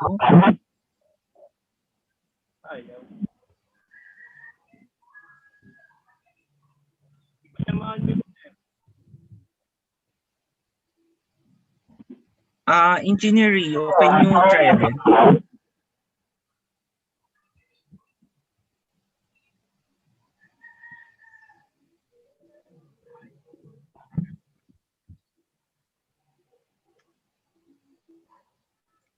Sir John B? Na-unmute niyo siya.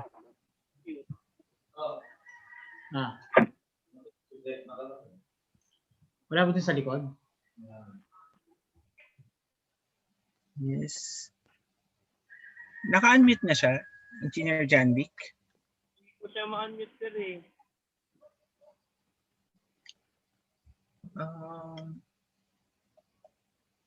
Gawin ko siyang host. Okay, gawin mo na lang siyang host. Ayan.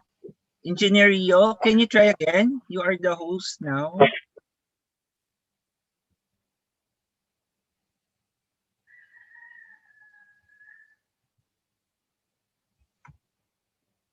So while waiting.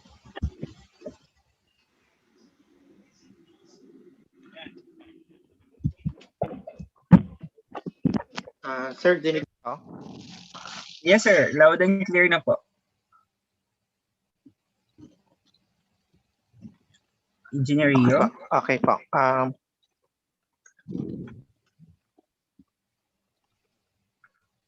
Good afternoon, ladies and gentlemen.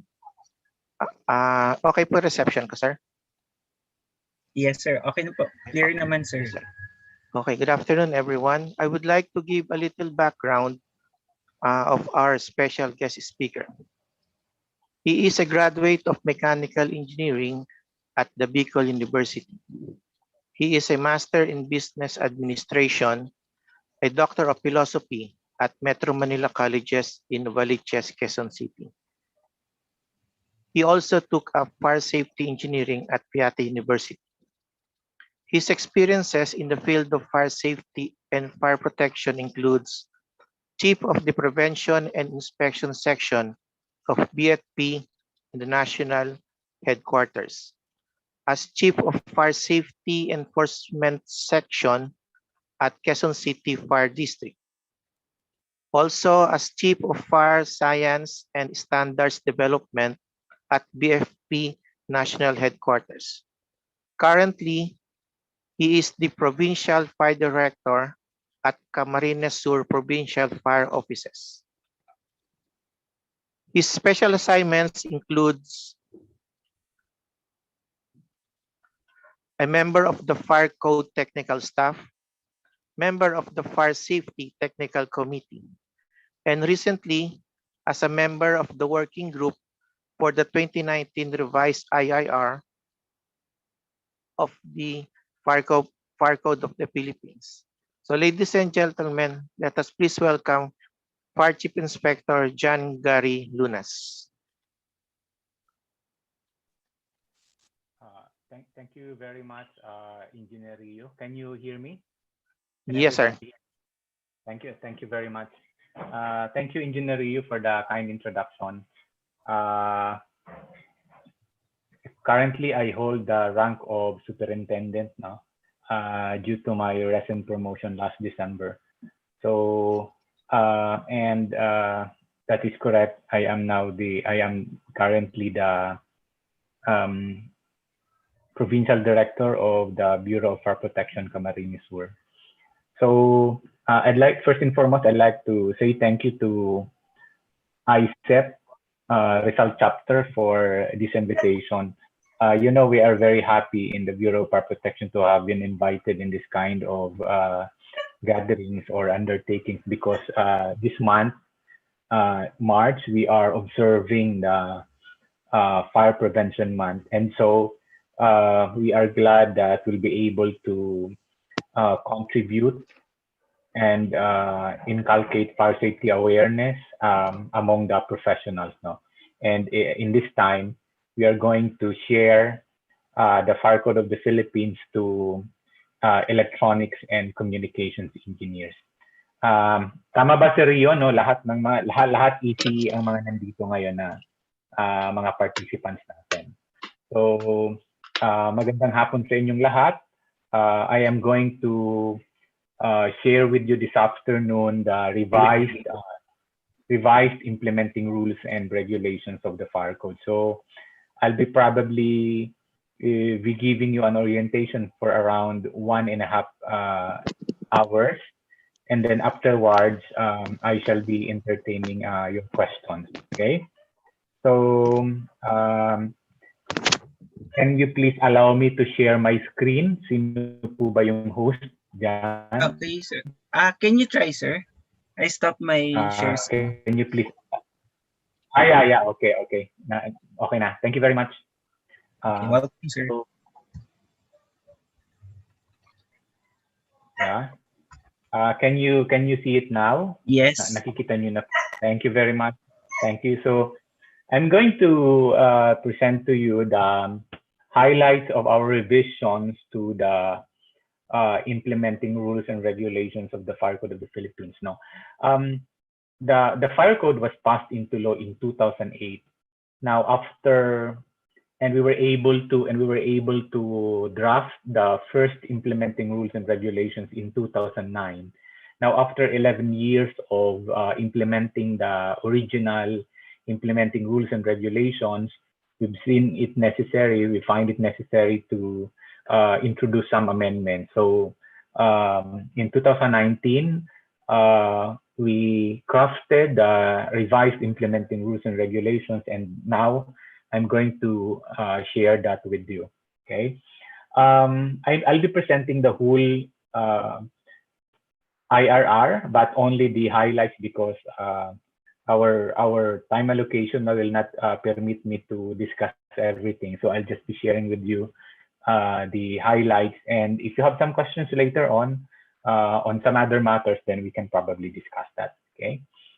So this is now the revised implementing rules and regulations because this is now the second. The first one is in 2008, and in 2019 is the revised implementing rules and regulations. Okay, so this is the evolution of our fire code. We started from PB 1185, which was a presidential decree by then President Marcos in 1977, and it took effect in 1978. Then after 30 years, we are able to have it amended by Congress, and we have Republic Act 9514, or the Fire Code of the Philippines of 2008. And last 2019, we were able to pass the revised implementing rules and regulations. Okay, so as we speak now, the revised implementing rules and regulations is fully effective because it was published through a newspaper of general circulation last 16 September 2009. So one month after that, it became fully effective.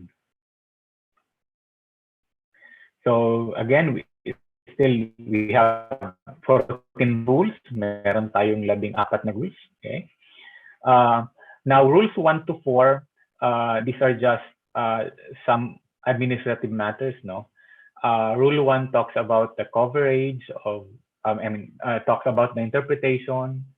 Rule 2 talks about the coverage. Rule 3 talks about the definition of terms. And Rule 4 talks about the authority of the Chief of the Bureau of Fire Protection. But let me put an emphasis to Rule 2. Who are covered by the Fire Code of the Philippines. Okay, the Fire Code tells us that all persons, either natural or juridical, are covered.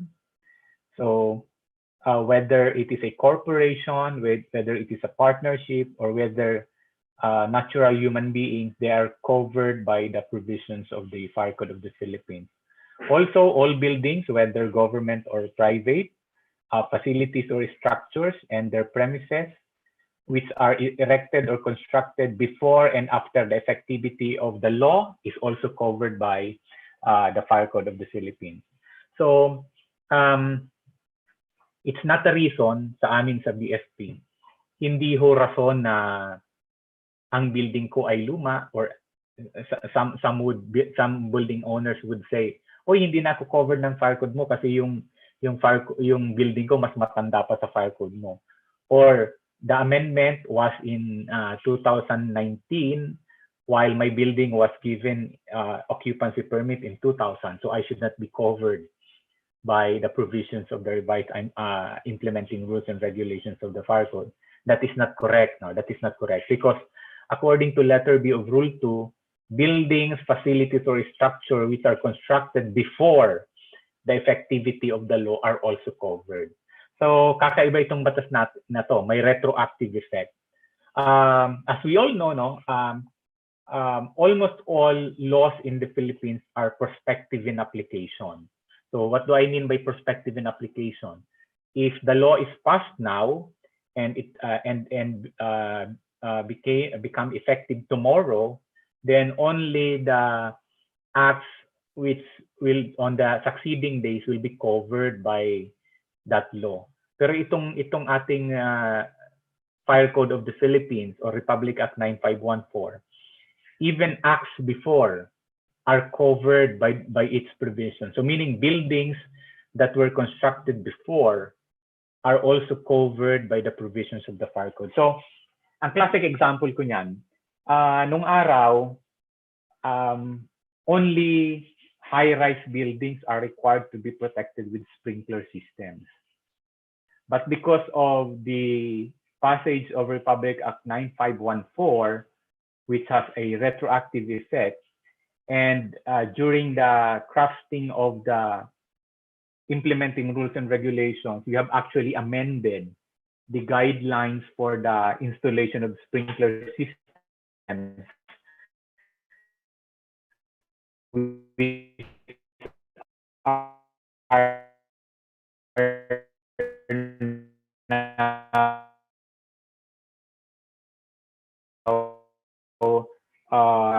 type of occupant that are required to be protected with sprinkler systems. No? So before, they should be high-rise to be protected with sprinklers. Now, 4-story buildings are already covered by the provisions of the Fire Code. So what does it mean?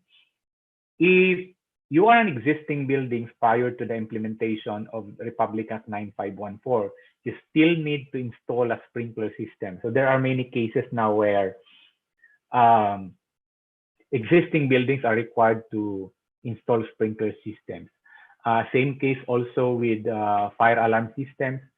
We also have amended the different requirements for fire alarm system depending on the type of occupancy. So before, you may not be required to be protected with an automatic alarm system, but because of the revision of or passage or effectivity or implementation of the Fire Code of the Philippines, then you may now be required to be protected with fire detection and alarm system. The Fire Code also covers design and installations of mechanical, electronics, and electrical systems that are relative to fire protection. So, gusto kong bigyan ng highlight yung electronics, no? Dati, mechanical and electrical systems lang ang nasa IRR. But because we have ECEs in the BFP, so they lobbied for the inclusion of electronic systems to be covered by the provisions of the Fire Code of the Philippines, especially those that are relative or related to fire protection. The Fire Code also covers manufacturing, storage, handling, and or use and transportation of explosives, and combustible or flammable liquids and gases, meaning hazardous materials. No, hazardous materials are definitely covered by the provisions of the Fire Code. And then, of course, planning, design, construction, maintenance, rehabilitation, demolition, that is covered by the provision of the Fire Code. And of course, fire protective and warning equipment, then land transportation vehicles and equipment, ships or vessels that are docked at piers or wharves or anchored in seaports, and petroleum industry installation. So those enumeration are covered by the provision of the Fire Code of the Philippines. So if you try to analyze, halos lahat ng buildings, halos lahat ng installations, halos lahat ng systems covered ng Fire Code of the Philippines. Kasi yung fire safety naman talaga multidisciplinary, no? Example, if you talk about, say, for example, sprinkler system, pumapasok yung mga mechanical engineers. Sometimes pumapasok yung mga sanitary engineers, but now no more because the Fire Code already tells us that only professional mechanical engineers can sign and seal fire protection designs. Pumapasok yung ECE and then electrical engineers sa fire alarm. And then, of course, architects and engineers need to be knowledgeable on means of egress, compartmentation, and several other systems that are essential to fire safety and fire protection engineering. Now, on Rule 5, this is the Fire Code Technical Staff. This is a group that is created to serve as an advisory group to the Chief BSP whenever there are issues that are being brought to his attention. Example, if there are conflict of laws or conflict of interpretation, so the BFP needs to issue certain clarifications of the guidelines, then it has to pass through the Fire Code Technical Staff. And then also new technologies, in term that are related to fire protection, they are being studied by the Fire Code Technical Staff and allow it to be used for by the public if they think it's acceptable to the Philippine jurisdiction, because not all can be used here in the Philippines. No, if there are probably international standards that are not applicable here in the Philippines. And then Rule 6 talks about the fire brigades, fire volunteer organizations, and fire safety practitioners. This is very, very important because this rule affects our practice, no, as engineers. Because later on, you will note that for you to be able to practice your profession in relation to fire safety or fire engineering or fire safety engineering, you need to have to be issued with a certificate of competency by the BFP. So even if, say, for example, you are a professional electronics and communications engineer, and under your current guidelines, you are allowed to sign and seal a FDAS design. But in the BFP, you will not be recognized unless you have a certificate of competency. So, but we will discuss that later on. Let me start first on section which requires the establishment of a company fire brigade. Okay, the fire code requires that all business establishments that can accommodate at least 50 persons shall have its own company fire brigade. Now, this company fire brigade will be checked and looked at and then trained by the BFP before a fire safety inspection certificate will be granted to you. As you all know, a fire safety inspection certificate is a requirement for business permit, meaning you will not be granted a business permit by the mayor's office if you do not have the fire safety inspection certificate from the Bureau of Fire Protection. Okay. Let me now go to the certificate of competency. There are two types of certificate of competency. One that the first one is we issue that to volunteer fire brigade. I think you're familiar with private volunteer fire brigades that are also responding to fire incidents, in addition to the government firefighters called BFP, that are responding to fire incidents. So that's the first kind of COC. We issue a certificate of competency to them so that they will be able to respond to fire incident. Otherwise, they will not be recognized by the BFP. Meaning, if they do not have the COC, hindi sila nire-recognize ng BFP, and they may be barred from assisting us during fire operations. The second kind of certificate of competency is the one that we issue to fire safety practitioners. Sino ba itong mga fire safety practitioners?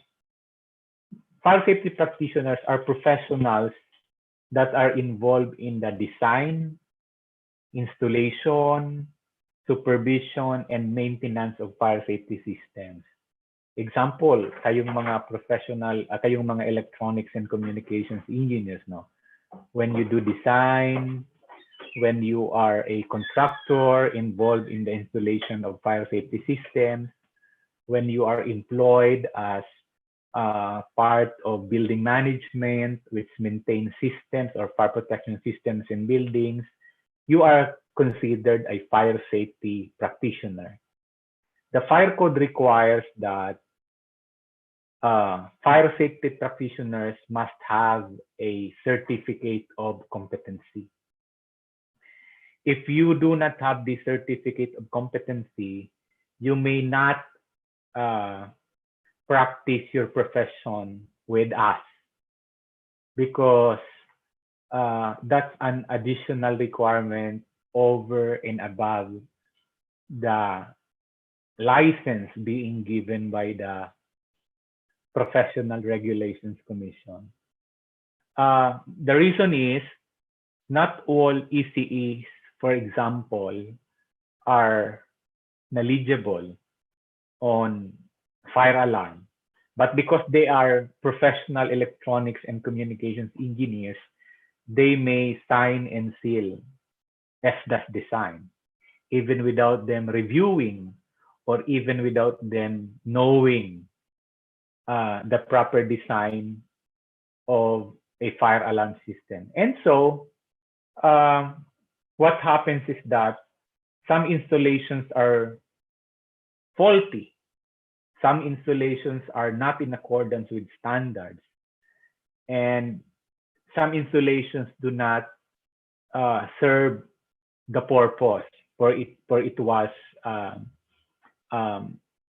installed there, no? So may mga ganong klaseng installation.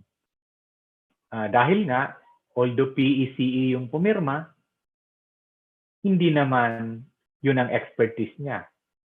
Baka ang expertise niya some other field, no? Ganun din naman sa ibang profession. Ang daming professional mechanical engineers, because they are PMA, they pursuant to their license, they may also sign and seal fire protection plans or sprinkler plan. Pero ang expertise niya pala aircon.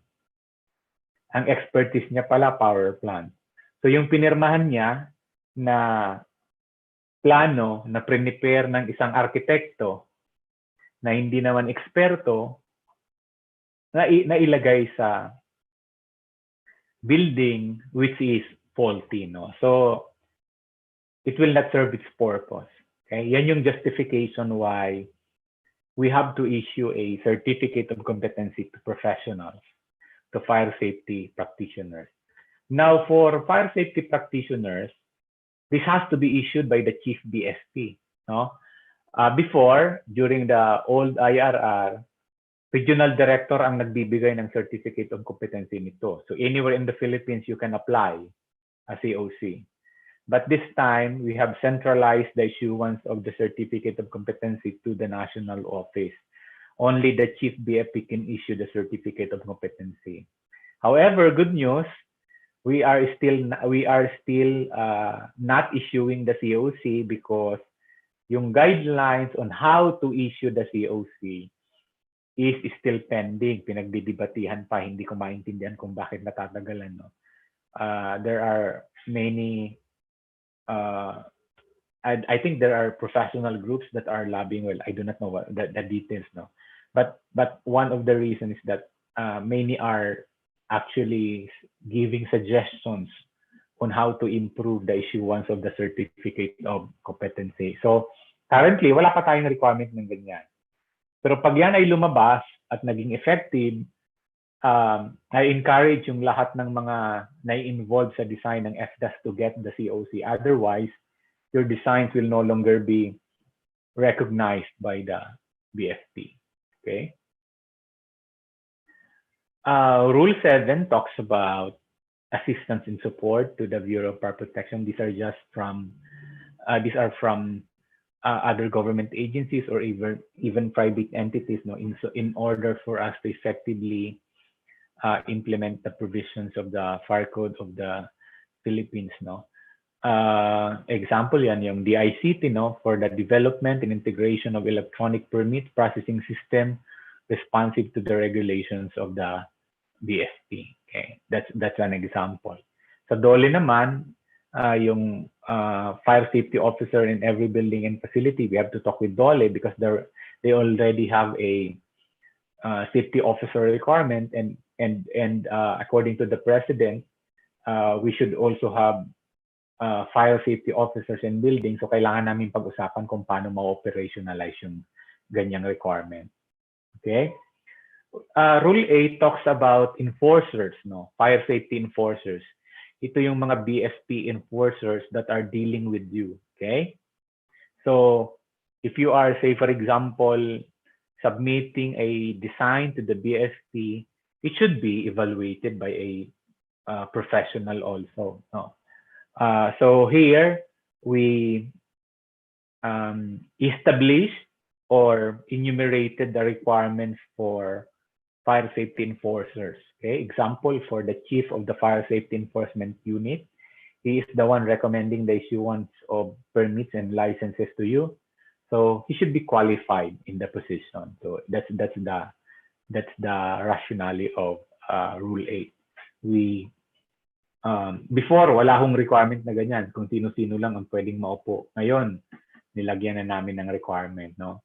Dapat preferably inhinyero or arkitekto man lang, no?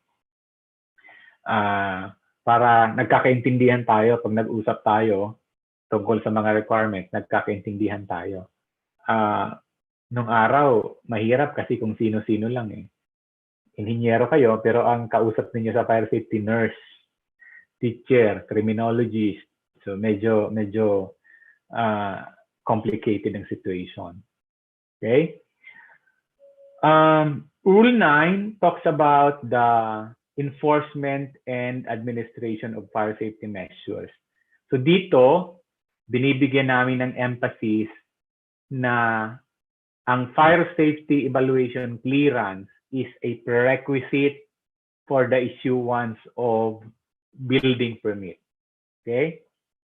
Meaning, hindi po pwedeng bigyan ng building permit ang isang building that is being applied for construction without a fire safety evaluation clearance issued by the local fire marshal or the local fire station. Kailangan isubmit yung plano and then aprobahan namin before a construction can be, or before a building permit can be issued by the building official of the local government unit. And that includes yung fire alarm system design, because that's part of the fire safety system. There are probably other systems that are dealing with you, no, mga ACEs that may need approval from the BFP. Okay.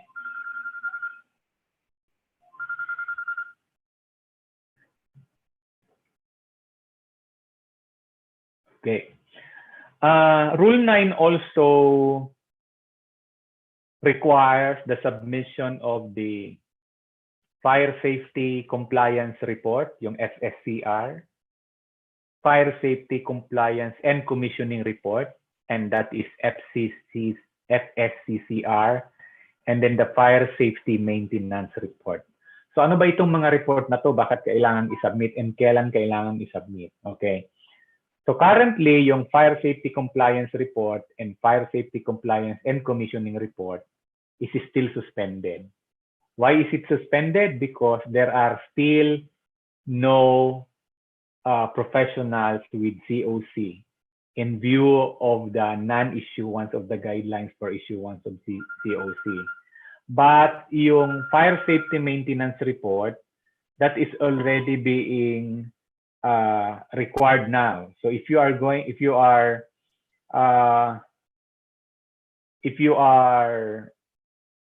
for a while, this is just a very important call for a while.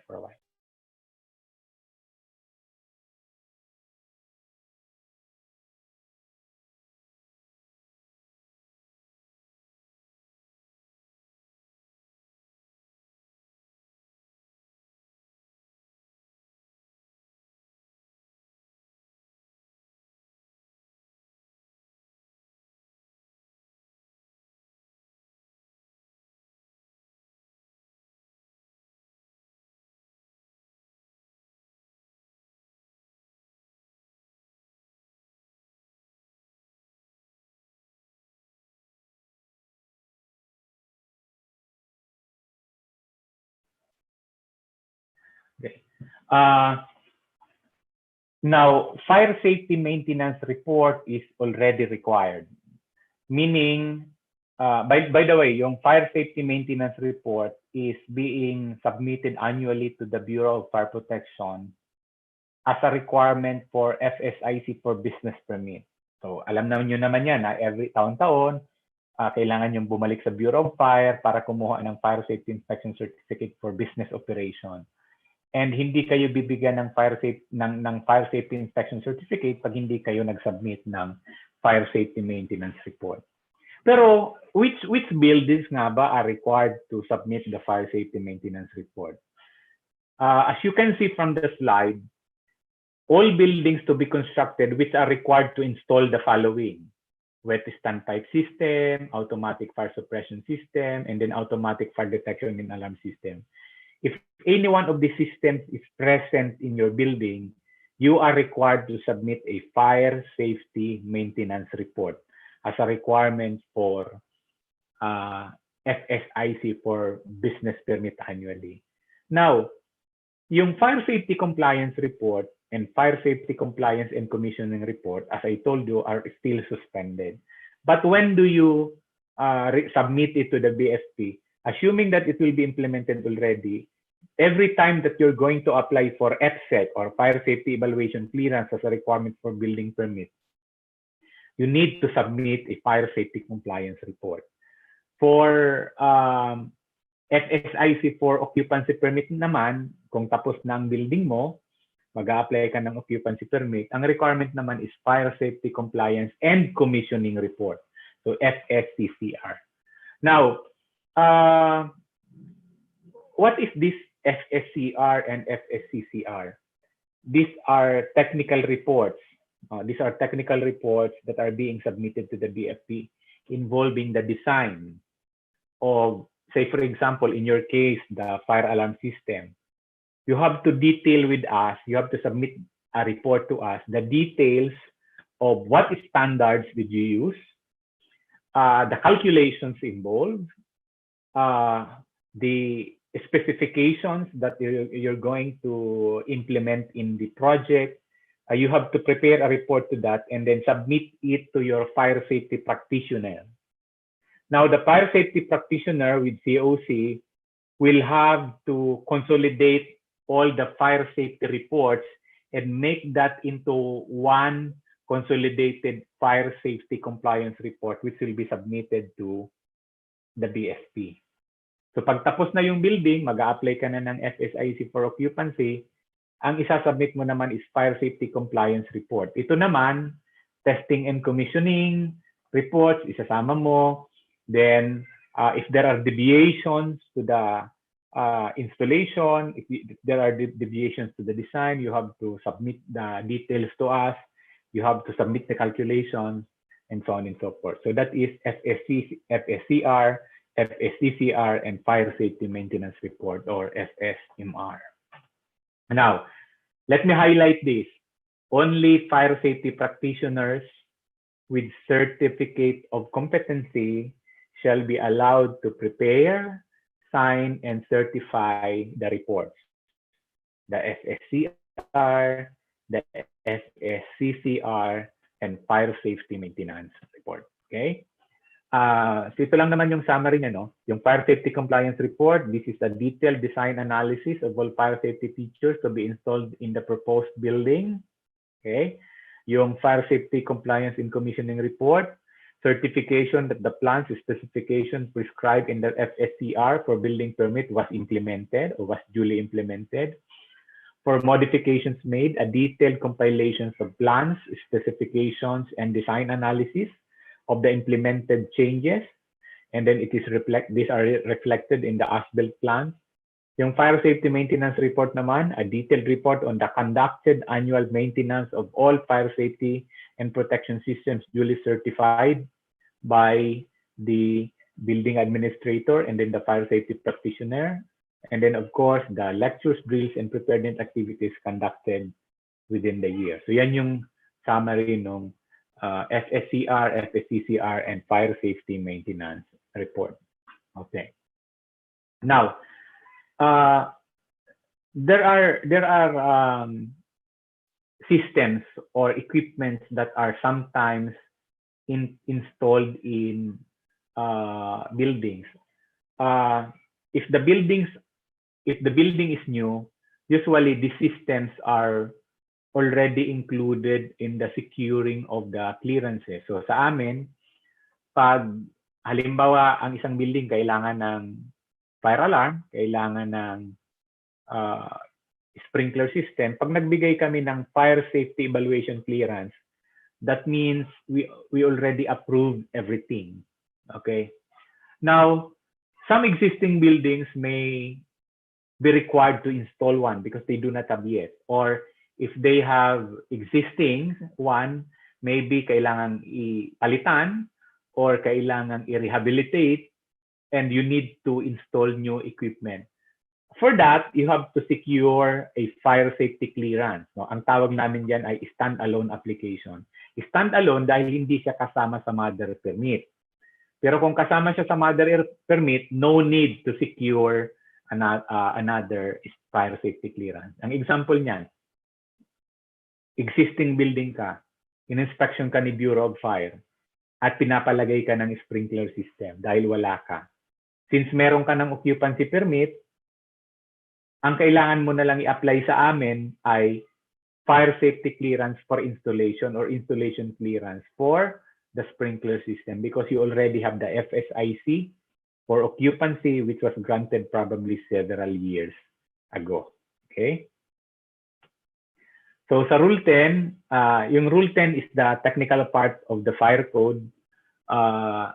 These are the fire safety requirements for building structures and facilities, fire safety requirements for hazardous materials, fire safety requirements for hazardous operations, and other miscellaneous safety measures.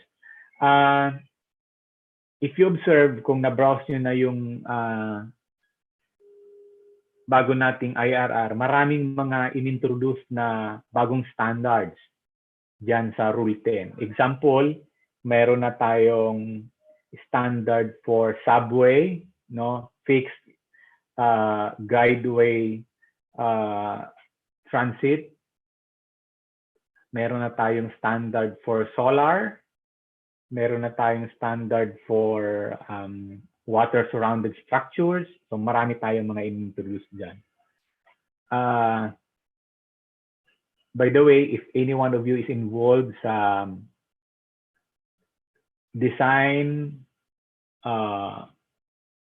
construction or installation ng subway system, I will be the one who will evaluate the plans prior to the issuance of the building permit. So I am the head of the task force that will evaluate your designs and plans prior to the issuance of the building permit. And of course, fire safety evaluation clearance by the Bureau of Fire Protection. Okay. Dito sa Rule 10, nag-introduce din kami ng additional classification of occupancy. We have additional daycare occupancy, we have residential boarding care, and yung dating miscellaneous occupancies, we now name it special structures. Then yung may mga additional standards that we have included. Yung daycare occupancy is originally part of educational. No? Dati kasama yan. But after careful study, we realized the fact that daycare occupancies are different from educational occupancies. So we have dedicated a separate division for daycare occupancies. Also, yung residential board and care occupancy is originally part of healthcare occupancy. But similar to daycare, residential board and care is different from healthcare. Hindi naman talaga siya healthcare. Magkaiba ang purpose. So we have dedicated a separate division for residential board and care. So siguro tatanungin niyo, ano bang basic difference? Sa healthcare, there is treatment. While in residential board and care, it's purely personal care. Okay? Example niyan yung mga bahay ampunan, yung mga home for the aged. Okay? Purely personal care. But if a home for the aged has some form of treatment, halimbawa may mga special rooms dyan for the treatment of aged persons, then that can no longer be classified as residential boarding care. That may fall under the requirements of healthcare occupancies. Okay? And then again, of course, the special structures, dati yan miscellaneous occupancies. So, sabi ko sa inyo, naiiba yung naiiba yung daycare sa educational.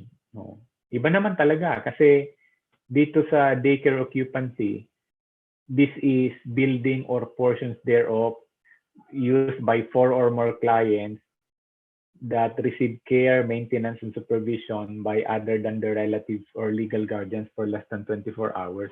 Ang classic example nito, if you are, say for example, a single parent, you have work. Every day, you have to bring your child to a center where they take care of your child from 8 to 5, and then when you go home after 5, you fetch your children and bring him or her home. So, may magulang ka, kasama mo sa bahay, you are working, of course, hindi pwedeng iwanan mag-isa sa bahay yung mother mo, na hindi na pwede. So, dadalhin mo sa isang center, and then pag uwi mo ng hapon, dadaan mo. So, that's daycare occupancy. So, iba naman talaga siya doon sa ordinaryong eskwelahan. Okay? Yung residential naman, residential boarding care, these are for lodging and boarding of 4 or more residents. They are not related by blood to the operator for purposes of providing personal care services. No? So this is different naman from healthcare occupancy. Now, sa Rule 10 also requires yung bagong introduction ng fire code natin, yung posting of emergency evacuation plan for all types of structures. Nung araw sa lumang IRR, we only require public assembly building for structures to be provided with emergency evacuation plan.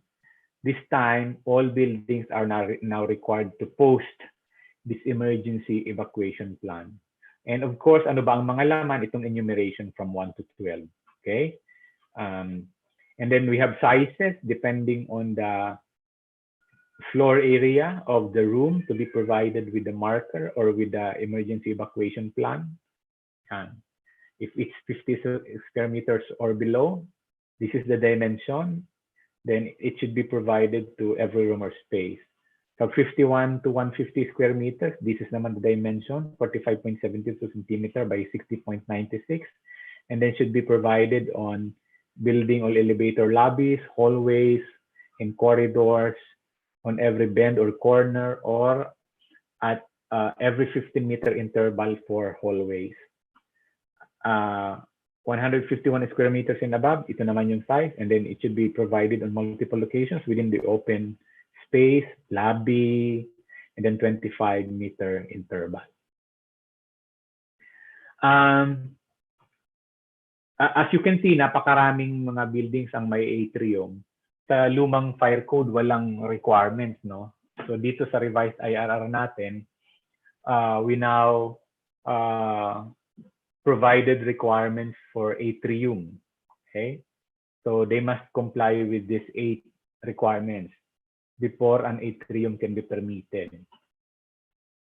Without complying any one of these, then an atrium cannot be permitted in any of the buildings. Okay? Sa fire alarm, gusto ko lang bigyan ng emphasis sa inyo. NFPA72,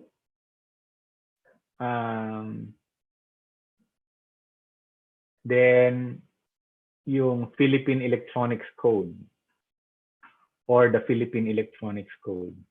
Okay? So yan yung yan yung requirement. IECEP, I don't know, IECEP ang nag-pass nung Philippine Electronics Code, no? Which include the FDAS code. Kung hindi ako nagkakamali, or that's together with Page. And then, of course, kung napapansin niyo, may Philippine Electrical Code. Ayaw kasi namin sana makisali doon sa usapan ninyo with electrical engineers, no? So recently, nag-issue si Chief ng memo na binibigay sa mga ECE yung sign and seal ng FDAS. Unfortunately, I think there was a clamor to recall it. So what the fire chief did was to suspend the implementation of that memo, and I think he referred the matter to the Professional Regulations Commission. So yung memo requiring that only ECEs are to sign and seal the FDAS is now suspended. Hopefully that will be resolved immediately para naman malinaw na talaga kung sino ba dapat ang pipirma. But when we were crafting the IRR, yan, nilagay na lang namin para walang problema. Either the Philippine Electronics Code or the Philippine Electrical Code. Now for sprinklers, we have NFPA 13 for 5 stories and above, and NFPA 13R for 4 stories and below. Of course, for standpipe, we use NFPA 14 as the standard. Okay. The fire code also requires provision for a smoke control system on the following: all high-rise building, smoke refuge areas, atrium of covered malls, underground structures in windowless facilities, lahat ng means of egress that are required to be smoke protected, lahat ng movie houses, and buildings with an area of at least 1,115 square meters. So ngayon, kasama na to sa hinahanap namin. And you can use PMA code, NFPA 92 or NFPA 204 as the reference standard for the design of the smoke control system. Again, standalone equipment need a fire safety clearance. Those covered by the EPSEC are no longer required to secure an installation clearance. Okay, so I'm not going to discuss the details of the daycare occupancies, as well as residential boarding care. These are very specific details already. Sa residential occupancies naman, gusto ko lang bigyan ng emphasis na katulad ng sinabi ko kanina, only 4-story buildings and above are mandatorily required to be protected with sprinkler system. Okay? And para sa lodging or rooming houses and then single and two family dwellings, hindi sila required ng automatic alarm system, but every living unit or sleeping room shall be installed with single station detectors. Okay? So maglalagay ng single station detectors. They are not required to have an automatic alarm system, but they are required to have single station detectors. Okay? Sa business occupancies, medyo binabaan namin yung occupant load factor for call centers because ordinarily an office would have 9.3 square meters as the occupant load factor. But knowing the configuration of call centers, IT centers, in BPOs, medyo tabi-tabi sila. So we realized that there is a specific occupant load factor for that, which is 4.6 square meters per person. So we are now using that occupant load factor. Ito na yung mga sinasabi kong special structures. Ito na yung mga inintroduce doon sa ating revised IRR. Meron na tayong fixed guideway transit and passenger rail system. Meron na rin tayong standards for historical buildings, structures in historic centers. We also have immobilized vehicle and vessels. We have motion picture projection and television production facilities. We have offshore energy facilities, piers and water surrounding structures. We have solar. We have towers and underground structures. So meron na tayong mga standards for that. If you happen to encounter these kinds of structures and you're looking for fire safety requirements, you may now consult our Fire Code of the Philippines. Now, if there are welding and cutting operations and other hot work operations in buildings, if you are, say, for example, involved in the facility management, nagkakaroon kayo ng repair and maintenance, please do not do welding works without the fire safety clearance from the BFP. You have to secure a hot works permit from the BFP. Kung naalala po ninyo yung fire incident sa Valenzuela involving the Chinelas factory, no? One of the charges that we filed against the operator of the, the company that conducted the welding operations was failure to secure the clearance required. Okay, so the clearance is annual for business establishments requiring almost daily repair or maintenance due to its nature or business or operations. No? Halimbawa, nasa facility management ka ng isang malaking mall. Of course, you do regular repair and preventive maintenance work. So you use welding machine or other hot works operations. So pwede kang kumuha ng permit annual. Okay? Now, how about yung project? Per project duration naman, for constructions and renovation, per project duration naman. But they shall not exceed 1 year. No? So, kung ang project mo is multi-year, you have to secure a hot works permit or hot works clearance annually from the Bureau of Fire Protection. So sa Rule 12, this is now the most controversial portion because we have increased the fees. No? Originally, ang bayad sa Bureau of Fire is only 10% of all fees charged by the LGU in case of fire safety inspection fee. This time, it becomes 15, so 5% increase. So 15% of all fees charged by the LGU, but not lower than 500 pesos. So say, for example, if you are being charged by the local government unit 15,000 pesos for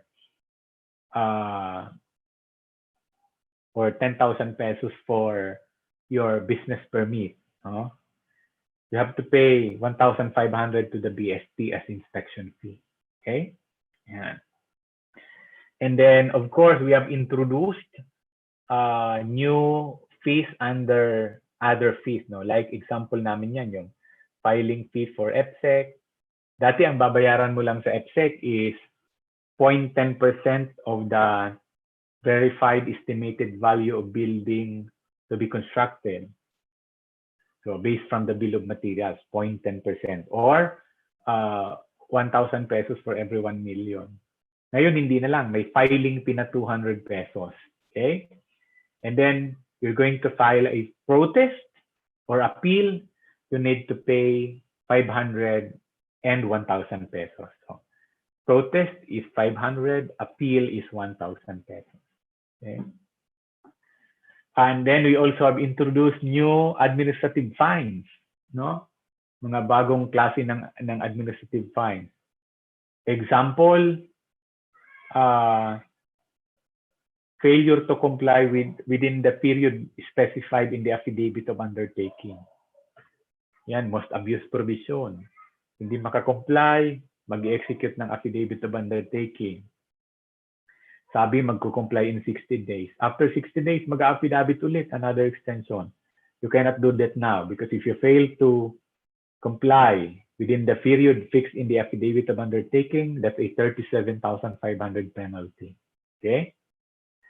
And then, we also have increased, no?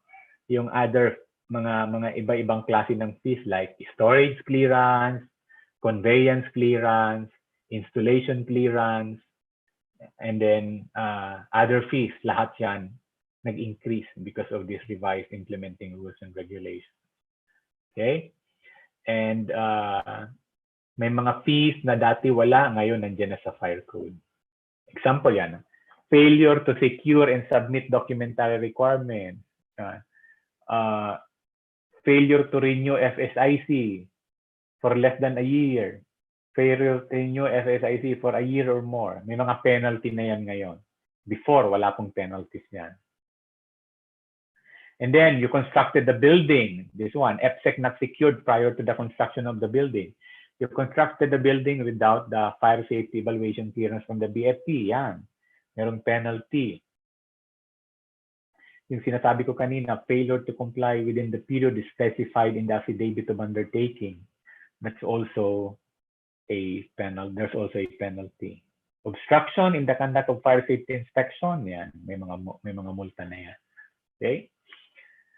Sa Rule 30 naman, this is now the imposition or the authorities of the fire marshals, no.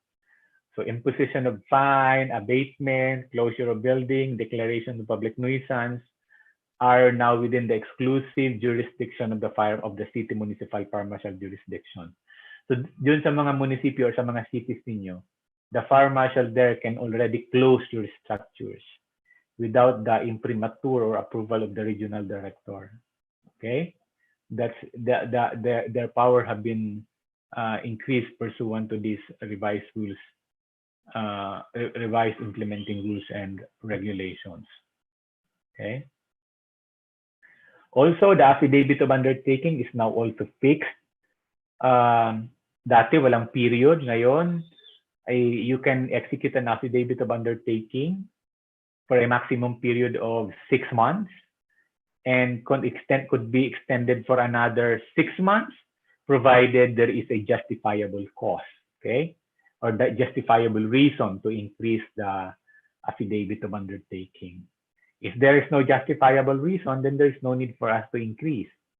If you promise to comply within a period of 6 months, you have to comply within a period of 6 months, because extension would mean a penalty of 37,500 pesos.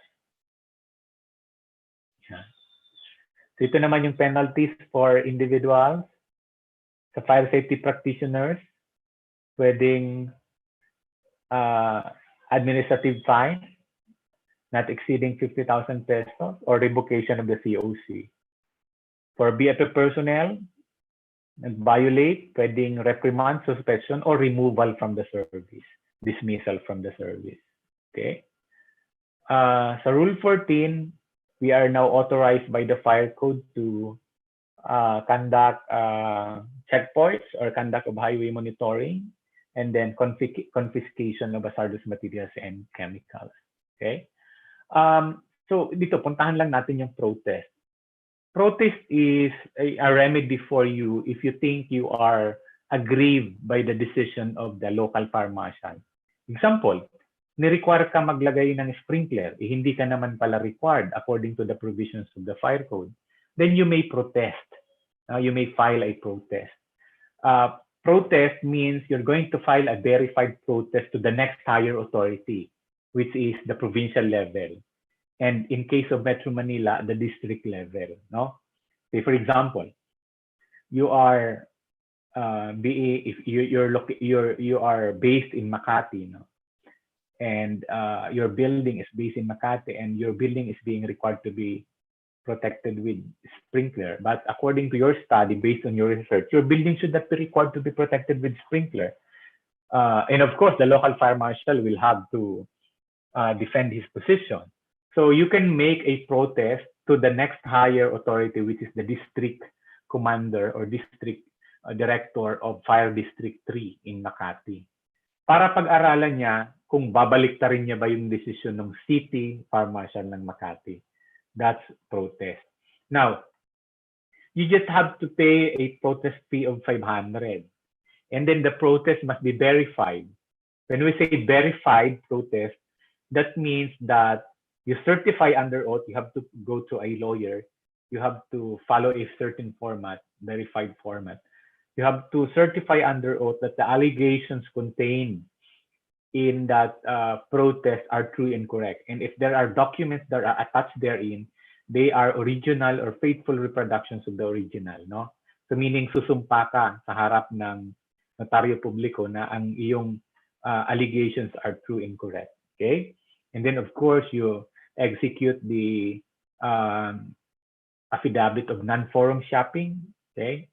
Now, if you are not able to comply with this, halimbawa hindi ka nagbayad, nagpadala ka lang ng simple sulat, and you claim that that is a protest, ibabasura yan. no? I-dismiss ang kaso for not following the procedure. No? There is a procedural due process that you have to comply. Okay? Nagsulat ka, nagprotesta ka, but it's not verified, then it will not be given due course. Okay? If you think that you are aggrieved, then you use this. Halimbawa, common na problema namin sa Bureau of Fire. Nire-require kayo ng napakaraming fire extinguishers na hindi naman dapat required o sobra-sobra. You can file a protest to the next higher authority, which is the provincial director or the district director. Okay. Now, what if after protest, you are still not contented with the decision? Say, for example, you are required to install a sprinkler. Nagprotesta ka. Sabi ng provincial director, hindi, record ka nga talaga. But you still believe that you are not supposed to be required with sprinkler. There is another remedy, which is called appeal. Appeal to the next higher authority, which is in this case, probably the regional director or the chief of the BFP. This time, you're going to pay 1,000 pesos. And then the appeal must still be verified, meaning you still have to certify under oath that the allegations in your appeal are true and correct. And if there are documents that are attached in that appeal, they must be faithful reproduction of the original, or they must be original. Now, you can appeal only up to the level of the regional director. Halimbawa, sinabi ni City Fire Marshal, kailangan ka ng sprinkler. Nag-apila ka kay provincial, sabi ni provincial, record ka nga talaga ng sprinkler. Nag-apila ka ngayon kay director. Pag nag-decision si director, that is already final and executory. Okay? So when the director said, kailangan nga maglagay ka, wala ka nang pupuntahan. You really have to comply. But when the issue is closure, example, you are ordered to be closed by the city fire marshal or municipal fire marshal. You appeal to the provincial director. Sabi ng provincial director, dapat ka ngang i-close. I mean, you protested to the provincial director. Sabi ng provincial director, kailangan ka ngang i-close. You appeal to the regional director. Sabi ng regional director, kailangan ka ngang i-close.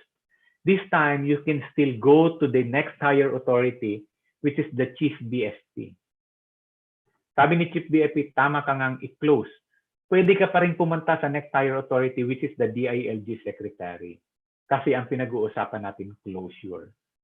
Pag ang pinag-uusapan natin ay hindi closure, doon ka lang sa first level of appeal, which is in this case, the regional director. The decision of the regional director is already final and executory if the issue is not closure. Okay? So yan. So, yan yung summary ng aking sinabi sa appeal and protest. Okay? So what is the effect of filing a protest or appeal?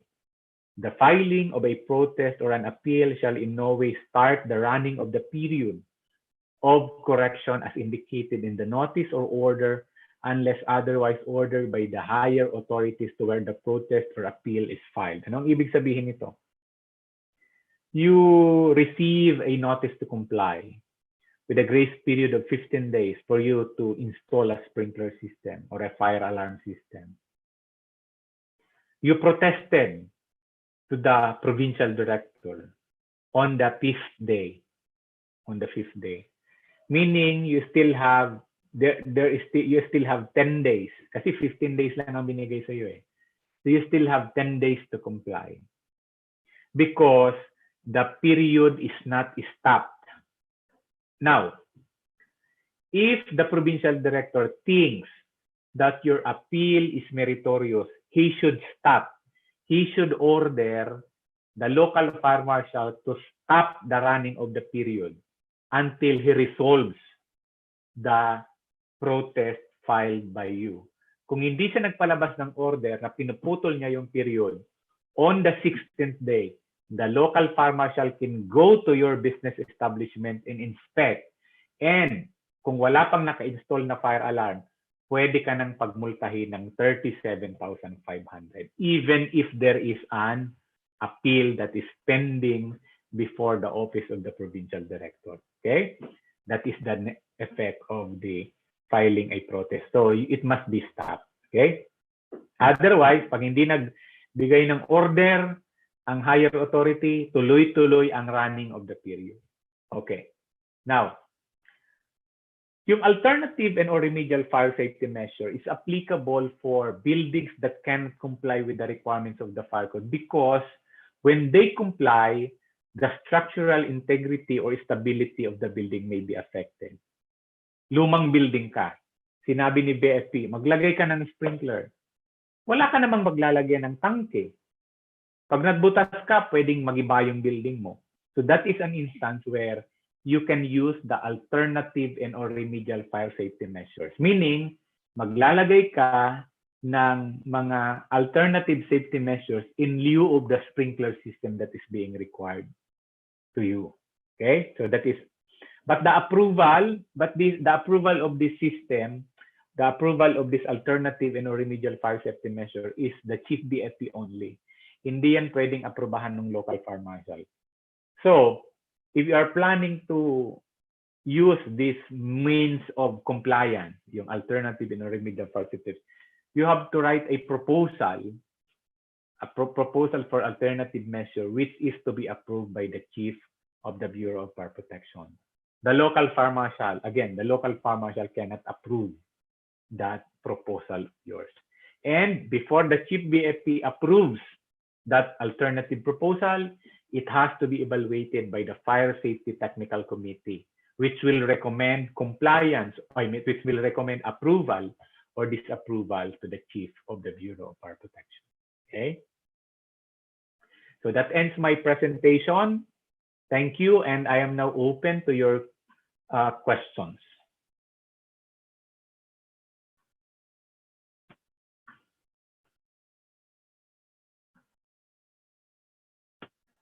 Hello?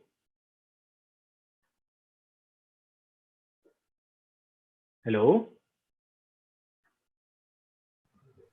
Hello, sir. Thank you po for the talk, sir. Sir Engineer Lunas po. Sir Ron?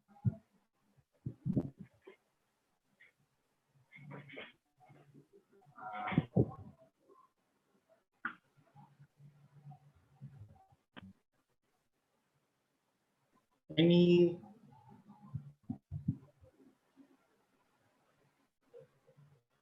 question po from the participants para kay Sir Lunas?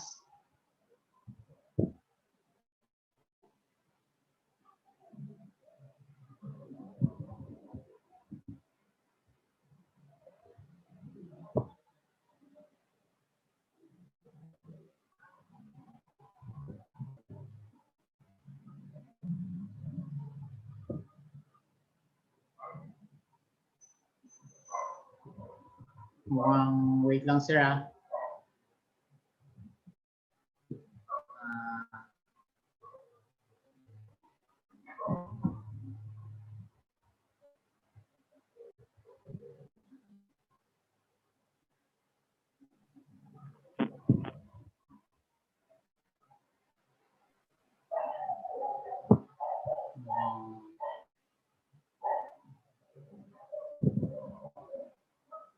Sir, first question, sir. Go ahead, sir.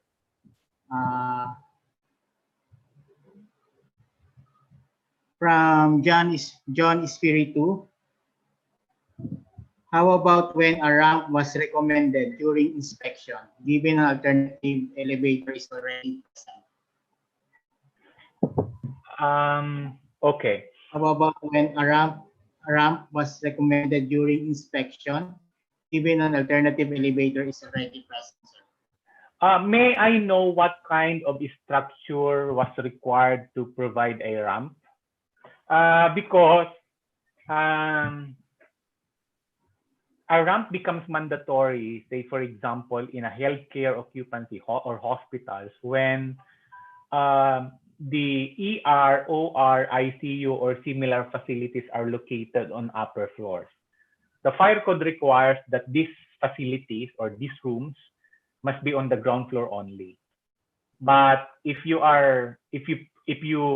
actually provided this ICU, emergency room, OR, the second floor or up to fifth floor, because the fire code allows you up to fifth floor. Now it becomes mandatory that you provide a ramp, no? Because an elevator would not be sufficient. Okay, an elevator would not be sufficient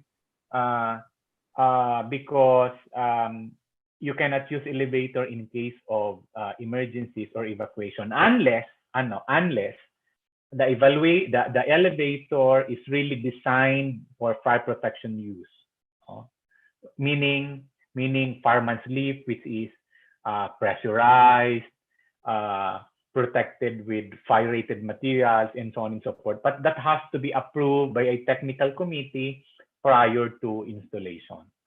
So yan yung sagot po.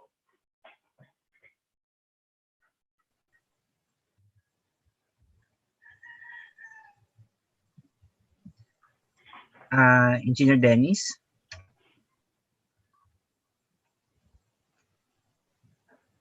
So, Engineer Gary, another question po tayo from Engineer Williardo Mesa. Meron po bang pro forma templates para sa FSMR at FSCR at FCSCCR kung sakaling ipinatupad na ang maiyon? These are not pro forma templates, but there are things that you need to discuss in the FSMR, FSCR, and FSCCR.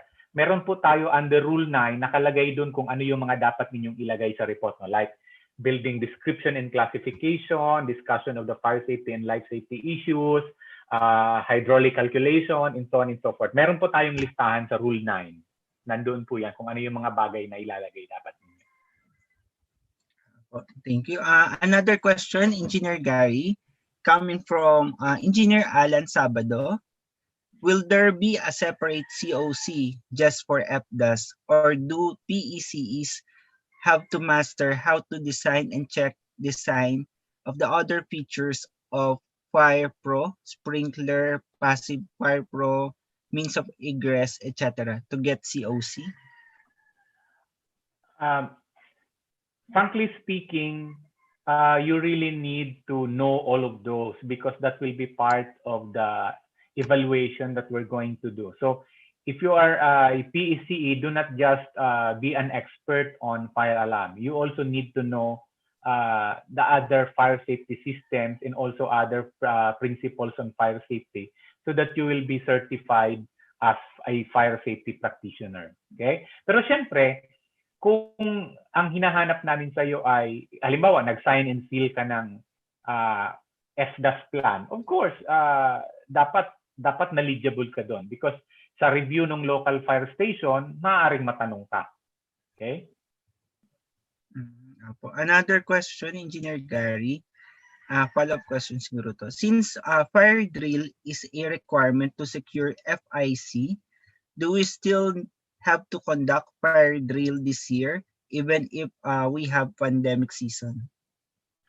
There are alternative compliances to that. Say for example, pwedeng gawing virtual yung conduct of the drills, meaning the monitoring that is being conducted by the BFP will be through virtual monitoring. Pwede namang gawing ganun.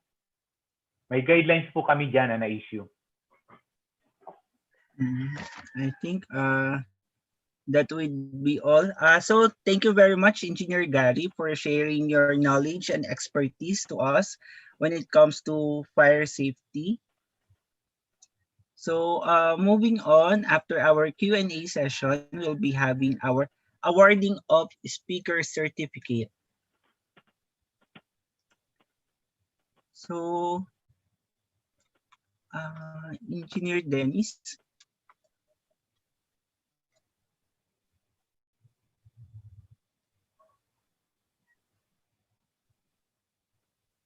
Engineer Dennis? Sino po mag-award ng certificate? Okay, sir. Ako na lang, sir. Okay. May we call on Engineer Dennis, our 2021 IECEP Rizal Governor, to award the speaker certificate to Engineer Gary. Okay, Engineer Sir, Dennis. Sir Gary, maraming salamat po for sharing the about the fire code of the Philippines, which is RA 9514. Talagang kailangan namin aralin talaga to, sir, tong code na to para ma-implement namin ng maayos yung fire alarm system. Okay, sir, it's my pleasure to award this certificate of appreciation to paano ba ang basa nito, sir? Chief Inspector, Engineer John Gary De Lunas, ME, PhD, as for having shared his knowledge and expertise on our IECEP Rizal Port Webinar 2021 with the topic entitled Fire Code of the Philippines, RA 9514, held on 13th of March 2021 via Zoom conferencing. Given this day, 13th day of March in the year of our Lord 2021 at the province of Rizal, Philippines. Signed by yours truly, Dennis Almolina, PEC, AE, and IECEP KSA-CRC Chapter Governor, Engineer Arnold Silvestre C. Salcedo. Sir, thank you for this afternoon talk, sir. Thank you very much, IECEP Rizal, and thank you very much to everyone. Thank you for your listening. Yes, sir. Thank you po. Maraming salamat po. Okay, thank you again, Engineer Gary. So, moving on our next slide.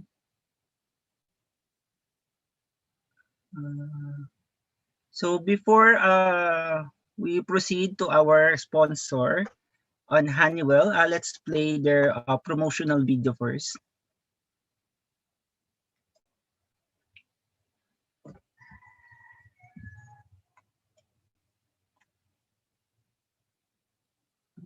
So guys, while I'm sharing my new video, reminder din sa mga walang badge number, you can message us on the IECEP Rizal Facebook page to for us to check kung ano yung naging problem dun sa walang badge number.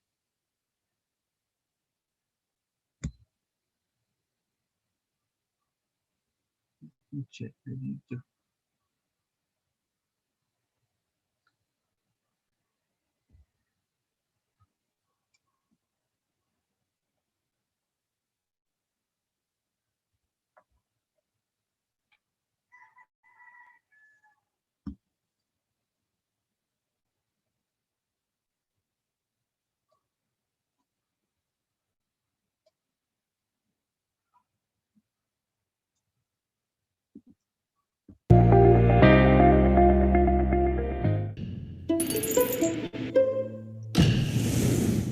I'm helping make jet fuel from mustard seeds. I'm making aerosols 99.9% safer for the planet. I'm working on precision airflow control systems that ensure reliable room pressurization and directional airflow, controlling airborne pathogens and providing better infection control. I'm helping protect critical infrastructure from cyber attacks. I'm turning warehouses into symphonies. I made pilots see mountains through the fog. Estoy produciendo equipo de protección que mantiene héroes a salvo. I'm making it possible to breathe on Mars. I'm making brains for ears. I'm making concert halls perform.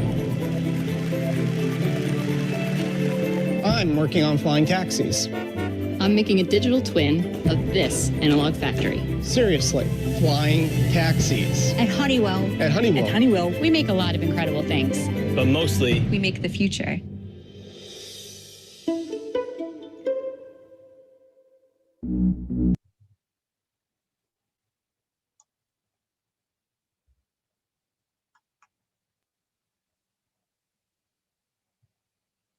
Ano pa si Engineer Gary?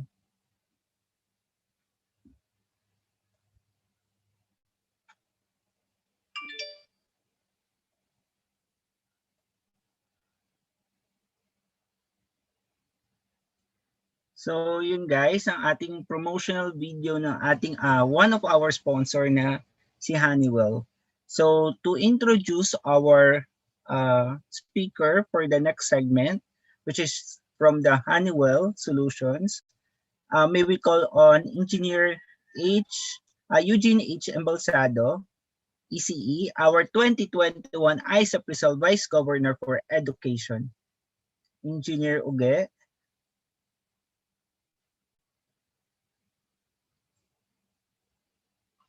Engineer Eugene.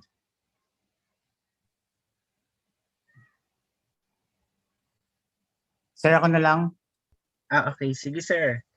Okay, so our next speaker this afternoon is a graduate of Bachelor of Science in Business Administration and Accountancy at the University of the Philippines.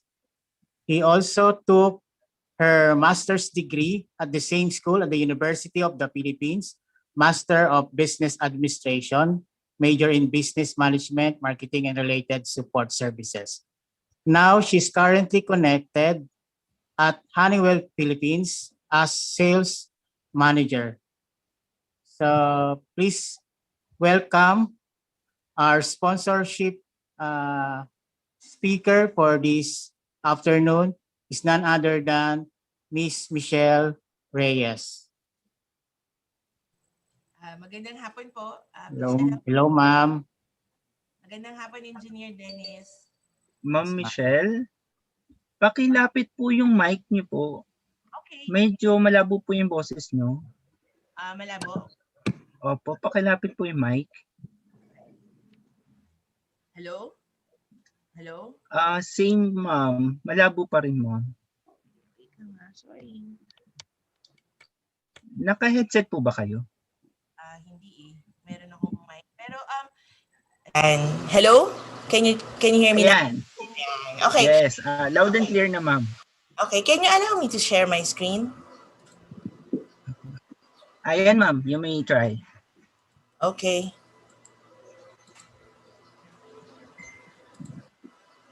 Okay, so I'm currently looking at the YouTube channel, the live feed. There are 84 ECEs na nanonood sa YouTube. I'm so happy to be here. My name is... Okay. So I'll be presenting Honeywell. My name is Michelle Reyes, but medyo Miko Reyes na po. Miko po yung ginagamit ko, my nickname. So I do not intend to be here just to be a sponsor. When I was talking to Engineer Dennis, I don't want to be here just for the products, but ano ba yung pwede naming makontribute sa IECEP Rizal. So as I've mentioned to Engineer Dennis, Honeywell is here to provide, as I've heard from Superintendent, we need competency training. So si Honeywell po will be providing competency trainings, and when they receive the guidelines, we will like to partner with you para ma-share po namin yung know-how ng systems namin. So for today, what we're featuring is yung new technology sa fire alarm and detection system. So I don't know kung bago pa po sa inyo to because I've been conducting webinars po, no, and I'm targeting IECEP members as well sa mga forums. But right now, Honeywell is offering fire alarm and fire detection and alarm system na pwede mo nang i-commission sa mobile app. So what we're doing po today is a demo. So Engineer John Henry of AWS will be demonstrating in actual how does it work. Tapos po, we will be providing prices sa top 3. So yung una pong tatlong makakapagpadala sa kanya nung sagot or nung file na hihingin niya towards the end of his demo will win a generous sum of Starbucks gift checks. So it would be from IECEP Rizal in partnership with Honeywell. So before I start, para po may time din kayo, you might want to download Smart Config. So hanapin niyo po Smart Config Honeywell. So mamaya po pag si Engineer John Henry will start, sasabihin niya rin po kung saan nyo pwedeng i-download. Pero dun po sa baka medyo mabagal yung data, you might want to download the app already. So it's available in Android sana, kung meron po kayo. Also available in iOS, but for now po, Android po yung gagamitin natin. So download nyo na po para at the end of the session po ng Honeywell, you will be able to experience yourself how to commission a fire alarm system using your phone. Okay. So again po, I'm Nico Reyes. Our office po is located in BGC. We are direct partners po of AWS. So I don't sell products po in the Philippines. What I do is I support AWS. Si AWS po will be the one servicing, supporting the market. So, but our office po is in BGC. As I would always say, si Honeywell po nag-start na mag-invest sa Philippines. We used to 4 lang po kami before.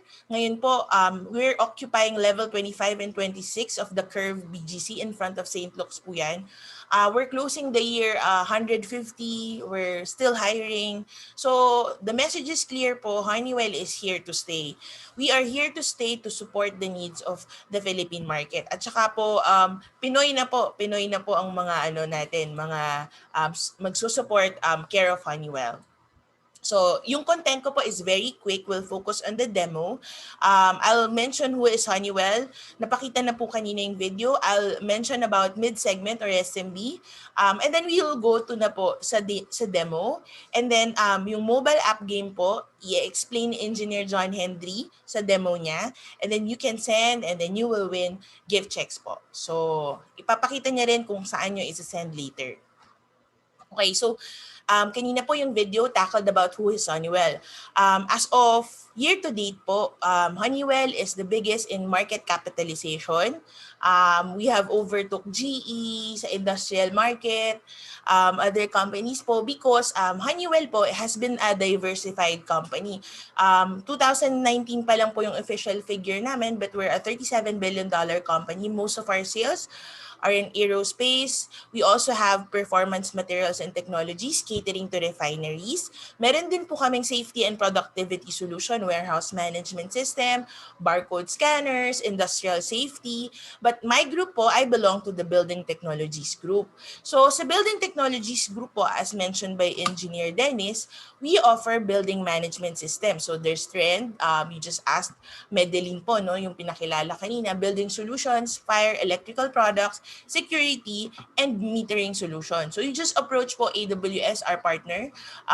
They will be able to support you on these solutions. So yung solutions po namin yan, it's meant to be integrated. Kaya po yan po talaga yung core ng Honeywell. So, small to medium buildings po ang focus natin ngayon with Honeywell Morley. And why do we have to separate this? Kasi alam po natin na pag small to medium buildings, it should be price competitive, simple and user-friendly, efficient, reliable yung produkto, may local support kung kailangan po ng mga ECEs natin, and yung produkto hindi masyadong overkill, tama lang dun sa application. So what our SMB products are mostly concentrated po on providing value sa contractors. And I know po most of our ECEs, meron din silang, some ECEs have their own contracting business. No? So dito po talaga kami nagpo-focus to give savings, value for money, nagko-comply yung produkto. Our product should be easy to install and commission. You are backed up by a company with a good reputation. The product is reliable. It has support, and of course, we keep stocks for you in the Philippines. So may stocks po niyan si AWS. So pasensya na po kayo sa aso ng kapitbahay namin. So work from home. Okay, so daanan ko lang pong mabilis, no? So si Honeywell po is in the business of saving lives sa fire protection, but we're also in public address. Known in the Philippines as public address and background music, Honeywell calls it public address and voice alarm. So ibig sabihin po, we would want to utilize yung PABGM to be connected to FDAS para po evacuation na din siya. So I heard from Superintendent that evacuation plans are now in place, no? So this will be, in essence po, will be very crucial para po may mga announcement kung saan talaga sila pupunta. So you can record messages for different scenarios, whether it's a fire drill, it's an earthquake, it's a real fire incident. So we offer lots of solutions po dyan, depende sa laki ng project. X618 in Tevio, meron din kaming evac light, which is a standalone 1,000 watts, and along with it, syempre po may mga speakers yan. So for fire compliance, we have here metal domes po, no, pag gagamitin siya as fire alarm. So pagdating naman po sa FDAS, I would always say this without batting an eyelash po, Honeywell is the #1 po globally in providing fire alarm systems. So as we call it sa Philippines, FDAS, we have installed in the projects like Burj Khalifa, Marina Bay Sands. Kami rin po yung nag-install sa mga metros, critical projects around the world. Pero in the Philippines po, we are installed in SM, Robinsons, Okada. Itong Morley po na ipakikilala namin, we have introduced this to the market only in 2017. Excuse me. But as you see, marami na po kaming installation for Morley.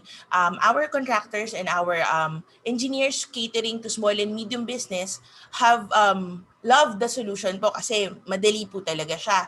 So, kaklaruhin ko lang po, you might have heard sa Honeywell, we offer notifier, SR, and HS81. This is also Honeywell, but this is offered through our enterprise solution wherein our importers are also our SIs. What I recommend po for mid-segment will be yung mid-segment po natin na brands like Firelight, Morley, System Sensor, Morley Light, and yung pinakabago natin, Morley UL. And we also have VESDA or yung advanced detection natin. So, bakit ang dami po namin brands? Because for every application, we recommend a certain solution. So, for landed houses, as I've heard again from Superintendent, nakakakinig po ako paunti-unti.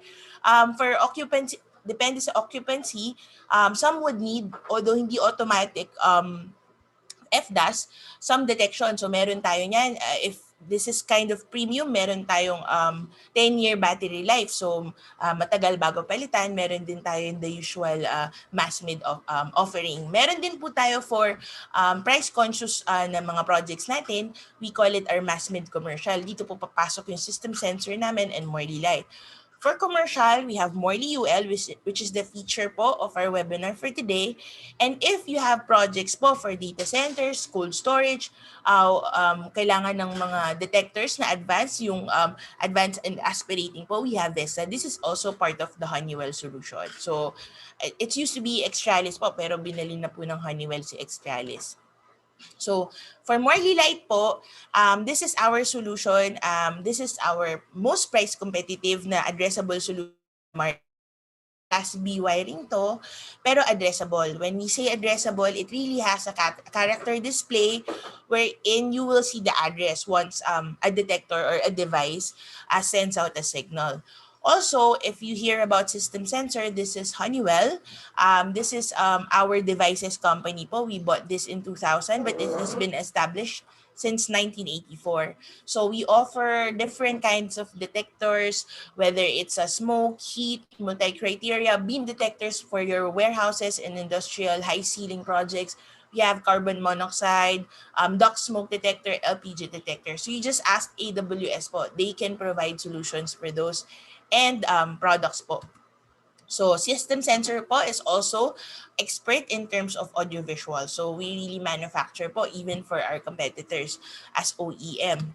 So meron na rin pong nilabas sa system sensor na sarili niyang conventional panel. So this is very price competitive, but with the brand of system sensor and backed up by Honeywell, of course. So ito po yung magiging core ng natin demo later, no? Si Honeywell Morley. Bakit po pinasok ni Honeywell si Morley sa Philippines? Most of the contractors po ng small and medium segment, ang reklamo nila, mahirap yung FDAS, physically challenging yan, technically challenging yan, hindi yan user-friendly, and therefore, pag pabalik-balik yung tao, may productivity loss and it would cost you something. Wait lang po excuse me.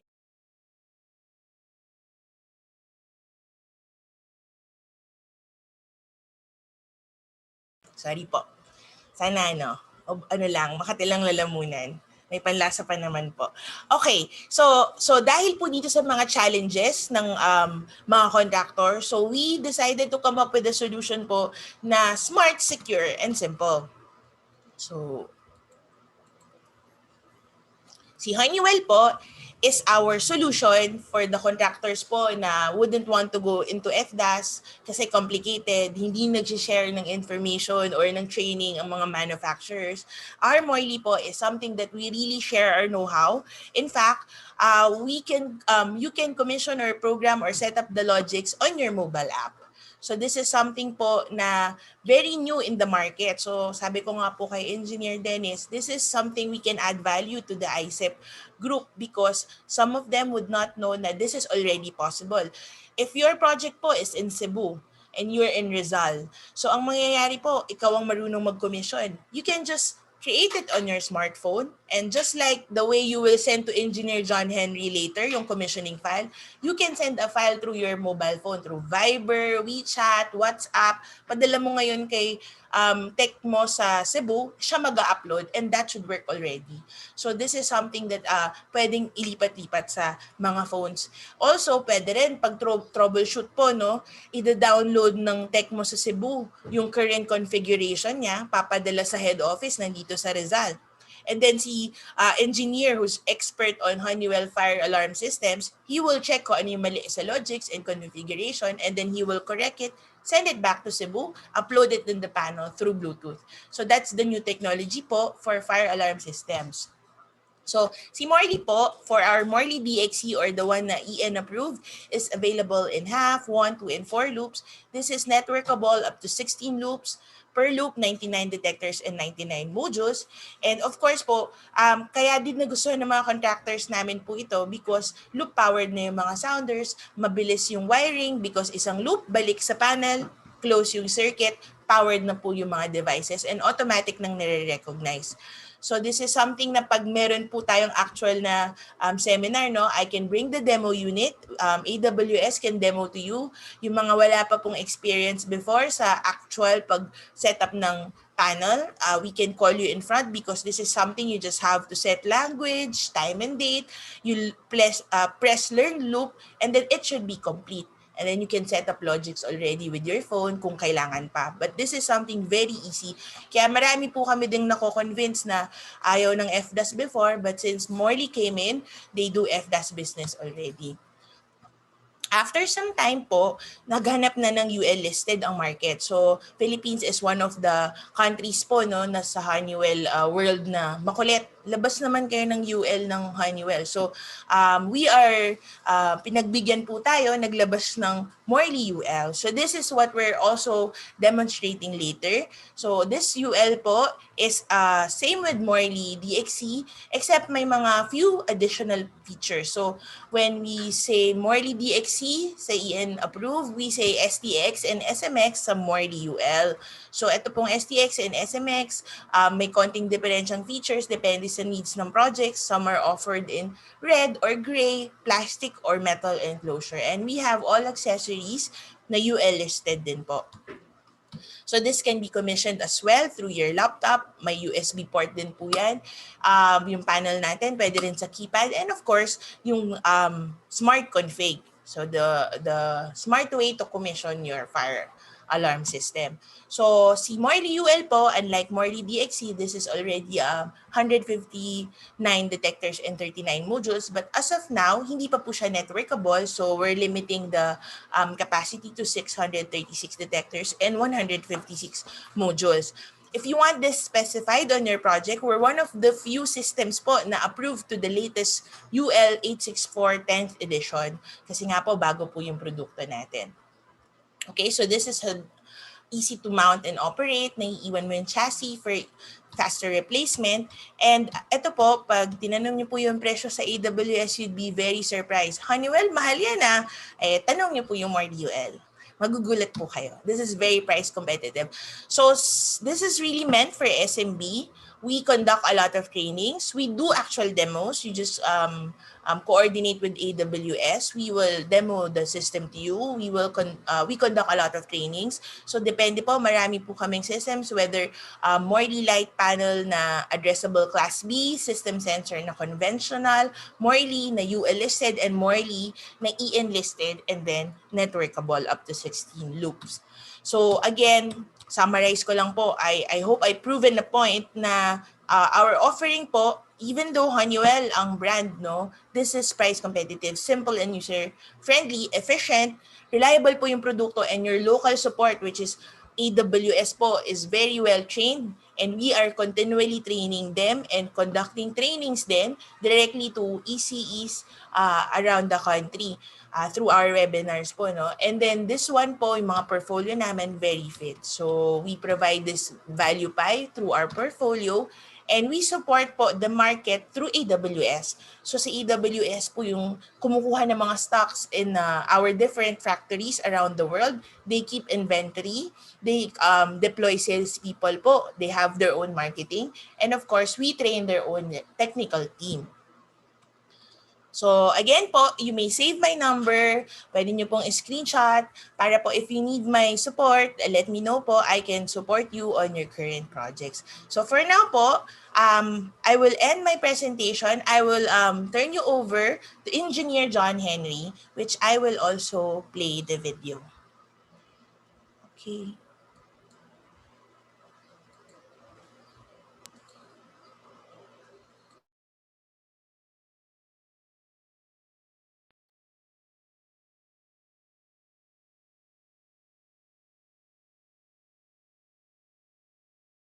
Okay, let's start. Good day, everyone. I'm John Henry from AWS. Our company offers different auxiliary products. So one of them is Honeywell, and we are focusing in fire detection and alarm system. So bago tayo pumunta sa ating main topic o yung mobile application commissioning demo natin, magbibigay lang ako ng mga konting slides para malaman din natin yung features ng mga control panels natin. So let's go to our contents. What is fire detection and alarm system? Basic components. So types of wiring. Features of Honeywell system sensor control panel. Features of Honeywell Morley light control panel. Features of Honeywell DXC control panel. And the last is features of the Honeywell Morley STX and SMX control panel. So the last one is mobile application commissioning demo. So sa mobile application natin, available pa lang siya in Android phone. So mamaya ituturo natin kung ano yung type natin para makita agad natin yung application na gagamitin natin para sa pag-program ng panel natin, mga devices natin. So let's proceed to our first content is what is fire detection and alarm system. Fire detection and alarm system is number of devices working together to detect and warn people. So hindi siya yung necessarily papatay ng apoy, magbibigay lang siya ng mga warning sa mga tao gamit yung ating mga basic components. So what are the basic components? We have initiating devices o yung mga smoke detectors, heat detectors, o yung mga input devices natin. And the next is notification appliances. So we have strobes, sounders, or yung mga output devices natin. And the third is fire alarm control units. So mamaya ipapakita namin yung apat na product na ni Honeywell. So yung conventional, UL, and EN standard natin. So the last one is remote on-site initiation. Ito yung mga initiator, LED initiator o mimic initiator. So the next is types of wiring. So sa types of wiring natin, meron tayong 3 type, no? The first one is the class B wiring. Ang class B wiring natin is conventional type. So kung mapapansin natin, meron siyang end of line. So ginagamit lang siya sa mga maliit na establishment at syempre kaya ginagamit siya sa mga maliliit dahil mura din siya at kaya niya nang i-accommodate yung maliit na project natin. And then sa pagdating naman sa troubleshooting natin, ayun nga lang, minsan mahirap din kasi hindi niya sinasabi kung ano yung exact location nung nag-fault o nag-trouble. So, pagdating naman sa fire, no, hindi rin niya sasabihin kung anong location. Sinasabi lang niya dito sa panel natin is kung anong zone, kung ano yung event na nakikita, no, kung ano yung nangyayari sa mga devices natin. So, yung end of line natin is resistor lang siya na ilalagay natin sa dulo para hindi lang magkaroon ng trouble or magkaroon ng fault sa FACP natin. No? So, the next is Class A wiring. So, the Class A wiring is addressable type. So, since addressable siya, meron siyang return o nakaloop siya. So, ginagamit siya sa medium and big establishment. So, yun nga lang, may kamahalan siya dahil yung mga components na ginamit natin is addressable. So, smart intelligent na siya, no? Smart technology na siya. So, nabaprogram na siya.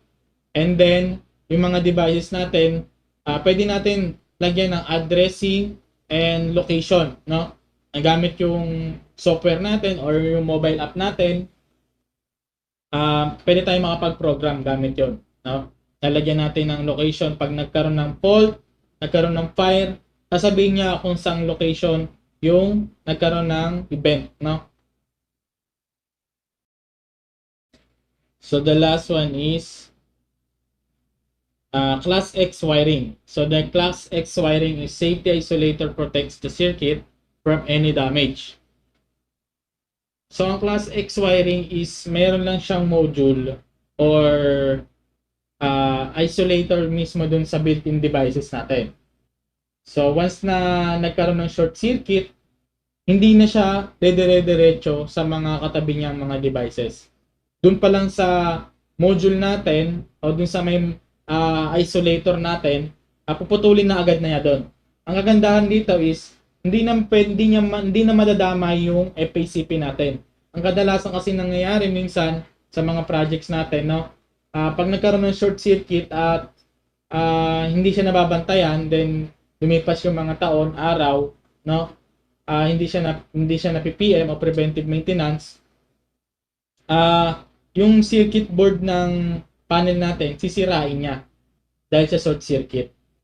So, yun nga lang, may kamahalan lang din siya. At sa pagdating sa troubleshooting, so medyo mapapadali din naman kasi yung kung saan mo nilagay yung module isolator mo, alam mo agad yung location kung saan merong short circuit o kung saan na siya naputol. So, that's it. That's types of wiring. So, the Class B, Class A, and Class X. So we have a conventional and addressable type. So punta na tayo sa Honeywell Fire Alarm Control Panel features natin. So the first one is the Honeywell System Sensor features. So 16:2 character LCD display, individual zone isolation. So ipapakita natin dito yung itsura ng system sensor.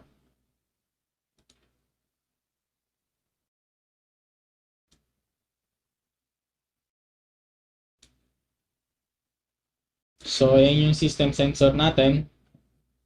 So, kung mapapansin natin dito, meron siyang 8 zones.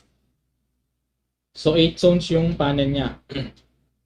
And then, meron siyang nakalagay sa fire, fault, disable. So, may mga LED indicator siya. Yan.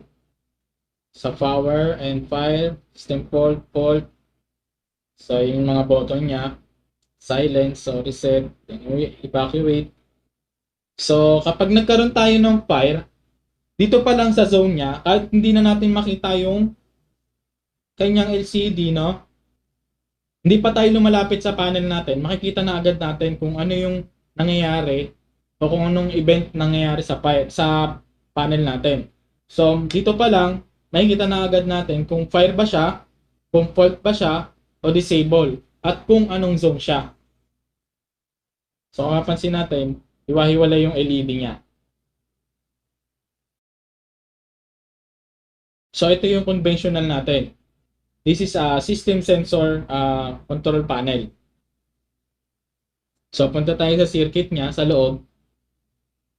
So ito yung actual circuit niya sa loob. So simple lang din yung ano niya, circuit niya, sorry. Ayan.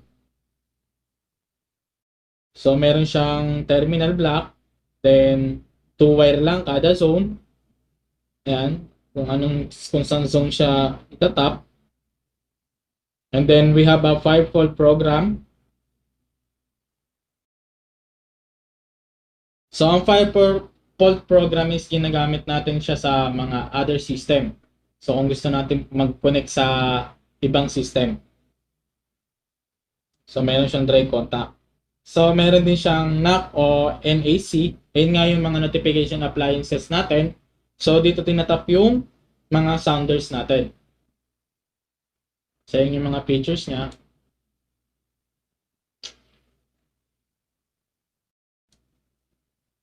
So yan, monitored NAC and zone circuit for open short faults. So that's features ng ating system sensor.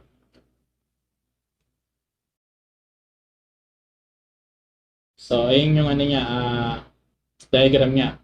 So kung mapansin natin sa kanya, meron siya mga smoke detectors and then MCP. But the way magkasama pala ang ang smoke detectors and MCP. We have 20 typically 20 detectors per zone and plus 5 MCPs. So ito yung wiring niya. So this is a Class B wiring. So the next one is the Honeywell Morley light features. So sa Honeywell Morley light features natin, nagkaroon lang din siya ng block dito sa gilid. So kita-kita na natin agad yung LED niya. Mas nag-light siya. Ayan. Then malaki yung ano niya, LCD niya. And then kung mapapansin natin dito sa front niya, no? Meron siyang button na meron siyang alphabetic and numerical. So ginagamit 'yan since ito ay para semi-addressable na FACP. So mapapansin natin dito sa loob niya. So ganun pa rin, may 8 zones pa rin siya. So ito yung mga resistor niya, yung mga end of line niya. Then ang pinagkaiba lang niya sa system sensor is nalagdagan lang din siya ng circuit. Kung mapansin natin itong circuit na to, para siya sa mga addressable device natin. O yung pwede natin lagyan ng address. So, for example, sa zone 1 natin, puro conventional, or yung 4 na zone natin, let's say zone 1 to zone 4, conventional siya. Then yung zone 5 to zone 8, ito yung may mga address na devices natin. So, yung button dito, ginagamit natin pag nag-program tayo. So, pwede natin siyang lagyan ng location. So, ayan, pwede natin siyang lagyan ng location. Kung anong location siya, then kung anong address siya. So, yung kagandahan kay Morley Light. And then, meron din siyang partial program. So, connect ng other system ulit. So, we have a 2 NAC o yung mga notification appliances circuit natin, yung mga sounder strobe. Okay. Same lang din siya sa system sensor. And then, punta tayo sa Honeywell DXC Morley features. So this is the DXC Morley features natin. And ito yung kung makikita natin, meron siyang LCD na malaki. Then may mga button din siya. So dito pa lang makikita na rin natin kung anong event meron sa panel, kung fault ba. may naka-disable. So ito yung DXC natin. And then sa loob ng DXC, meron tayong 24 volts. Pwede tayong kumuha ng 24 volts sa panel. Or ito naman yung mga loop natin, mga loop powered na devices natin. So meron din siyang fire fault and program. So this is a IEN standard.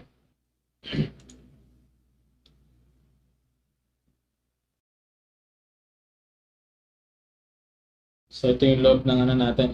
Fully addressable siya. Fully addressable yung DXC natin. And punta na tayo sa ating Honeywell Morley STX. So since ang nano lang, so ito yung STX natin. But the way, ano na pala siya, touchscreen na ang ating STX and SMX. So multiple loop option, 1, 2, and 4 loops. So itong STX is hanggang 2 loops, then up to 198 devices per loop, per full loop. So 160 fire zones. So pero kaya niya hanggang 200. So 10,000 event logs. So multiple output and input interface. So pluggable electrical connectors. So large touchscreen display. So mobile and PC app for guided configuration. So pupunta tayo mamaya sa ating demo ng commissioning. So tignan natin yung loob ni Morley.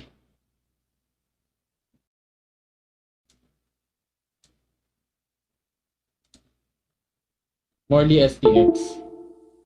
So, ipa-flash na rin natin dito sa ating presentation yung SMX. So, yan. SMX natin, yung features niya. So, we have a multiple loop option 2 pa rin. 1 and 2. 4 loops. Same lang din naman siya.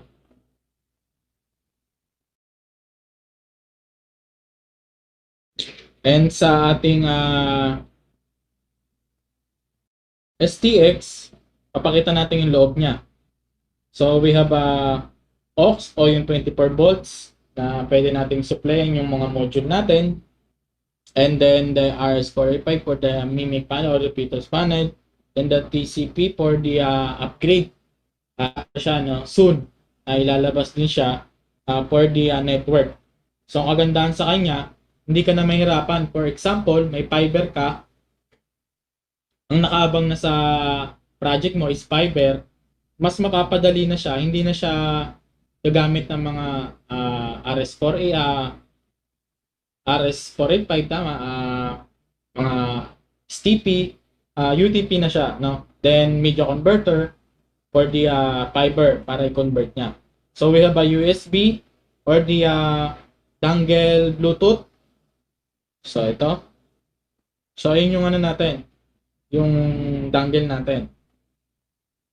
So we have 2 NAC and loop 1 and loop 2. So hanggang loop 2 lang siya, yung STX. So ganun pa rin, meron din siyang fire and fault program. So that's all for the short presentation natin. Pupunta na tayo ngayon sa ating mobile application commissioning demo. So mag-aaral lang tayo ng ilang break, 5 minutes break siguro, para i-download natin yung ating mobile application. So magpa-flash lang din kami dito ng kung paano siya i-download, no? So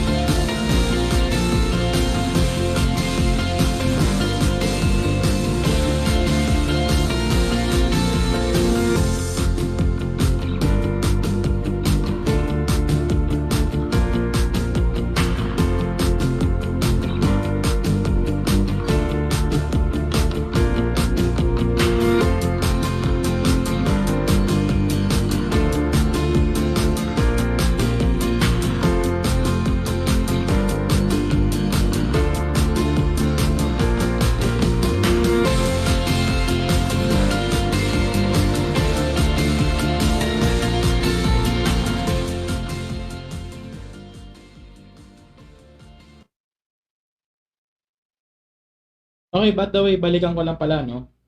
Yung TCP and IP natin, ginagamit lang siya sa network ng mga panel natin.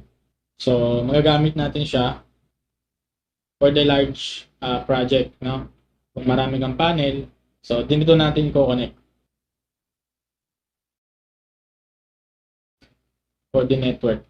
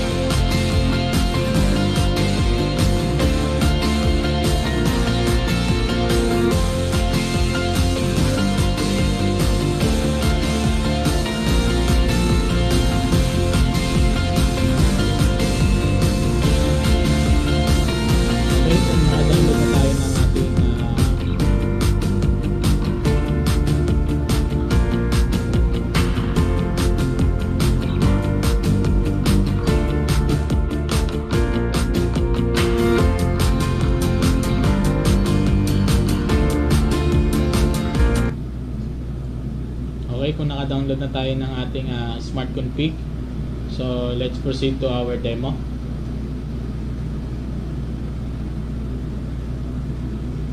Tapusin lang natin siya.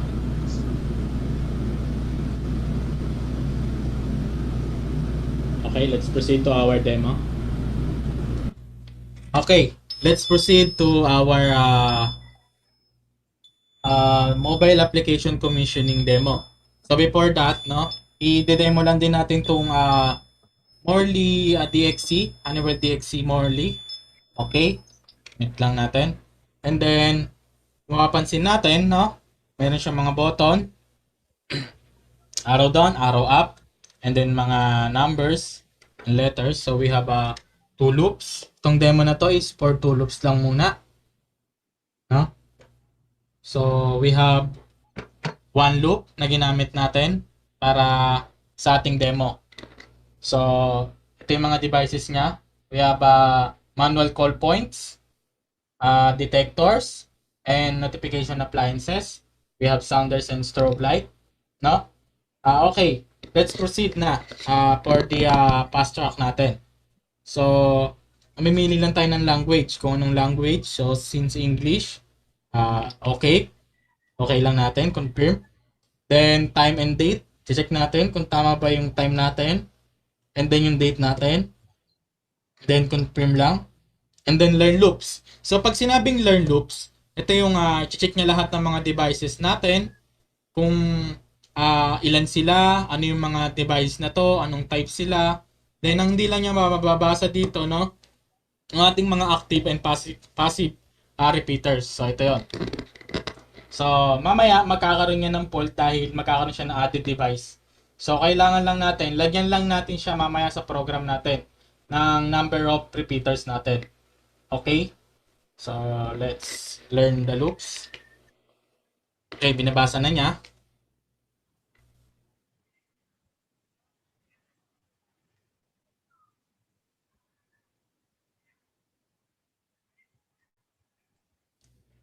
So yun.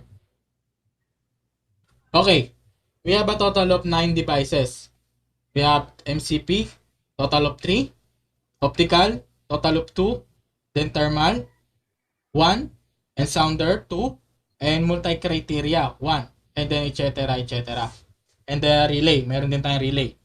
So okay. Sorry, walang relay. Okay, next, confirm. So since 2 loops siya, babasahin niya rin yung loop 2. Since wala tayong nakalagay na devices doon, dapat ang total niya is 0. So doon pa lang makikita mo na agad kung kumpleto ba yung device natin, kung may trouble ba doon sa wire natin. Dahil sa pag-open pa lang natin ng panel natin, no, pagsalpak pa lang ng mga wires natin, makikita na agad natin yung total ng devices. So 00, tama, okay. Then that's a fast track setup complete. So okay na tayo. Then magkakaroon lang siya ng fault gaya nga ng sabi ko kanina. magkakaroon ng added device. So ano yung added device? The repeaters. So lalagyan lang natin siya ng number of repeaters. So ayan na. At device added. Okay? Ito lang tayo sa commissioning niya. Okay? Then pwede rin yung arrow gamitin and then yung mga numbers. So may mga numbers siya sa gilid. So 1, 3, 1, 2, 3, 4. Pwede siyang gamitin. So 7. Okay. So 9. Sorry. General option. And then hahanapin lang natin yung number of repeaters.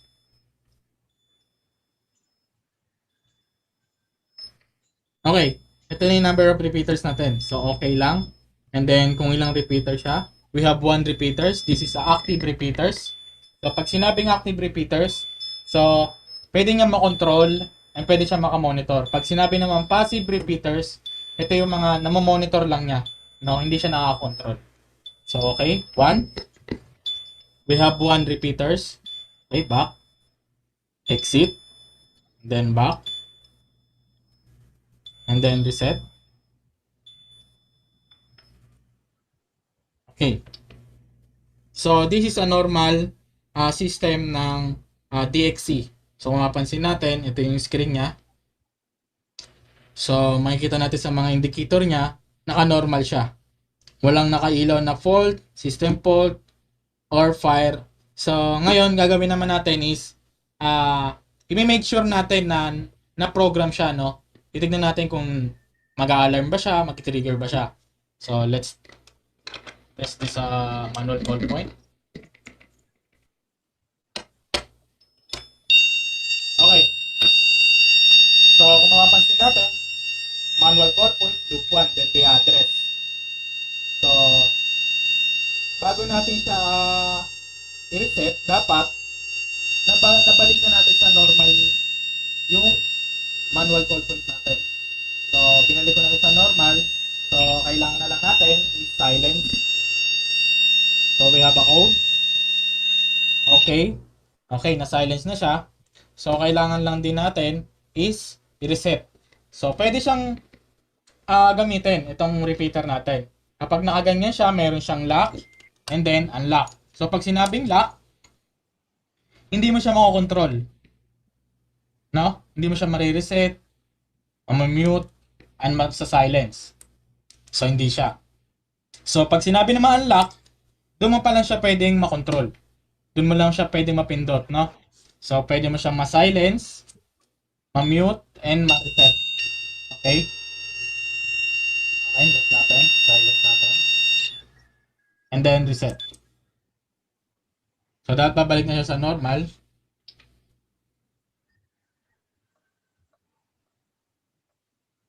Okay, nasa normal system na siya.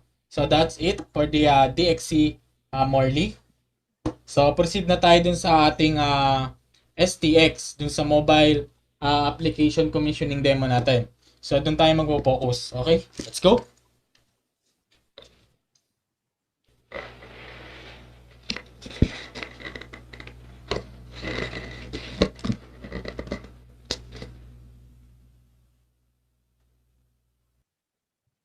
Okay.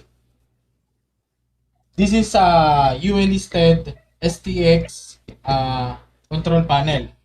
So meron din tayong SMX, then available siya in 2 colors. We have red and gray colors. So itong gamit natin is red colors. We have 2 loops.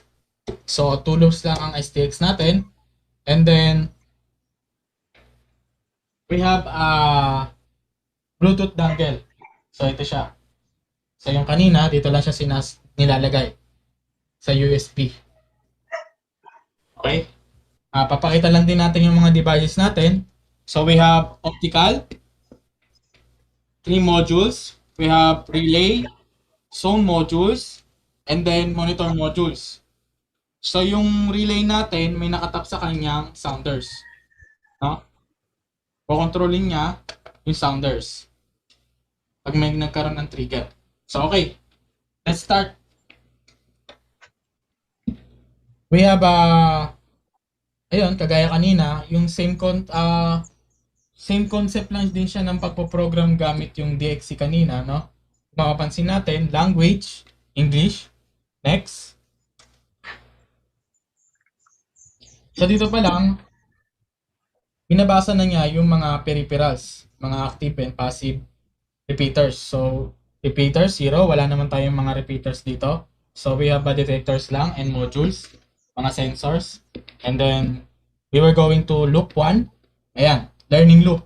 So, babasahin niya, i-check niya yung mga devices natin kung ilan yung nakatap dito sa loop natin.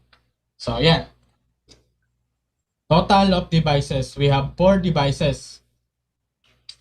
So, yung to remove, mamaya, magkakaroon nata tayo ng konting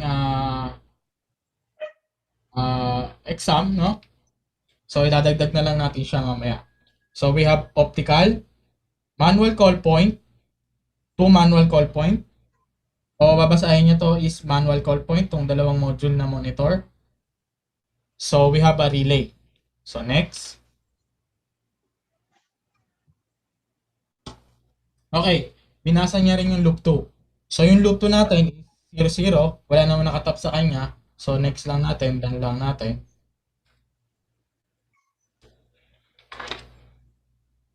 So, the fast track setup complete. So, that's it. So, pupunta na tayo sa ating pag-assign ng mga zone, then label.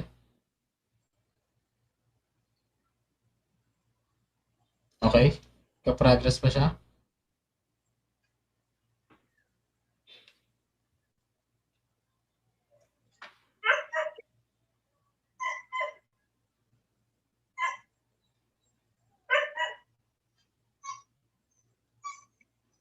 Yan, chinecheck niya yung firmware.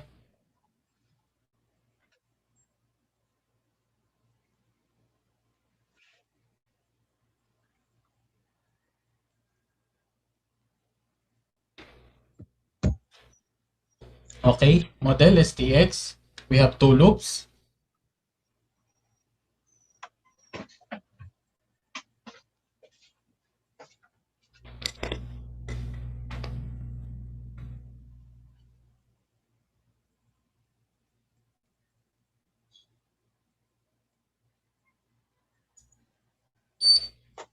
Okay. Then, iba-back to normal lang muna natin siya.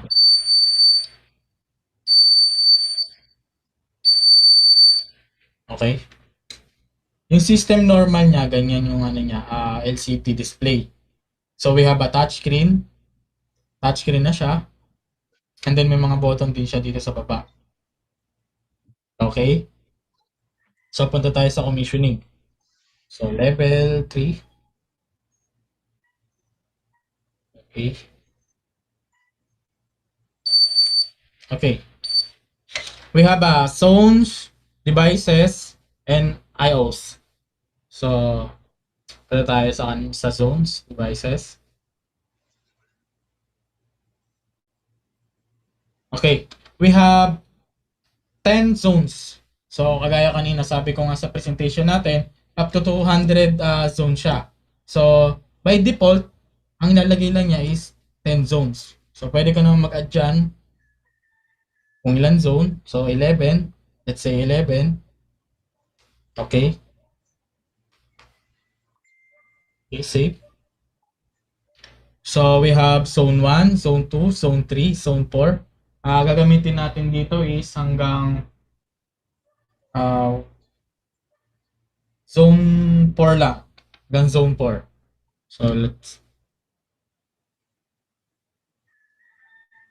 So, edit label. Sa zone natin, dalawa siya. Pwede mo siyang i-assign din ng location. Yan, we have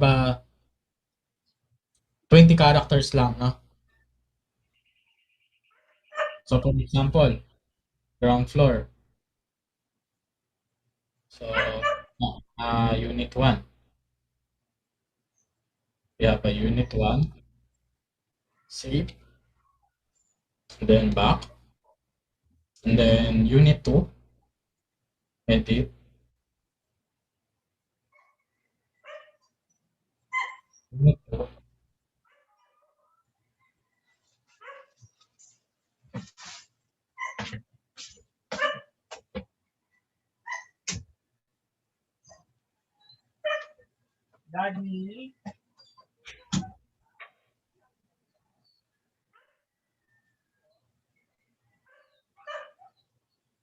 Then Unit 3.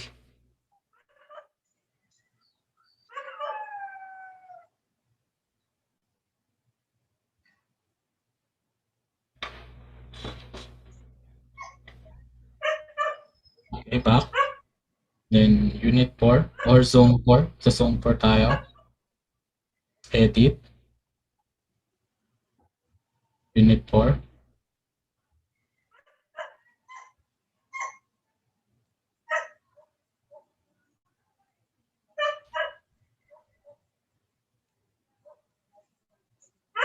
Yeah, meron tayong Zone 1 is Unit 1. Zone 2 is Unit 2.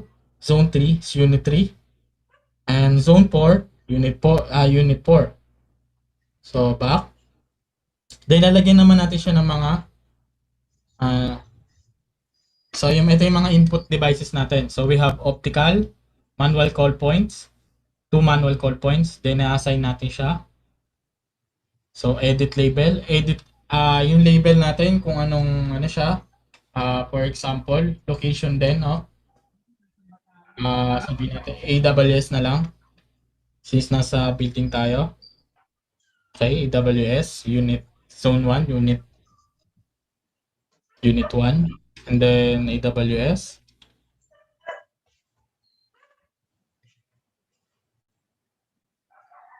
Okay, change zone.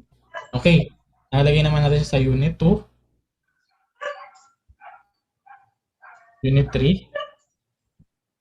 So, manual call point, Unit 3 natin. AWS.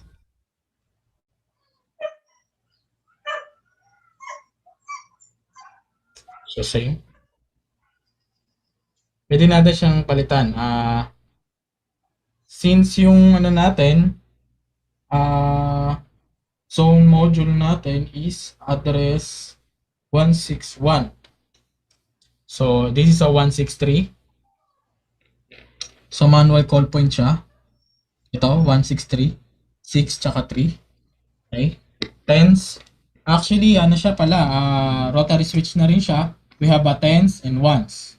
So, dito lang tayo magbibigay ng address. No? Once na naka-install na siya, bago pa lang pala siya i-install, dapat may address na siya. No? Dapat alam na natin para sa programming natin, malagay natin kung anong location niya. So, the 163 is for monitoring module. Okay? So, back lang natin. Then, baguhin lang natin to. Gawin nating zone module.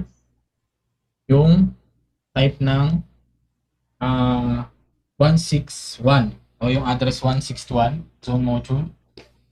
So, back. Okay. So, punta naman tayo sa output natin o yung relays natin. So, okay. We have one relay sa output.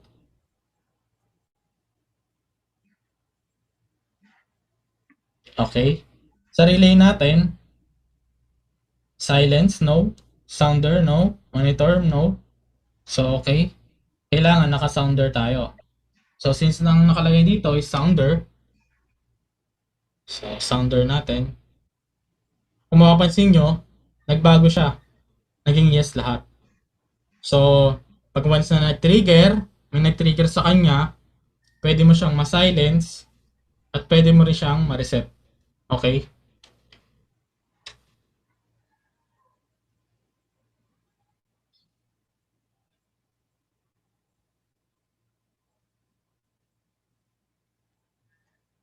So, yan. Pwede mo siyang ma-silence. Okay. So, back. Back. Back. So, save configuration. Save lang natin siya.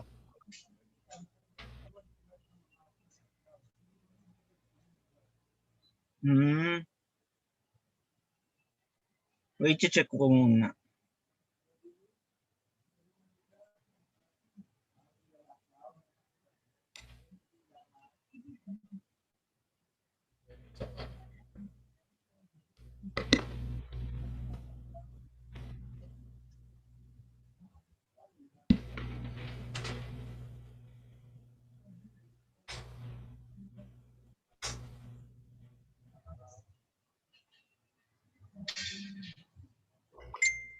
So, okay.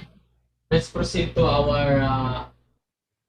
mobile application commissioning. So, kung mapapansin natin, yung configuration via Bluetooth natin is naka-disable. So, bakit siya naka-disable? Dahil wala siyang nakalagay na dongle o yung Bluetooth dongle.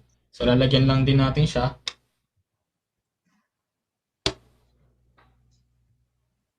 Okay. So, that's it. Nabasa na niya. Napunta tayo sa Bluetooth. So, hihingi lang tayo ng key para mag-pair dito sa panel natin. Yung ating mobile. So, bago tayo makahingi ng key, kailangan lang natin gumawa muna ng panel o yung panel natin sa mobile app.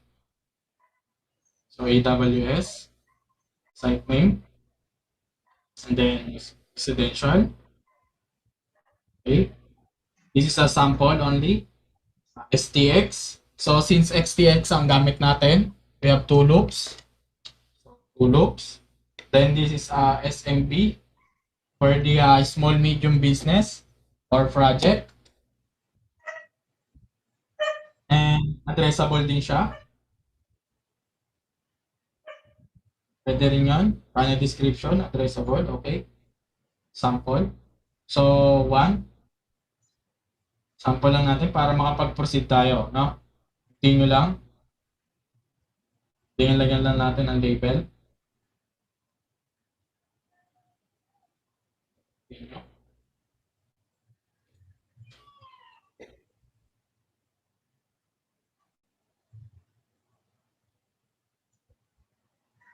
Okay.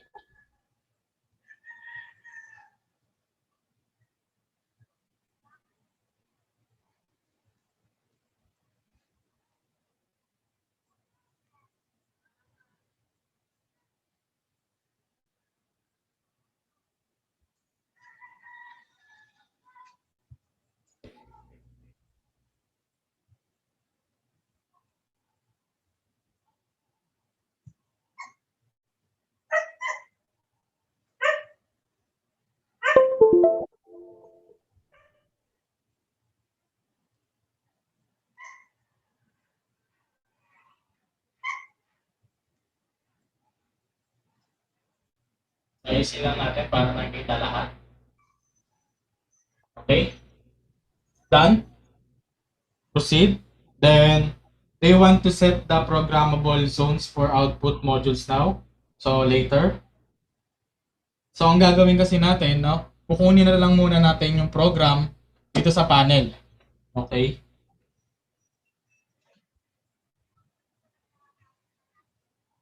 So, okay, back. And then, connect to panel. Turn on Bluetooth. Okay.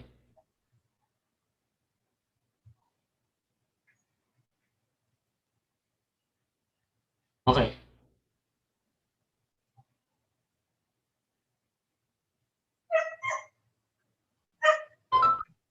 So, kung mapapansin natin, meron ng lumabas na code. Key, pairing key natin, no? So, para sa smart config natin. So, we have 360526. Okay, fair. Okay, nakakonect na tayo. Ang gagawin naman natin is, pag sinabing send configuration to panel, ibig sabihin nun, magsisend tayo ng program sa panel. Okay? Magda-download tayo sa kanya. Pag sinabi namang read configuration from panel, ibig sabihin nun, from panel, kukunin natin yung program ng panel, papunta sa mobile natin. So, okay? Okay, replace.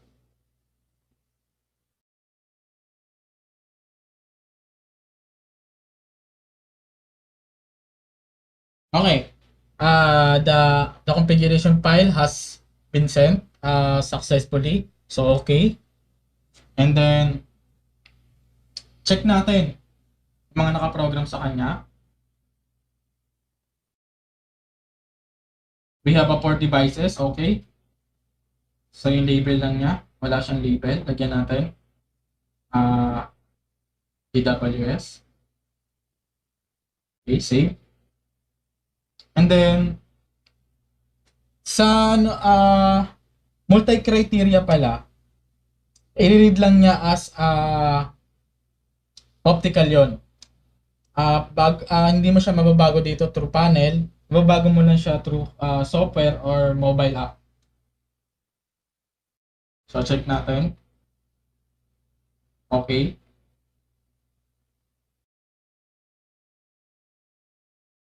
Okay.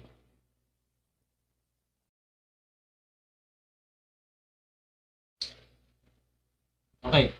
So we have a type of smoke here. So kung anong type siya, we have optical, we have heat detector, and multi-criteria. So ayun nga, sinasabi ko kanina, dito ka lang makapagbago ng device type niya. So since this is a smoke detector, so optical smoke. So pag sinabi ng mga, yung address niya, no, dito ka na mag-address dito sa mismong devices natin. So pag device level, ayun yung kanina, no? Kung anong location niya, pwede rin. Or lagyan natin siya ng smoke detector. SP. Okay. And then, assign zone. Kung anong zone mo siya i-assign. Zone 1, zone 2. Okay. So, save. And then, ganun din sa kanya. So, since this is a zone monitor, lagyan lang natin sa label niya ng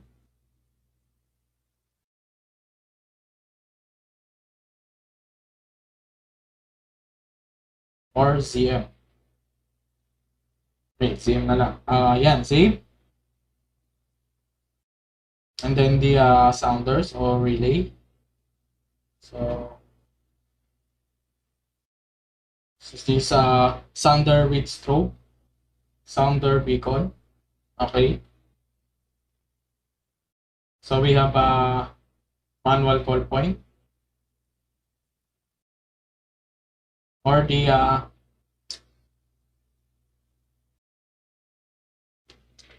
flow switch. Flow switch. Or the monitoring module. So okay. Ngayon, pupunta naman tayo ngayon sa pag-upload o pag-download naman ng mobile app, ng program sa mobile to panel. Upload natin siya. So, send configuration to panel. Okay.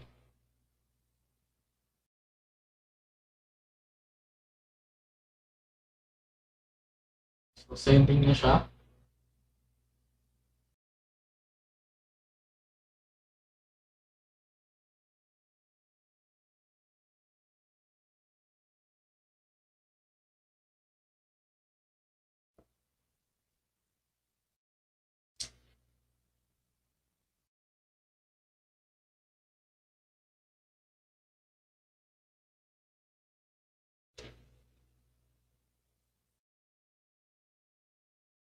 Okay, success na siya, no? Check lang natin kung nakuha niya ba.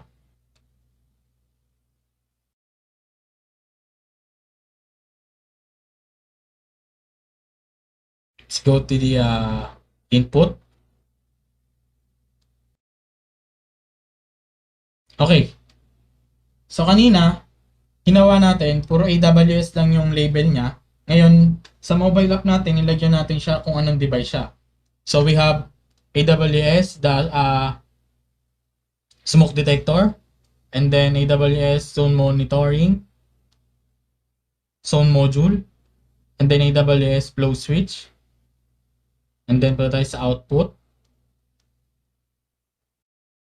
So we have AWS, sounder, and beacon. So that's it, no? So ganun lang kadali mag-program gamit yung mobile app natin. So ibaback lang natin siya. So reset na lang natin. Then tayo sa level 1. Okay? Okay, naka-normal na siya. So, ngayon, magkakaroon tayo ng testing. So, iti-test naman natin ngayon yung smoke detector. Gamit lang tong artificial smoke canister natin. So, okay.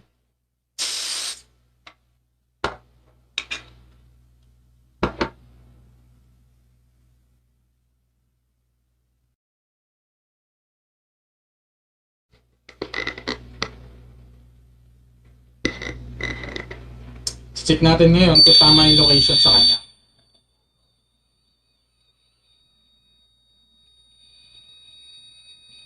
So, tignan natin yung location niya. So, optical, AWS, SD, unit 1. So, tama. So, i-reset lang natin. Silence lang natin. Okay, silence. And then, tignan mo yung smoke detector. So, we have a two LED indicator sa smoke detector. So, dun pa lang makikita na natin kung ano yung naka-trigger. And then, makikita din natin kung anong location, kung anong zone, kung anong type niya. So, pati yung loop and address niya. So, we have loop 1, address 2. Okay, reset na natin. And then, magkakaroon tayo ng scenario sa ating kakaroon lang tayo ng konting examination, no? Okay.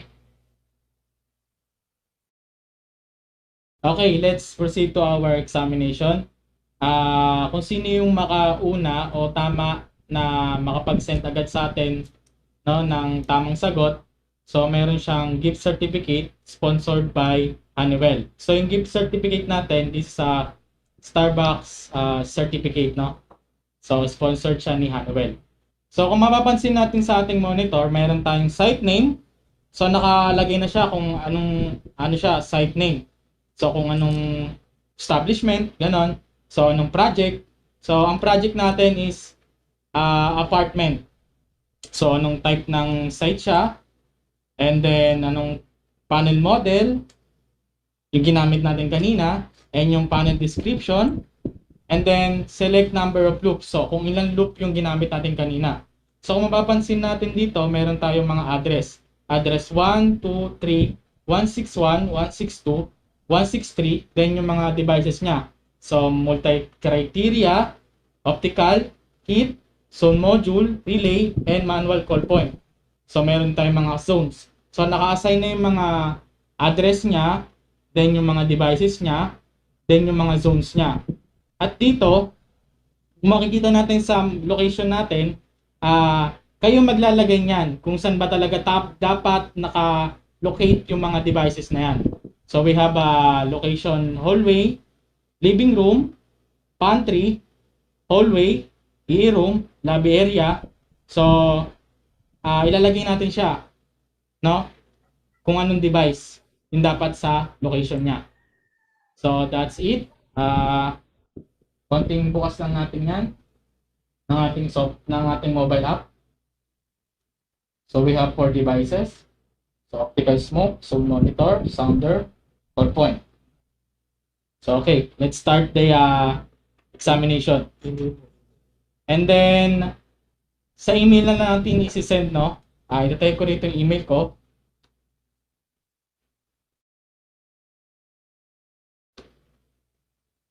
Okay.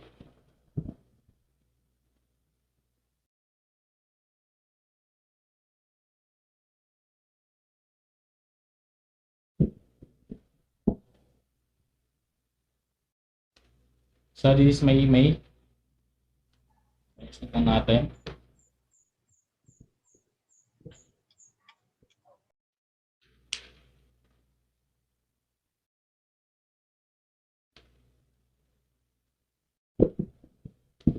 Okay, johnhenry@awsgentech.com. So, paunahan na lang ng send na sa akin, no? Para ma-configure natin. So, via email, manalaman din natin kung sino yung nanalo. No? Kung ano yung mga correction, i-send din namin yung correction. So, yung mga tama talaga na kung saan siya nakalocate, mga location ng mga devices, is-send din namin, no? Through email. So that's all. Thank you. Have a good day. Have a good day.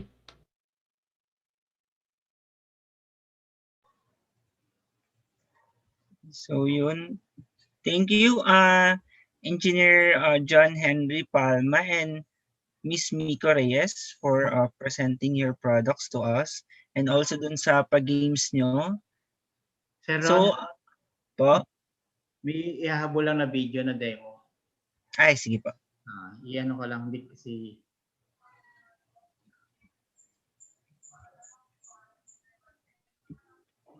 ano ba yun?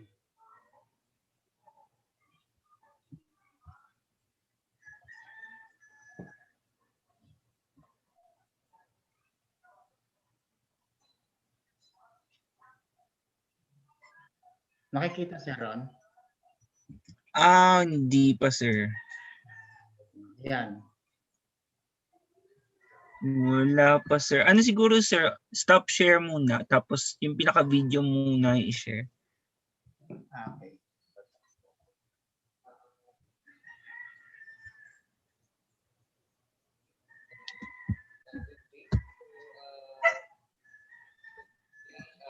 Discuss about our advanced protection product in Honeywell, which is the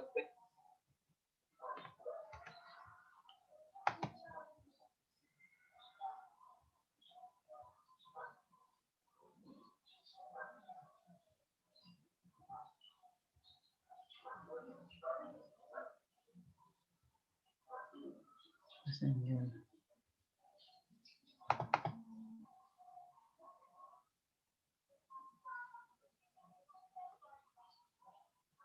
Yan, sir.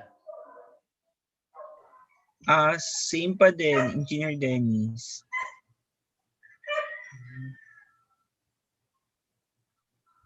Siguro, sir, open nyo po yung video mismo. Tapos, okay, makikita daw may preview siya.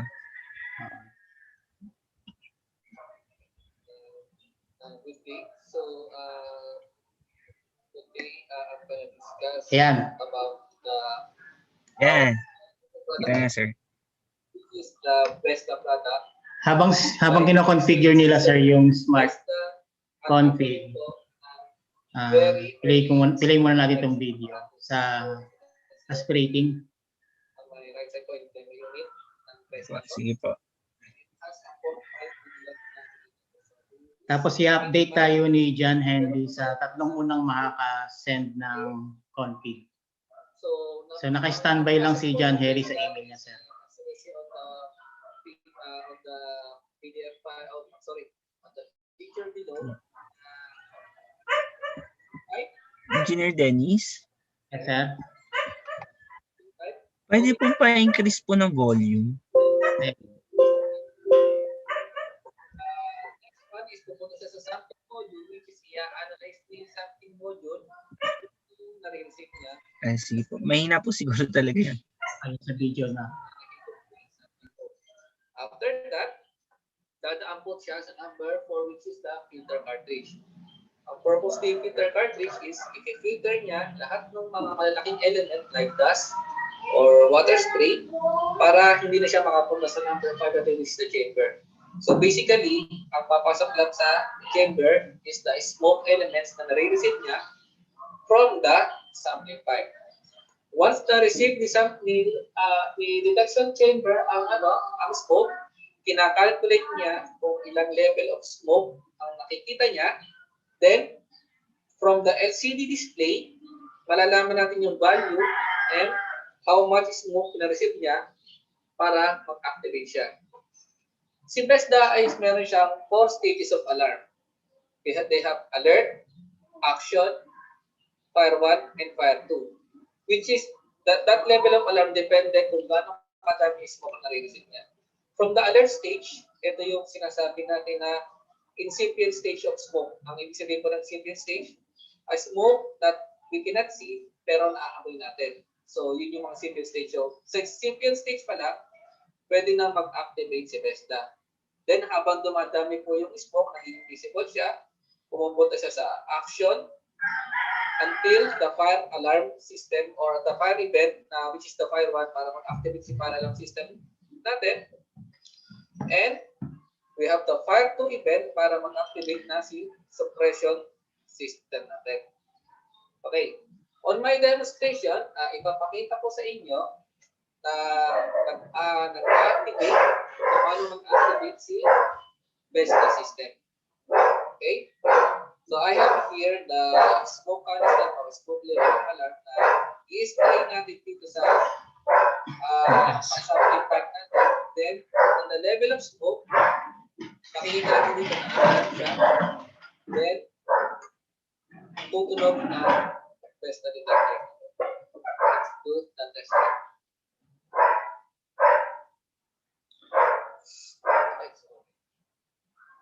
Okay, so yan, napadapit ko yung smoke na natin. So as you can see on the level of smoke, yan, unti-unti na siyang tumataas.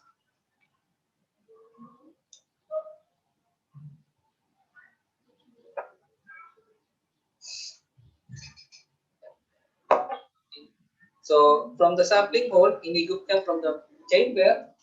Then kung nakita nyo, nag-activate ang smoke detector natin due to the level of smoke na ko niya. So kung nakita niyo yung smoke na yung spray ko, maliit lang. Pero nag-activate pa rin siya. So umabot siya ng hanggang fire 2 kung saan nag-activate si suppression system.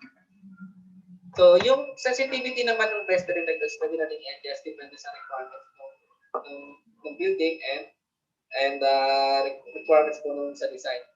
So, the level of smoke na nare-receive ni BESTA is in real time. So, yung value ng smoke dito, makikita natin until mawala yung smoke bago natin siya i-tell. So far ngayon, meron pa rin siyang smoke. Then, until bumaba na yung smoke nito, ine-exhaust niya doon sa number 6 natin sa in-exhaust niya yung hangin or smoke na makukuha niya, nakalabas. Then, you can silence the detector and reset. So, once na nag-okay na siya, nag-okay na si BESTA detector natin, normal lang din siya. So, real time po siya. Detector, hindi po siya alarm and normal lang. It has a level of smoke na nag-activate siya para i-activate natin a certain for certain value of smoke or outputs na kailangan. Okay? So, that's it po for the demonstration of BESTA detector for smoke alarm. And thank you so much. Okay, Sir Ron. Okay. So guys, thank you very much, Honeywell, care of Miss Miko Reyes and John Henry Palma. My apologies for my background ha. May mga aso. So guys, Engineer John Henry, ano po yung time frame po natin sa sending ng mga sagot sa email niya, sir? So we have 44 10 minutes, sir. So meron ng isang nakapag-send and then chine-check na lang namin. Okay. Banggitin ko ba, sir, kung sino yung nakapag-send? Tama ba, Sir? Banggitin sige, sir. Pa-suspense muna natin, sir. Okay, sir. Okay. Post na lang natin, Sir Dennis, sa natin, FB page. Ibanggitin ko lang yung makukuha kung anong award yung makukuha. Tama, Sir Ron? Apo. So, sa top 1, kung sino yung unang makakapag-send na tama, meron siyang worth 2,500 pesos gift certificate from Starbucks. And then sa top 2, meron siyang 1,500 pesos gift certificate from Starbucks. And then 1,000 sa top 3 gift certificate from Starbucks. Yes, sir. Grabe, ang generous ni Honeywell. So guys, we are giving you 10 minutes to answer it. So as per Engineer John Henry Palma said at 4:54, sir.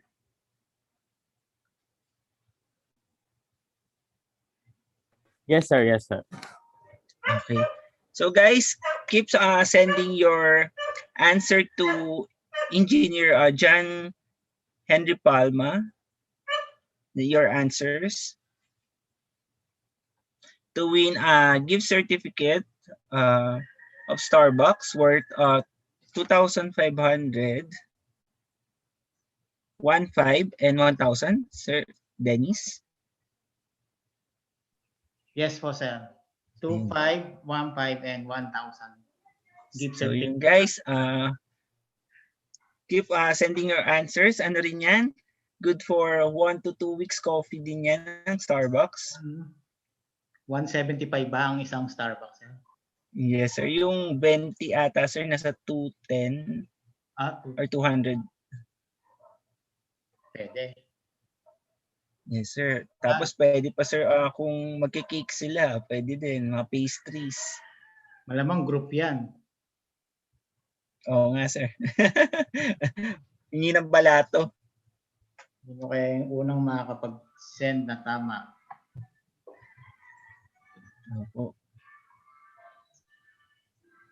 So yun guys, additional mechanics natin na you have to subscribe to our IECEP National YouTube channel in order for you to qualify din sa ating GC ng ating care of Honeywell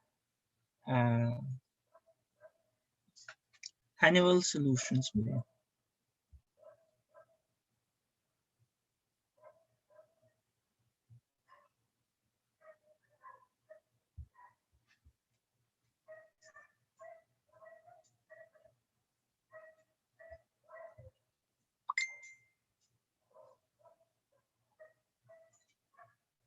By the way, sir, yung lahat ng attendance ng morning and afternoon, so di ba may sinabi ako sa AWS, meron tayong switches. So yung i-spin natin yon yung makakuha ng mga 5 ports switch from IPCOM. Paparapol na lang natin and then papakita natin sa FB page, sir.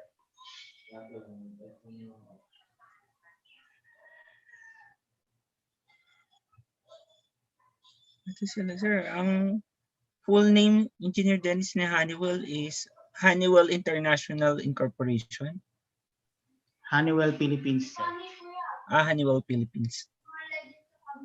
So yun guys, while waiting dun sa 10 minutes rule natin, so we would like to thank also some sponsors.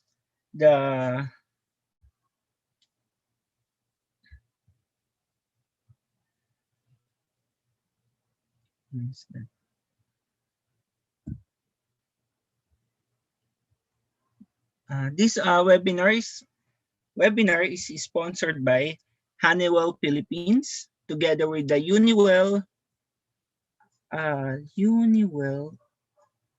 Technologies Corporation. We are also sponsored by a while ago by AWS Distribution Philippines Corporation. So you guys, keep sending your answer to Engineer John Henry Palma. So marami na nagsisend, sir. Titingnan na lang kung sino yung tatlong tama. Okay, sige po. Ano na status natin, Engineer John Henry? Meron na ba? Hello, sir. Yes, sir. Meron na-check na ng team namin yung mga answer and then meron pang mga nagsisend. Ilan na nakatama, sir? Actually, sir, medyo malapit. Okay. So since Sir John, Yes, kahit yung yes, sir. malapit, sige, try na basta hanggang 4:54 naman eh. So hanggang okay, sir. 4 kung sino yung tama and then kung sino yung pinakamalapit. Since first Or time extend natin, sir. Hindi na, kung sino na lang yung first three. Okay, sir. Okay. Tama Okay, or sir. malapit Sige. na tama. Copy, sir. Okay, sige guys. Meron pa tayong 4 minutes. So please send your answers to Engineer John Henry. His email address is johnhenry@awsgentech.com. So again, that's johnhenry@awsgentech.com.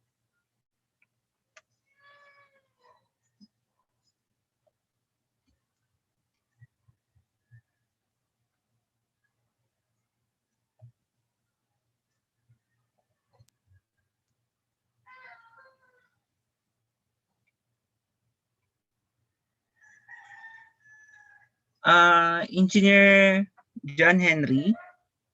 Yes, sir. While waiting for the time, meron isang nagtanong dun sa YouTube channel natin. Nagtanong ay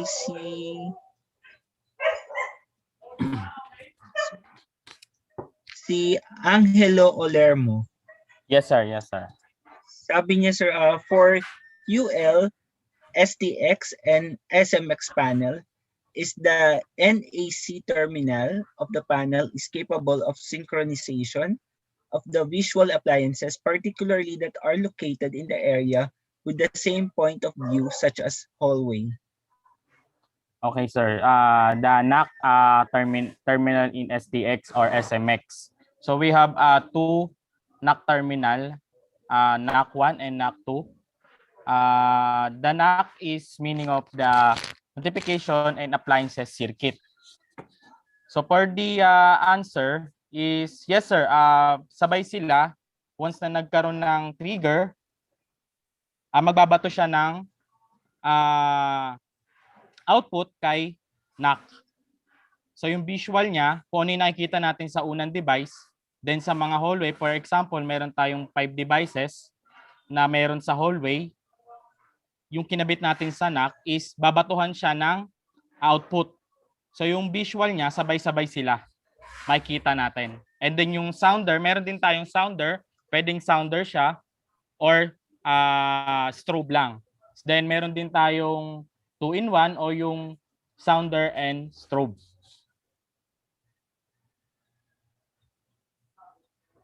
That's it, sir. So, ayun. So, guys, yun, nasagot na ni Engineer John Henry ang question ni Angelo Olermo. What's the time? So, guys, we have only 1 minute to answer the question for us to win the prizes of Starbucks gift check care of the Honeywell Philippines.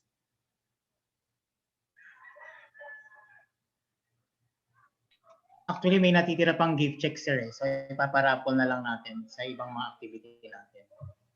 Okay. Sige, sir. Mukhang marami tayong pa Starbucks dyan ni Honeywell. Oo nga, sir. So baka naman. Hindi, joke lang.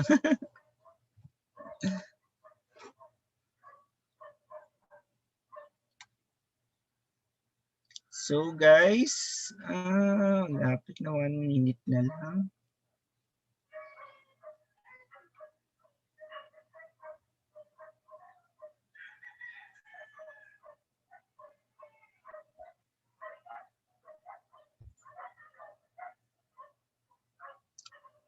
So guys, 1 minute to go.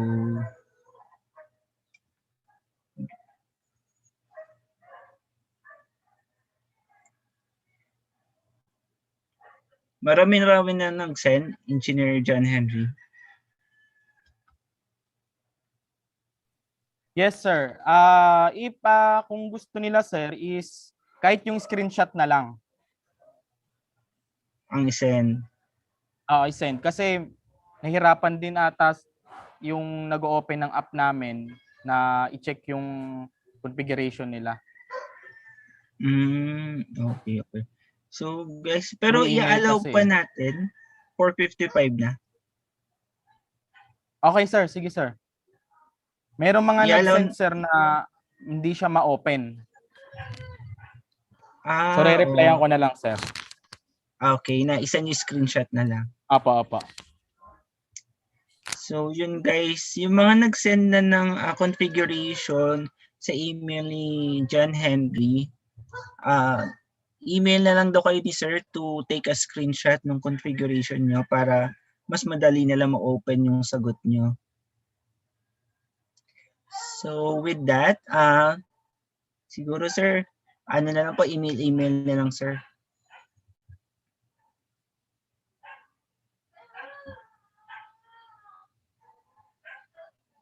So, ayun, email niyo na lang guys. Email kayo ni Engineer John Henry. So, let's move forward. So, let's move on to awarding of speaker certificate.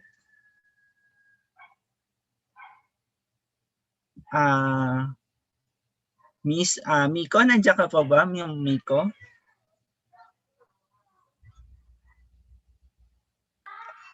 Wala na yata. She's not around. Wala na. Kayo na po ulit, Engineer Dennis. Okay, sige. Let me award this certificate of appreciation to Miss Michelle Reyes, MBA, as resource speaker for having shared his knowledge and expertise on our IECEP Rizal Port Webinar 2021 with the topic entitled Honeywell Fire Alarm System, held on 13th of March 2021 via Zoom video conferencing. Signed by yours truly, Dennis L. Molina, PECAE, the current governor of Rizal chapter. And then signed by Engineer Arnold Silvestre C. Salcedo, the current governor of IECEP KSA-CRC. Congrats po, Ma'am Michelle, sa ulitin. Okay, thank you very much, Miss Michelle, for sharing your expertise to us, knowledge and expertise to us. And also thank you for your kind donation sa SB gift certificates. So that's around 6,000 worth of GC din yun. So yun guys, let's move on to our next slide. We have the messages from our Director, 2021 Director for IECEP National. Nandiyan ba si Engineer Lyle Anthony Joel G. Villas? Ay, nga pala, nasa meeting pala siya. May IECEP National meeting yata ngayon. Okay. Sige sir. So let's skip na lang. Nandiyan pa po ba si Engineer Arnold Silvestre, si Salcedo, ang IECEP KSA-CRC Governor? Engineer Salcedo?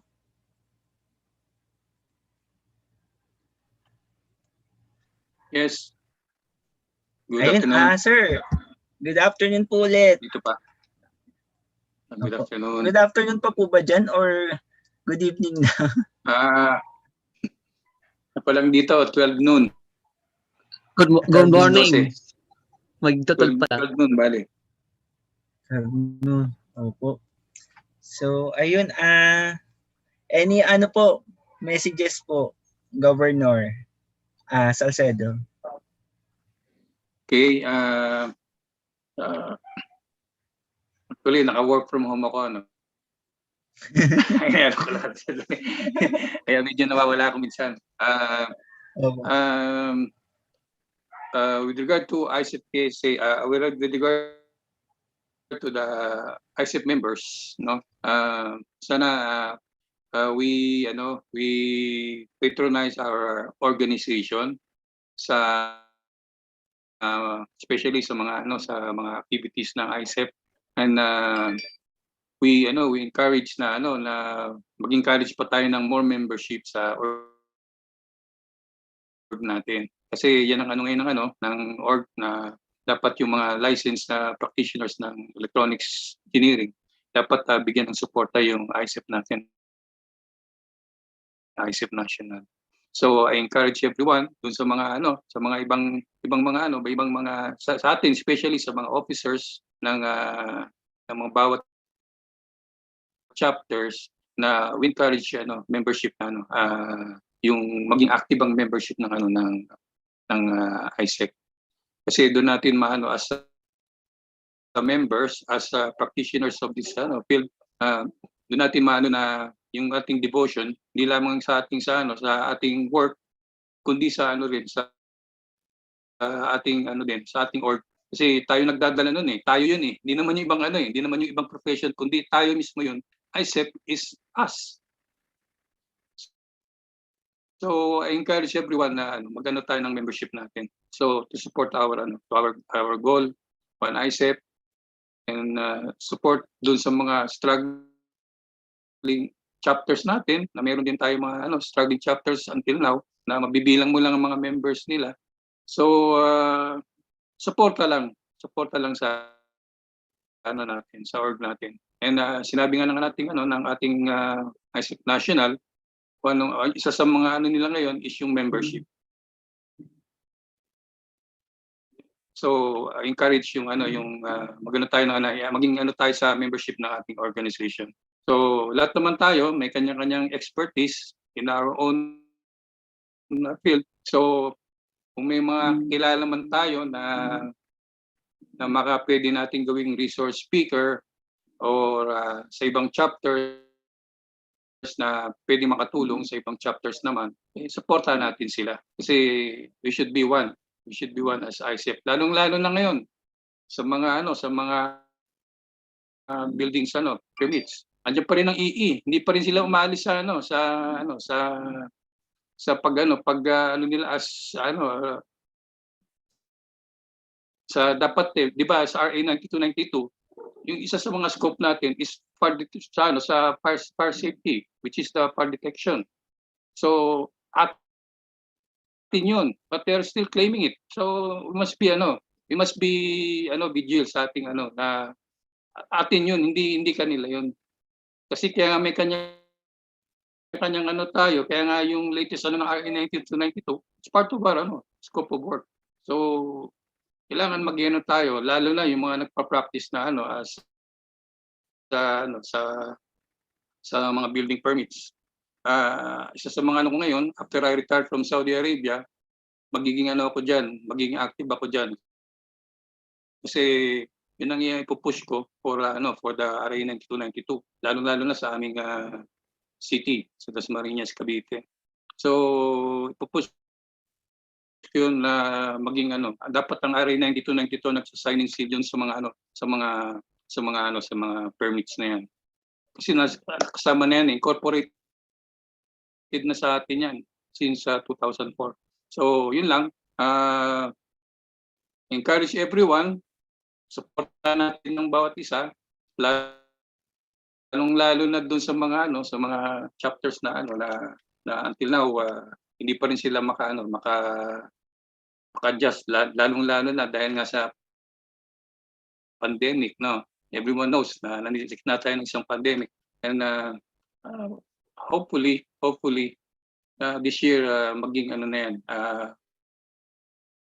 matapos na rin tong pandemic na ito, then we can move on para dun sa face to face. So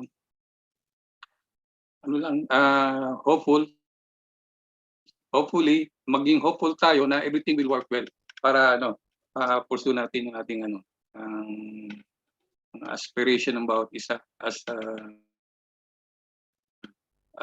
electronics engineers. So ang ko lang sa atin as sa ating org, support our org. Kasi tayo yun Hindi naman sila lang yun na nandun sa nasa taas. It is us. Tayo yun. Manifestation natin yun. So yun lang. God bless. Thank you very much, Governor. Hello, Sir Arnold. So, Governor, it's our pleasure to collaborate with you, with the Hall, Engineer Dennis? Hall of Famer na, 7-time. na best foreign chapter. Hindi pa. Sabi nga namin ang ano nga namin wala pang Hall of Famer para mabigyan naman ng chance yung iba. Kapansida. Chapter. So yun, thank you very much. Sa building, sa IECEP home building, na baka nandun na yun, nakalagay doon, Hall of Famer, IECEP KSA-CRC, no, sir? Meron na ba? Sana, sir, no? Sigurado kayo pa lang. Official na ba yun? Hindi, sir, ano lang yun. Sana maging ano rin kayo. Ang Rizal chapter din, sana, I hope na maging one of the ano rin kayo as most outstanding local chapter ng IECEP. So, ang matigat yung kalaban is QC at saka Cavite chapter. So, ang ano lang sa inyo, ang award it comes. Magano lang kayo as a chapter. Yung reward dumarating na lang yan. Actually, yun ang ano, kami sa amin, ganun na lang namin. Darating na lang yan. So thank you very much po. So thank you. Let's move on to our next slide.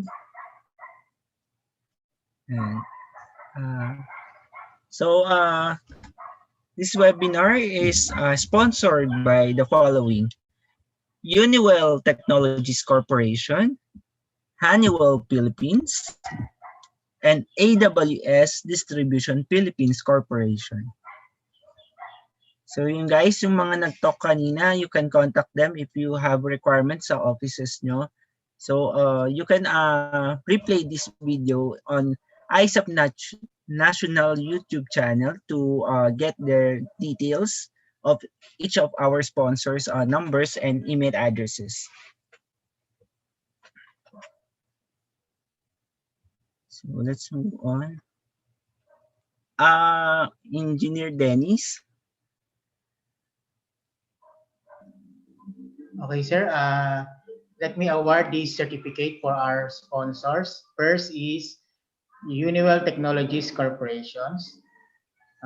In grateful recognition of their unwavering support and generous sponsorship to the IECEP Rizal and KSA-CRC chapters, IECEP Rizal Port Webinar 2021 held on 13th of March 2021 via Zoom video conferencing, given this 13th day of March in the year of our Lord 2021 at Province of Rizal.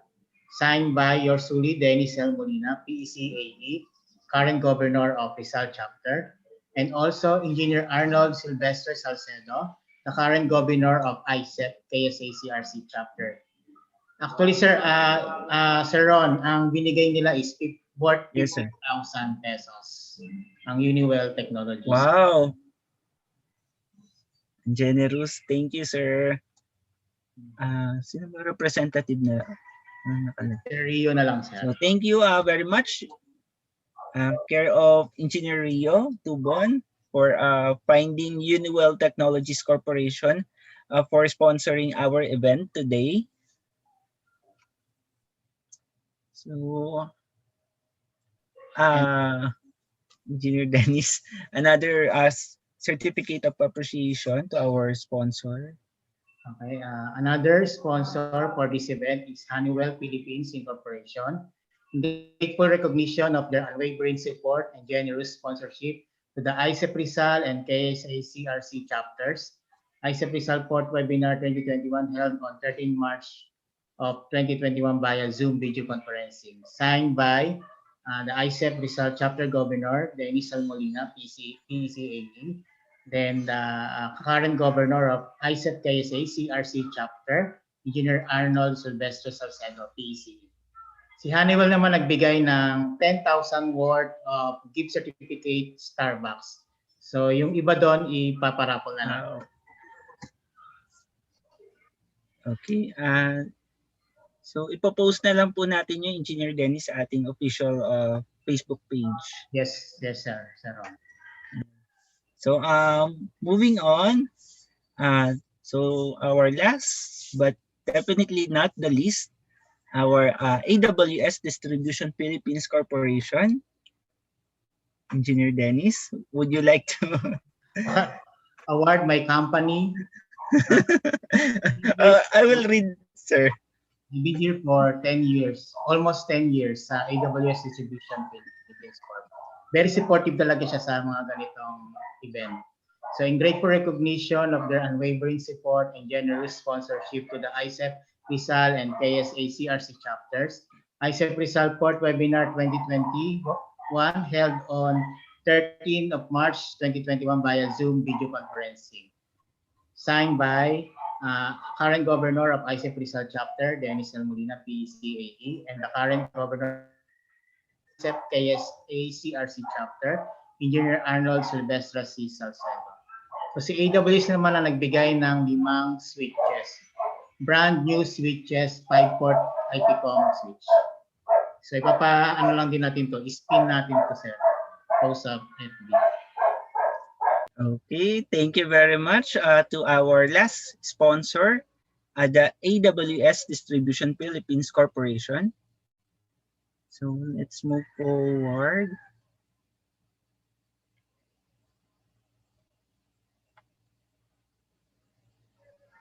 So let's move forward to our advertisements. So guys, reminder, please like, share, comment, and subscribe to our official IECEP National YouTube channel. So the domain name will be the https://youtube.com/c/IECEP National. So again, guys, for those, IECEP National Official. So that's youtube.com/c/IECEP National Official. So yung sa mga sumali dyan kanina sa ating pa-contest, please subscribe na po kayo and ring the bell sa ating YouTube channel for you or for us to be updated sa ating mga latest happenings ng IECEP National Officials. So from time to time, there will be new webinars na pinopost dyan. Meron mga updates sa ating mga profession. So eto guys, we posted it, I think 2 weeks ago or 3 weeks ago, this auxiliary site engineer. This is a requirement of the Mega World Corporation. So ang available slot po natin for this job opening is 6 licensed engineers. So ang qualifications niya is willing to be assigned within Metro Manila. So stay in at the site din siya if ever you will be hired. So guys, please, if you are interested, please send your email to please email your resume to rctubon@megaworld.com. So guys, I'll repeat, if you are interested to apply on auxiliary site engineer on Mega World Corporation, please email your resume to rctubon@megaworld.com.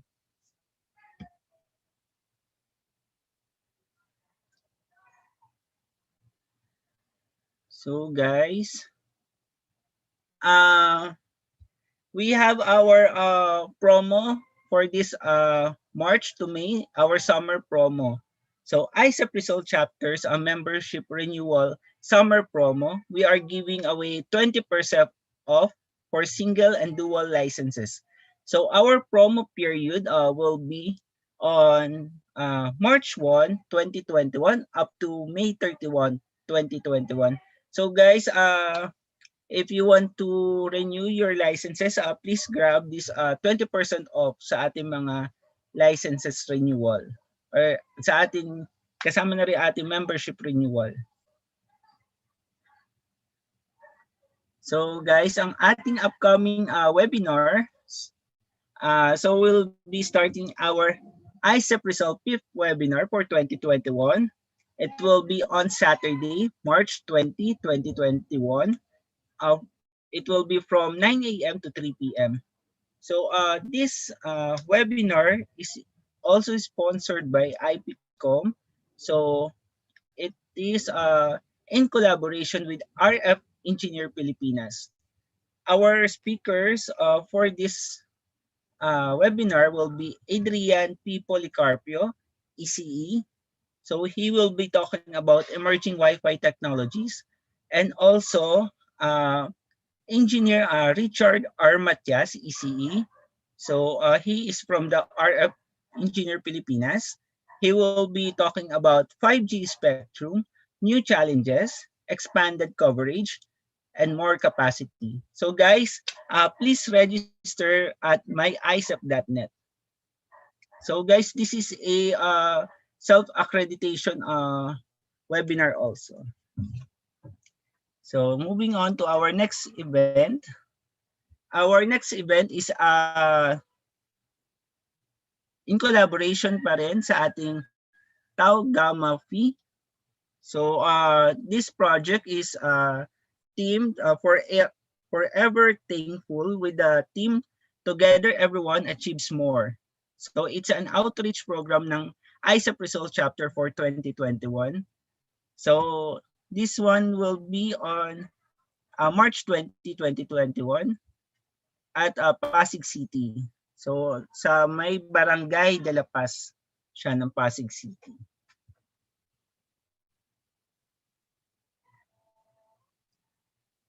So guys, we posted it last Thursday or Wednesday.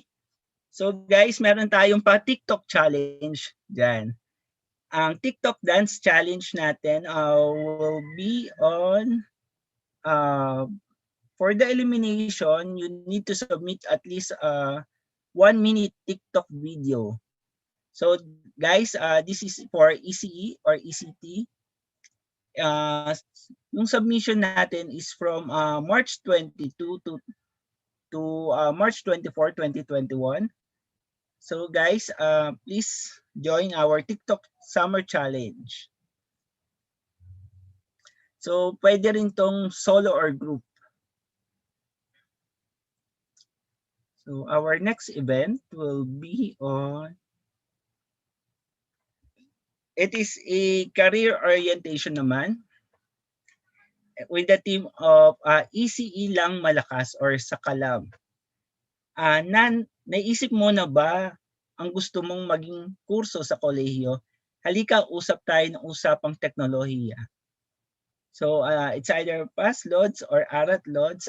It is a career orientation on electronics engineering. So go confidently in the direction of your dreams and be one of us.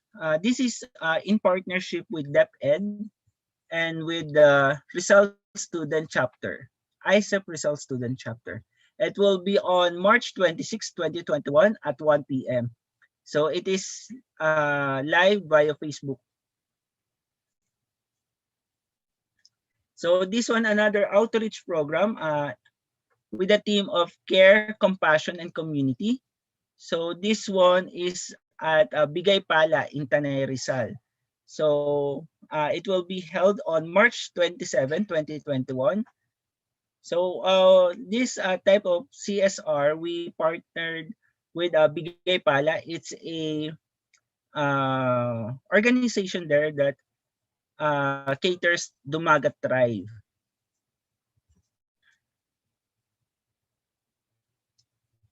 So guys, kamusta ba yung aming episode 1? So we will be launching our Tech Talk Live episode 2 of Ronda Rizal with yours truly, Engineer Ron Reyes. So it will be held on March 27, 2021, 7 p.m. live via Facebook. So guys, please join me as we talk about the IECEP Rizal Specialization Group. So ang naka-schedule natin for that Tech Talk Live will be the construction group naman. So guys, please join me there. We will be giving away GC sa mga ating televiewers during that day. So guys, another event of the IECEP Rizal chapter. It's a CSR again with a team of 3-on-3, recover, restore, and reforest. So this one will be on Sitio Putik in Baras, Rizal. So it will be held on April 3, 2021. So guys, for your donations, we will be posting our official GCash number on our FB page. So our next event will be a free webinar. It will be our IECEP Result Chapter 6 webinar for 2021. So this one is in collaboration with IT or Computer Specialization Group.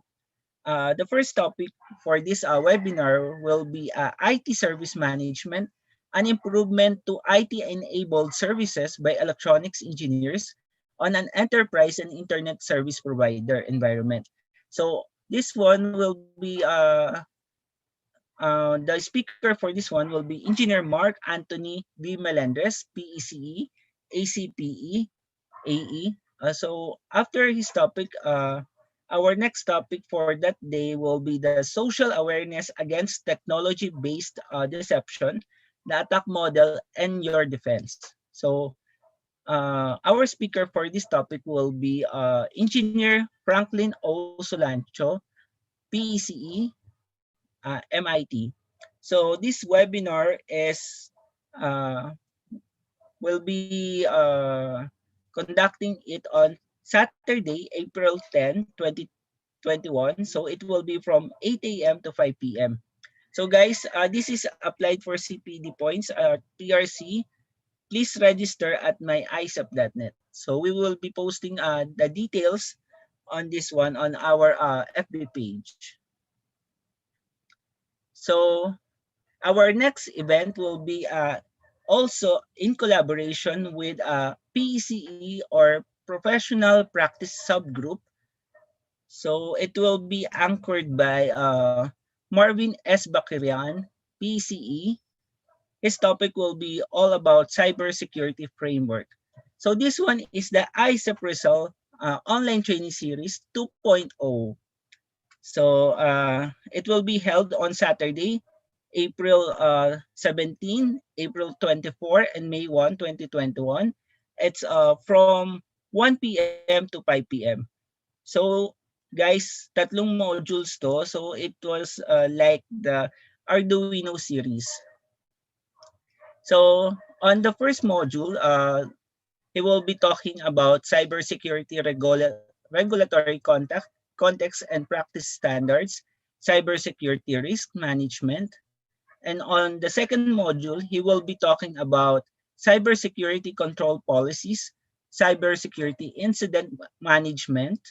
And on the last module, he will be talking about cybersecurity operation center and technology based on ISO standards, RA 10175, RA 10173, and DICT NCP of 2022. So guys, please register at myicep.net for this event. It is also applied for CPD points at PRC. So guys, our another CSR event, this one is in cooperation with the SBS Subdivision Homeowners Association and also in partnership with the IECEP Rizal Chapter Biomedical Subgroup. This one will be themed as Operation Libreng Tule. So this is a medical mission. It will be held on May 3, 2021. So the location for this is the SPS Subdivision Covered Court. So our another webinar, it will be in collaboration with the AWS Academy or the AWS Distribution Philippines Corporation. So this one is a faculty industry immersion program. It will be anchored by our very own 2021 Governor, Engineer Dennis L. Molina, PCE, AE. So the main topic for this faculty industry immersion program will be the ELB Systems Workshop Series. So guys, we have 4 series here. So it will be held on Saturdays of May 8, 15, 22, and 29 of 2021. It will be from 1 p.m. to 5 p.m. So ang mga subtopics ni Engineer Dennis dito ay sa Series 1 will be the structured cabling system. For Series 2, it will be the CCTV system. For Series 3, we have the public address system. And lastly, we have the fire and alarm system. So it is a face-to-face training limited for faculty members of IECEP Rizal affiliated schools. So guys, in order for the faculties to be joined on this event, you must provide a rapid test and observe social distancing. So as always sa ating panahon ngayon ng pandemic. So we have another event. We have the online training series 3.0. So it will be anchored by the RF Pilipinas, Engineer Richard R. Matias. His topic will be all about radio network design and optimization from 2G to 5G bootcamp. So guys, as I mentioned a while ago, this is in collaboration with the IECEP Rizal Telecommunication Subgroup and also partnered with RF Engineer Pilipinas. So this is a paid per module. So the cost for this webinar, online training series rather, will be 500 pesos per module. So guys, meron siya mga bonus packages na naka-stipulate yan. So we will be enumerating that on our FB page na lang. So medyo maliit yung mga sulat niya. So for this online training series 3.0, for module 1, we will be having wireless network frequencies and advanced spectrum analyzer techniques.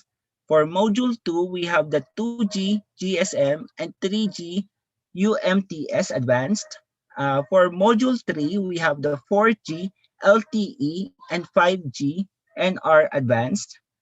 For module 4, our last module for this online training series 3.0 will be radio network design and optimization process, tools, and best practices.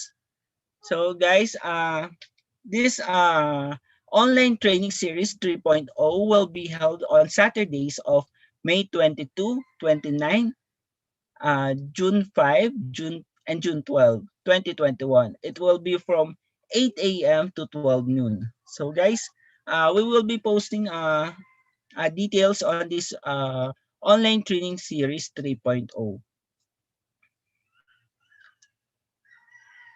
So we reach our closing remarks, and to recapitulate our event, may we call on Engineer. Yes, sir. I-announce lang natin yung winner. Meron tayong winner. Sige. Sino sir mag-announce? Kayo po o si Engineer John Henry? Okay. So guys, before we conclude our webinar for the day, may we call on Engineer John Henry Palma for the announcing of winners ng ating Starbucks gift check. Engineer John Henry. Okay, sir. Thank you, sir. Thank you. For the winner, may sound ba dyan, sir? Third placer, sir. Sino? Bale, ang ano kasi natin dito is yung purpose talaga ng configuration natin is yung pinakamahalaga dito yung location eh. So sa location, dapat tama yung devices na ilalagay natin. So nag-base kami sa configuration ng location and devices. So by ranking kami, meron kaming 3 na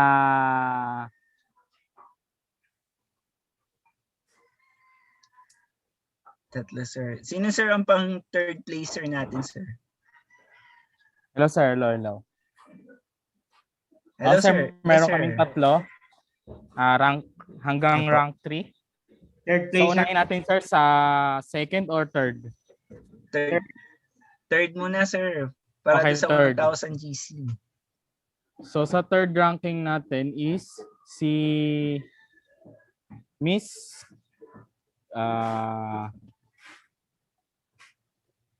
Girly Ocampo.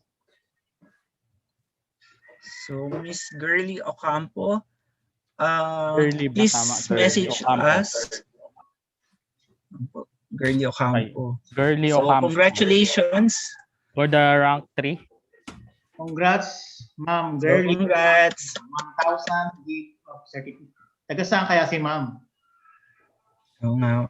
Pa-comment naman dyan sa YouTube live channel natin. Ayan. No? Okay, sir. Okay, so ano? Sa ating second placer. Okay, second is si... Wait lang, sir, Sige lang, sir. Pagantayin natin sila, sir. Okay, sir. Nagsisimula sa R. Sa R. Ay, ako ba yan, sir? Malapit na, sir. Joke lang. Di ako sumali. Okay, ang huli niya is H. So, di ko lang kung tama yung pagsabi ko. Rhyme H. Rhyme H ba? Rhyme H. Rhyme H. Honoriko. Anong surname, sir? Honoriko. So, ang email niya is Rhymer Honoriko. Horoniko. Okay, congratulations. You just won yourself a 1,000 gift check from Starbucks and also Honeywell. Si Girly Ocampo, taga Manila daw. Si Sir Honoriko kaya. At taga...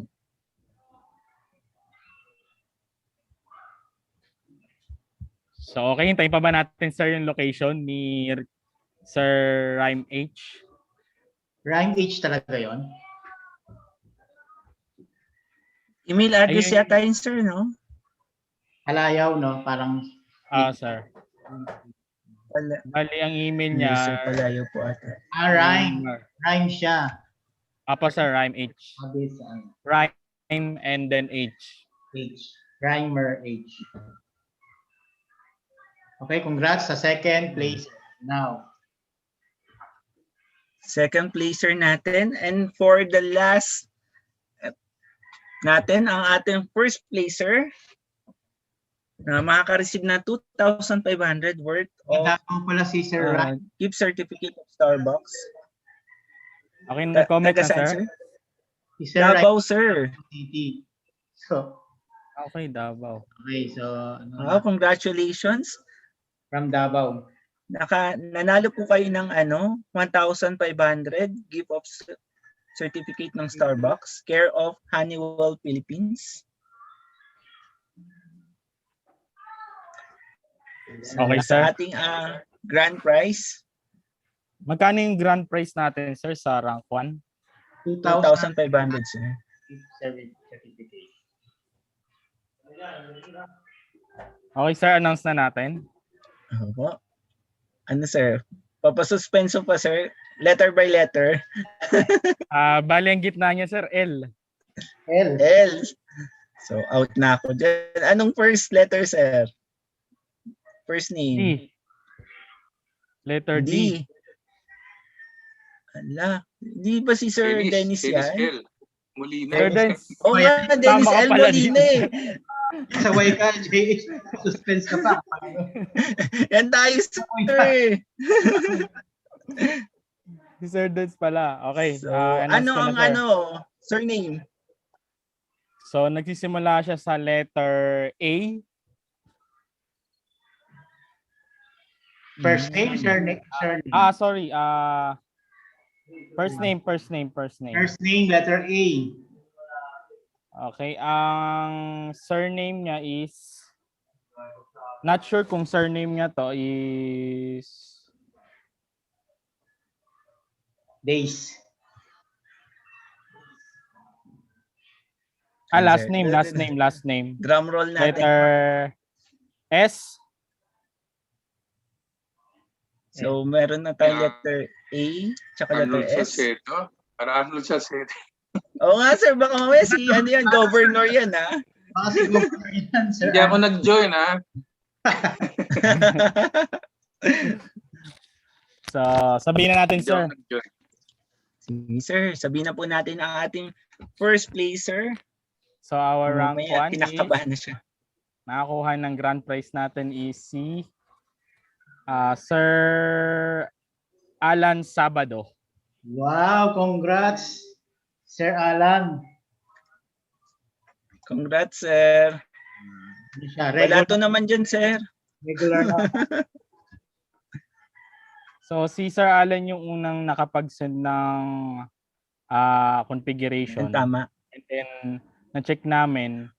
So, nag-base talaga kami sa location. So, yung location ni Sir is tama lahat yung location and then yung devices niya. So, congrats. Again, thank you, Sir. So, Sir Alan Sabado. thank you, Engineer Alan. So, thank you very much, Honeywell Philippines, care of Ma'am Miko Reyes and also Engineer John Henry Palma.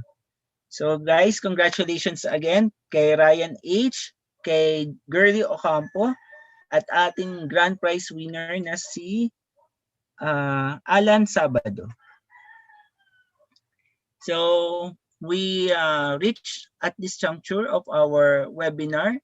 And to recapitulate our webinar or the closing remarks, may we call on Engineer Ernie T. Espinosa, ECE, our IECEP Rizal Chapter 2021 Vice Governor for Internal, for our closing remarks.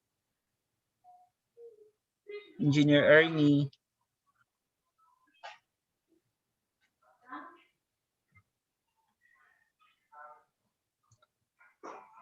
Engineer Ernie.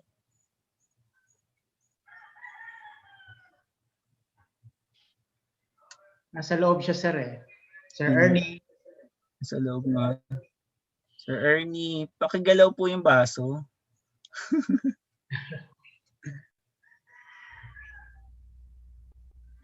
Engineer Ernie, pakigalaw yung mic kung nandyan ka man.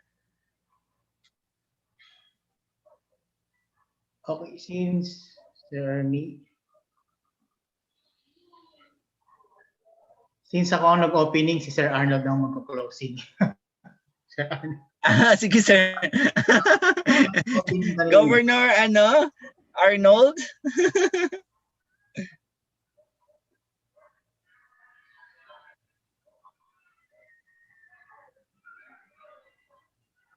Gov, Arnold? Okay lang po, in behalf of... Wala ba si Engineer Ernie Espinosa? Yes, baka sir. Wala po. Opo, baka Okay, break. marami pong salamat sa lahat ng umattend ng webinar na ito ng IECEP Rizal Chapter, and to all the officers of IECEP Rizal Chapter, I thank you, Lord. I thank you sa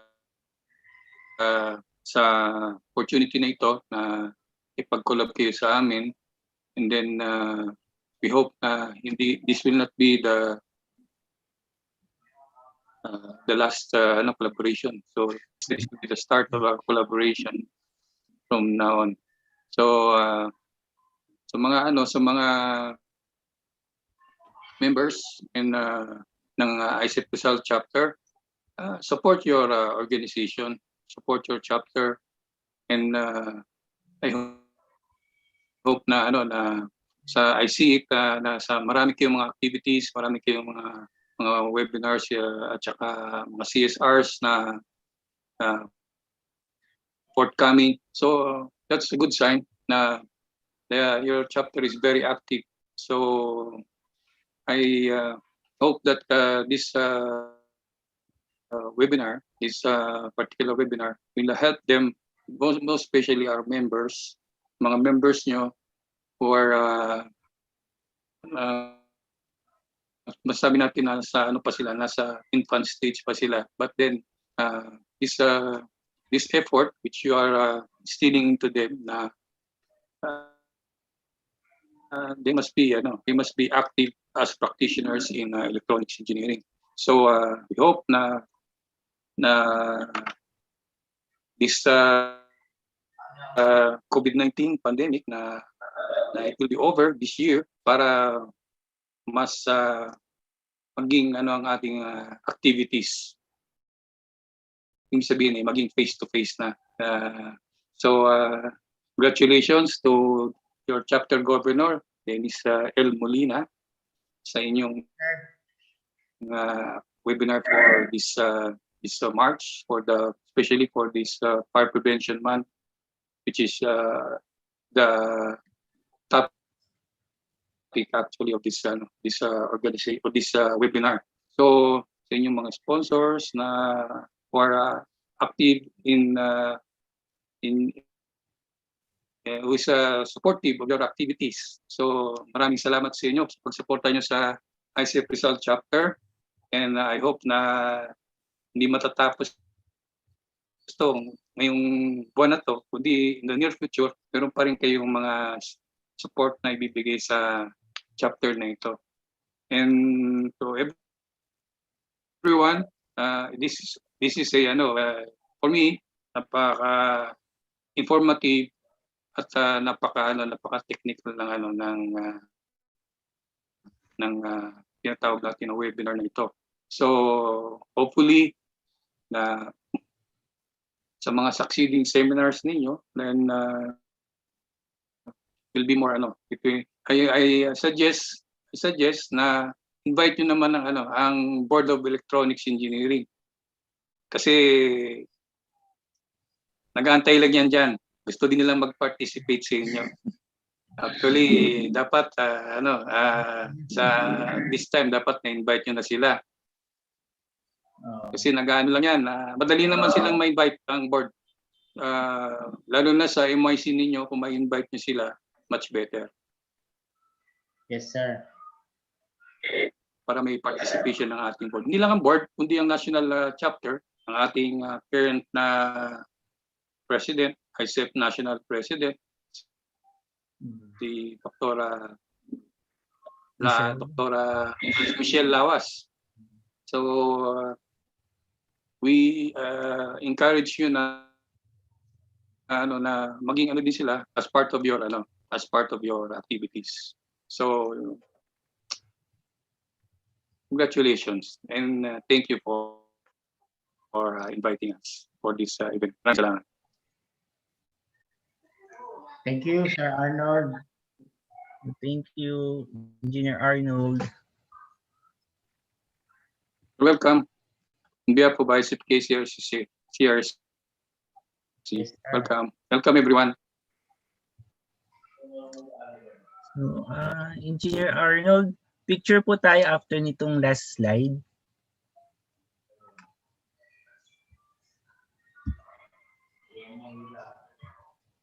So again, thank you very much, participants, and to the officers of IECEP Rizal chapter, IECEP Kingdom of Saudi Arabia Central Region chapter, and also we would like to thank you for the Bureau of Fire Protection for sending them the speakers for this webinar.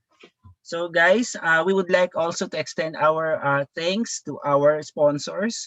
One is Honeywell Technologies Corporation, Honeywell Philippines, and AWS Distribution Philippines.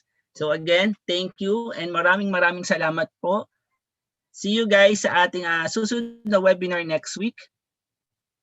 So guys, we will be posting yung ating details sa ating next webinar.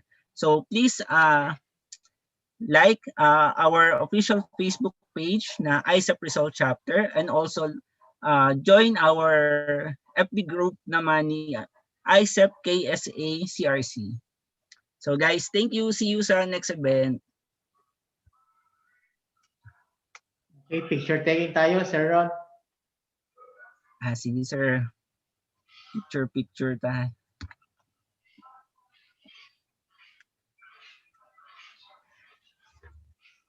Ayun, nandiyo pala Sir Lyle eh.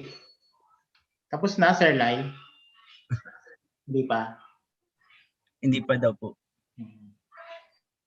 Hindi pa. So ayan. Takan muna natin sa big si Sir Lyle. So may tapos na ba yung ano mo? Nag-ano ka na, pare? Ayun sir, nag-closing remarks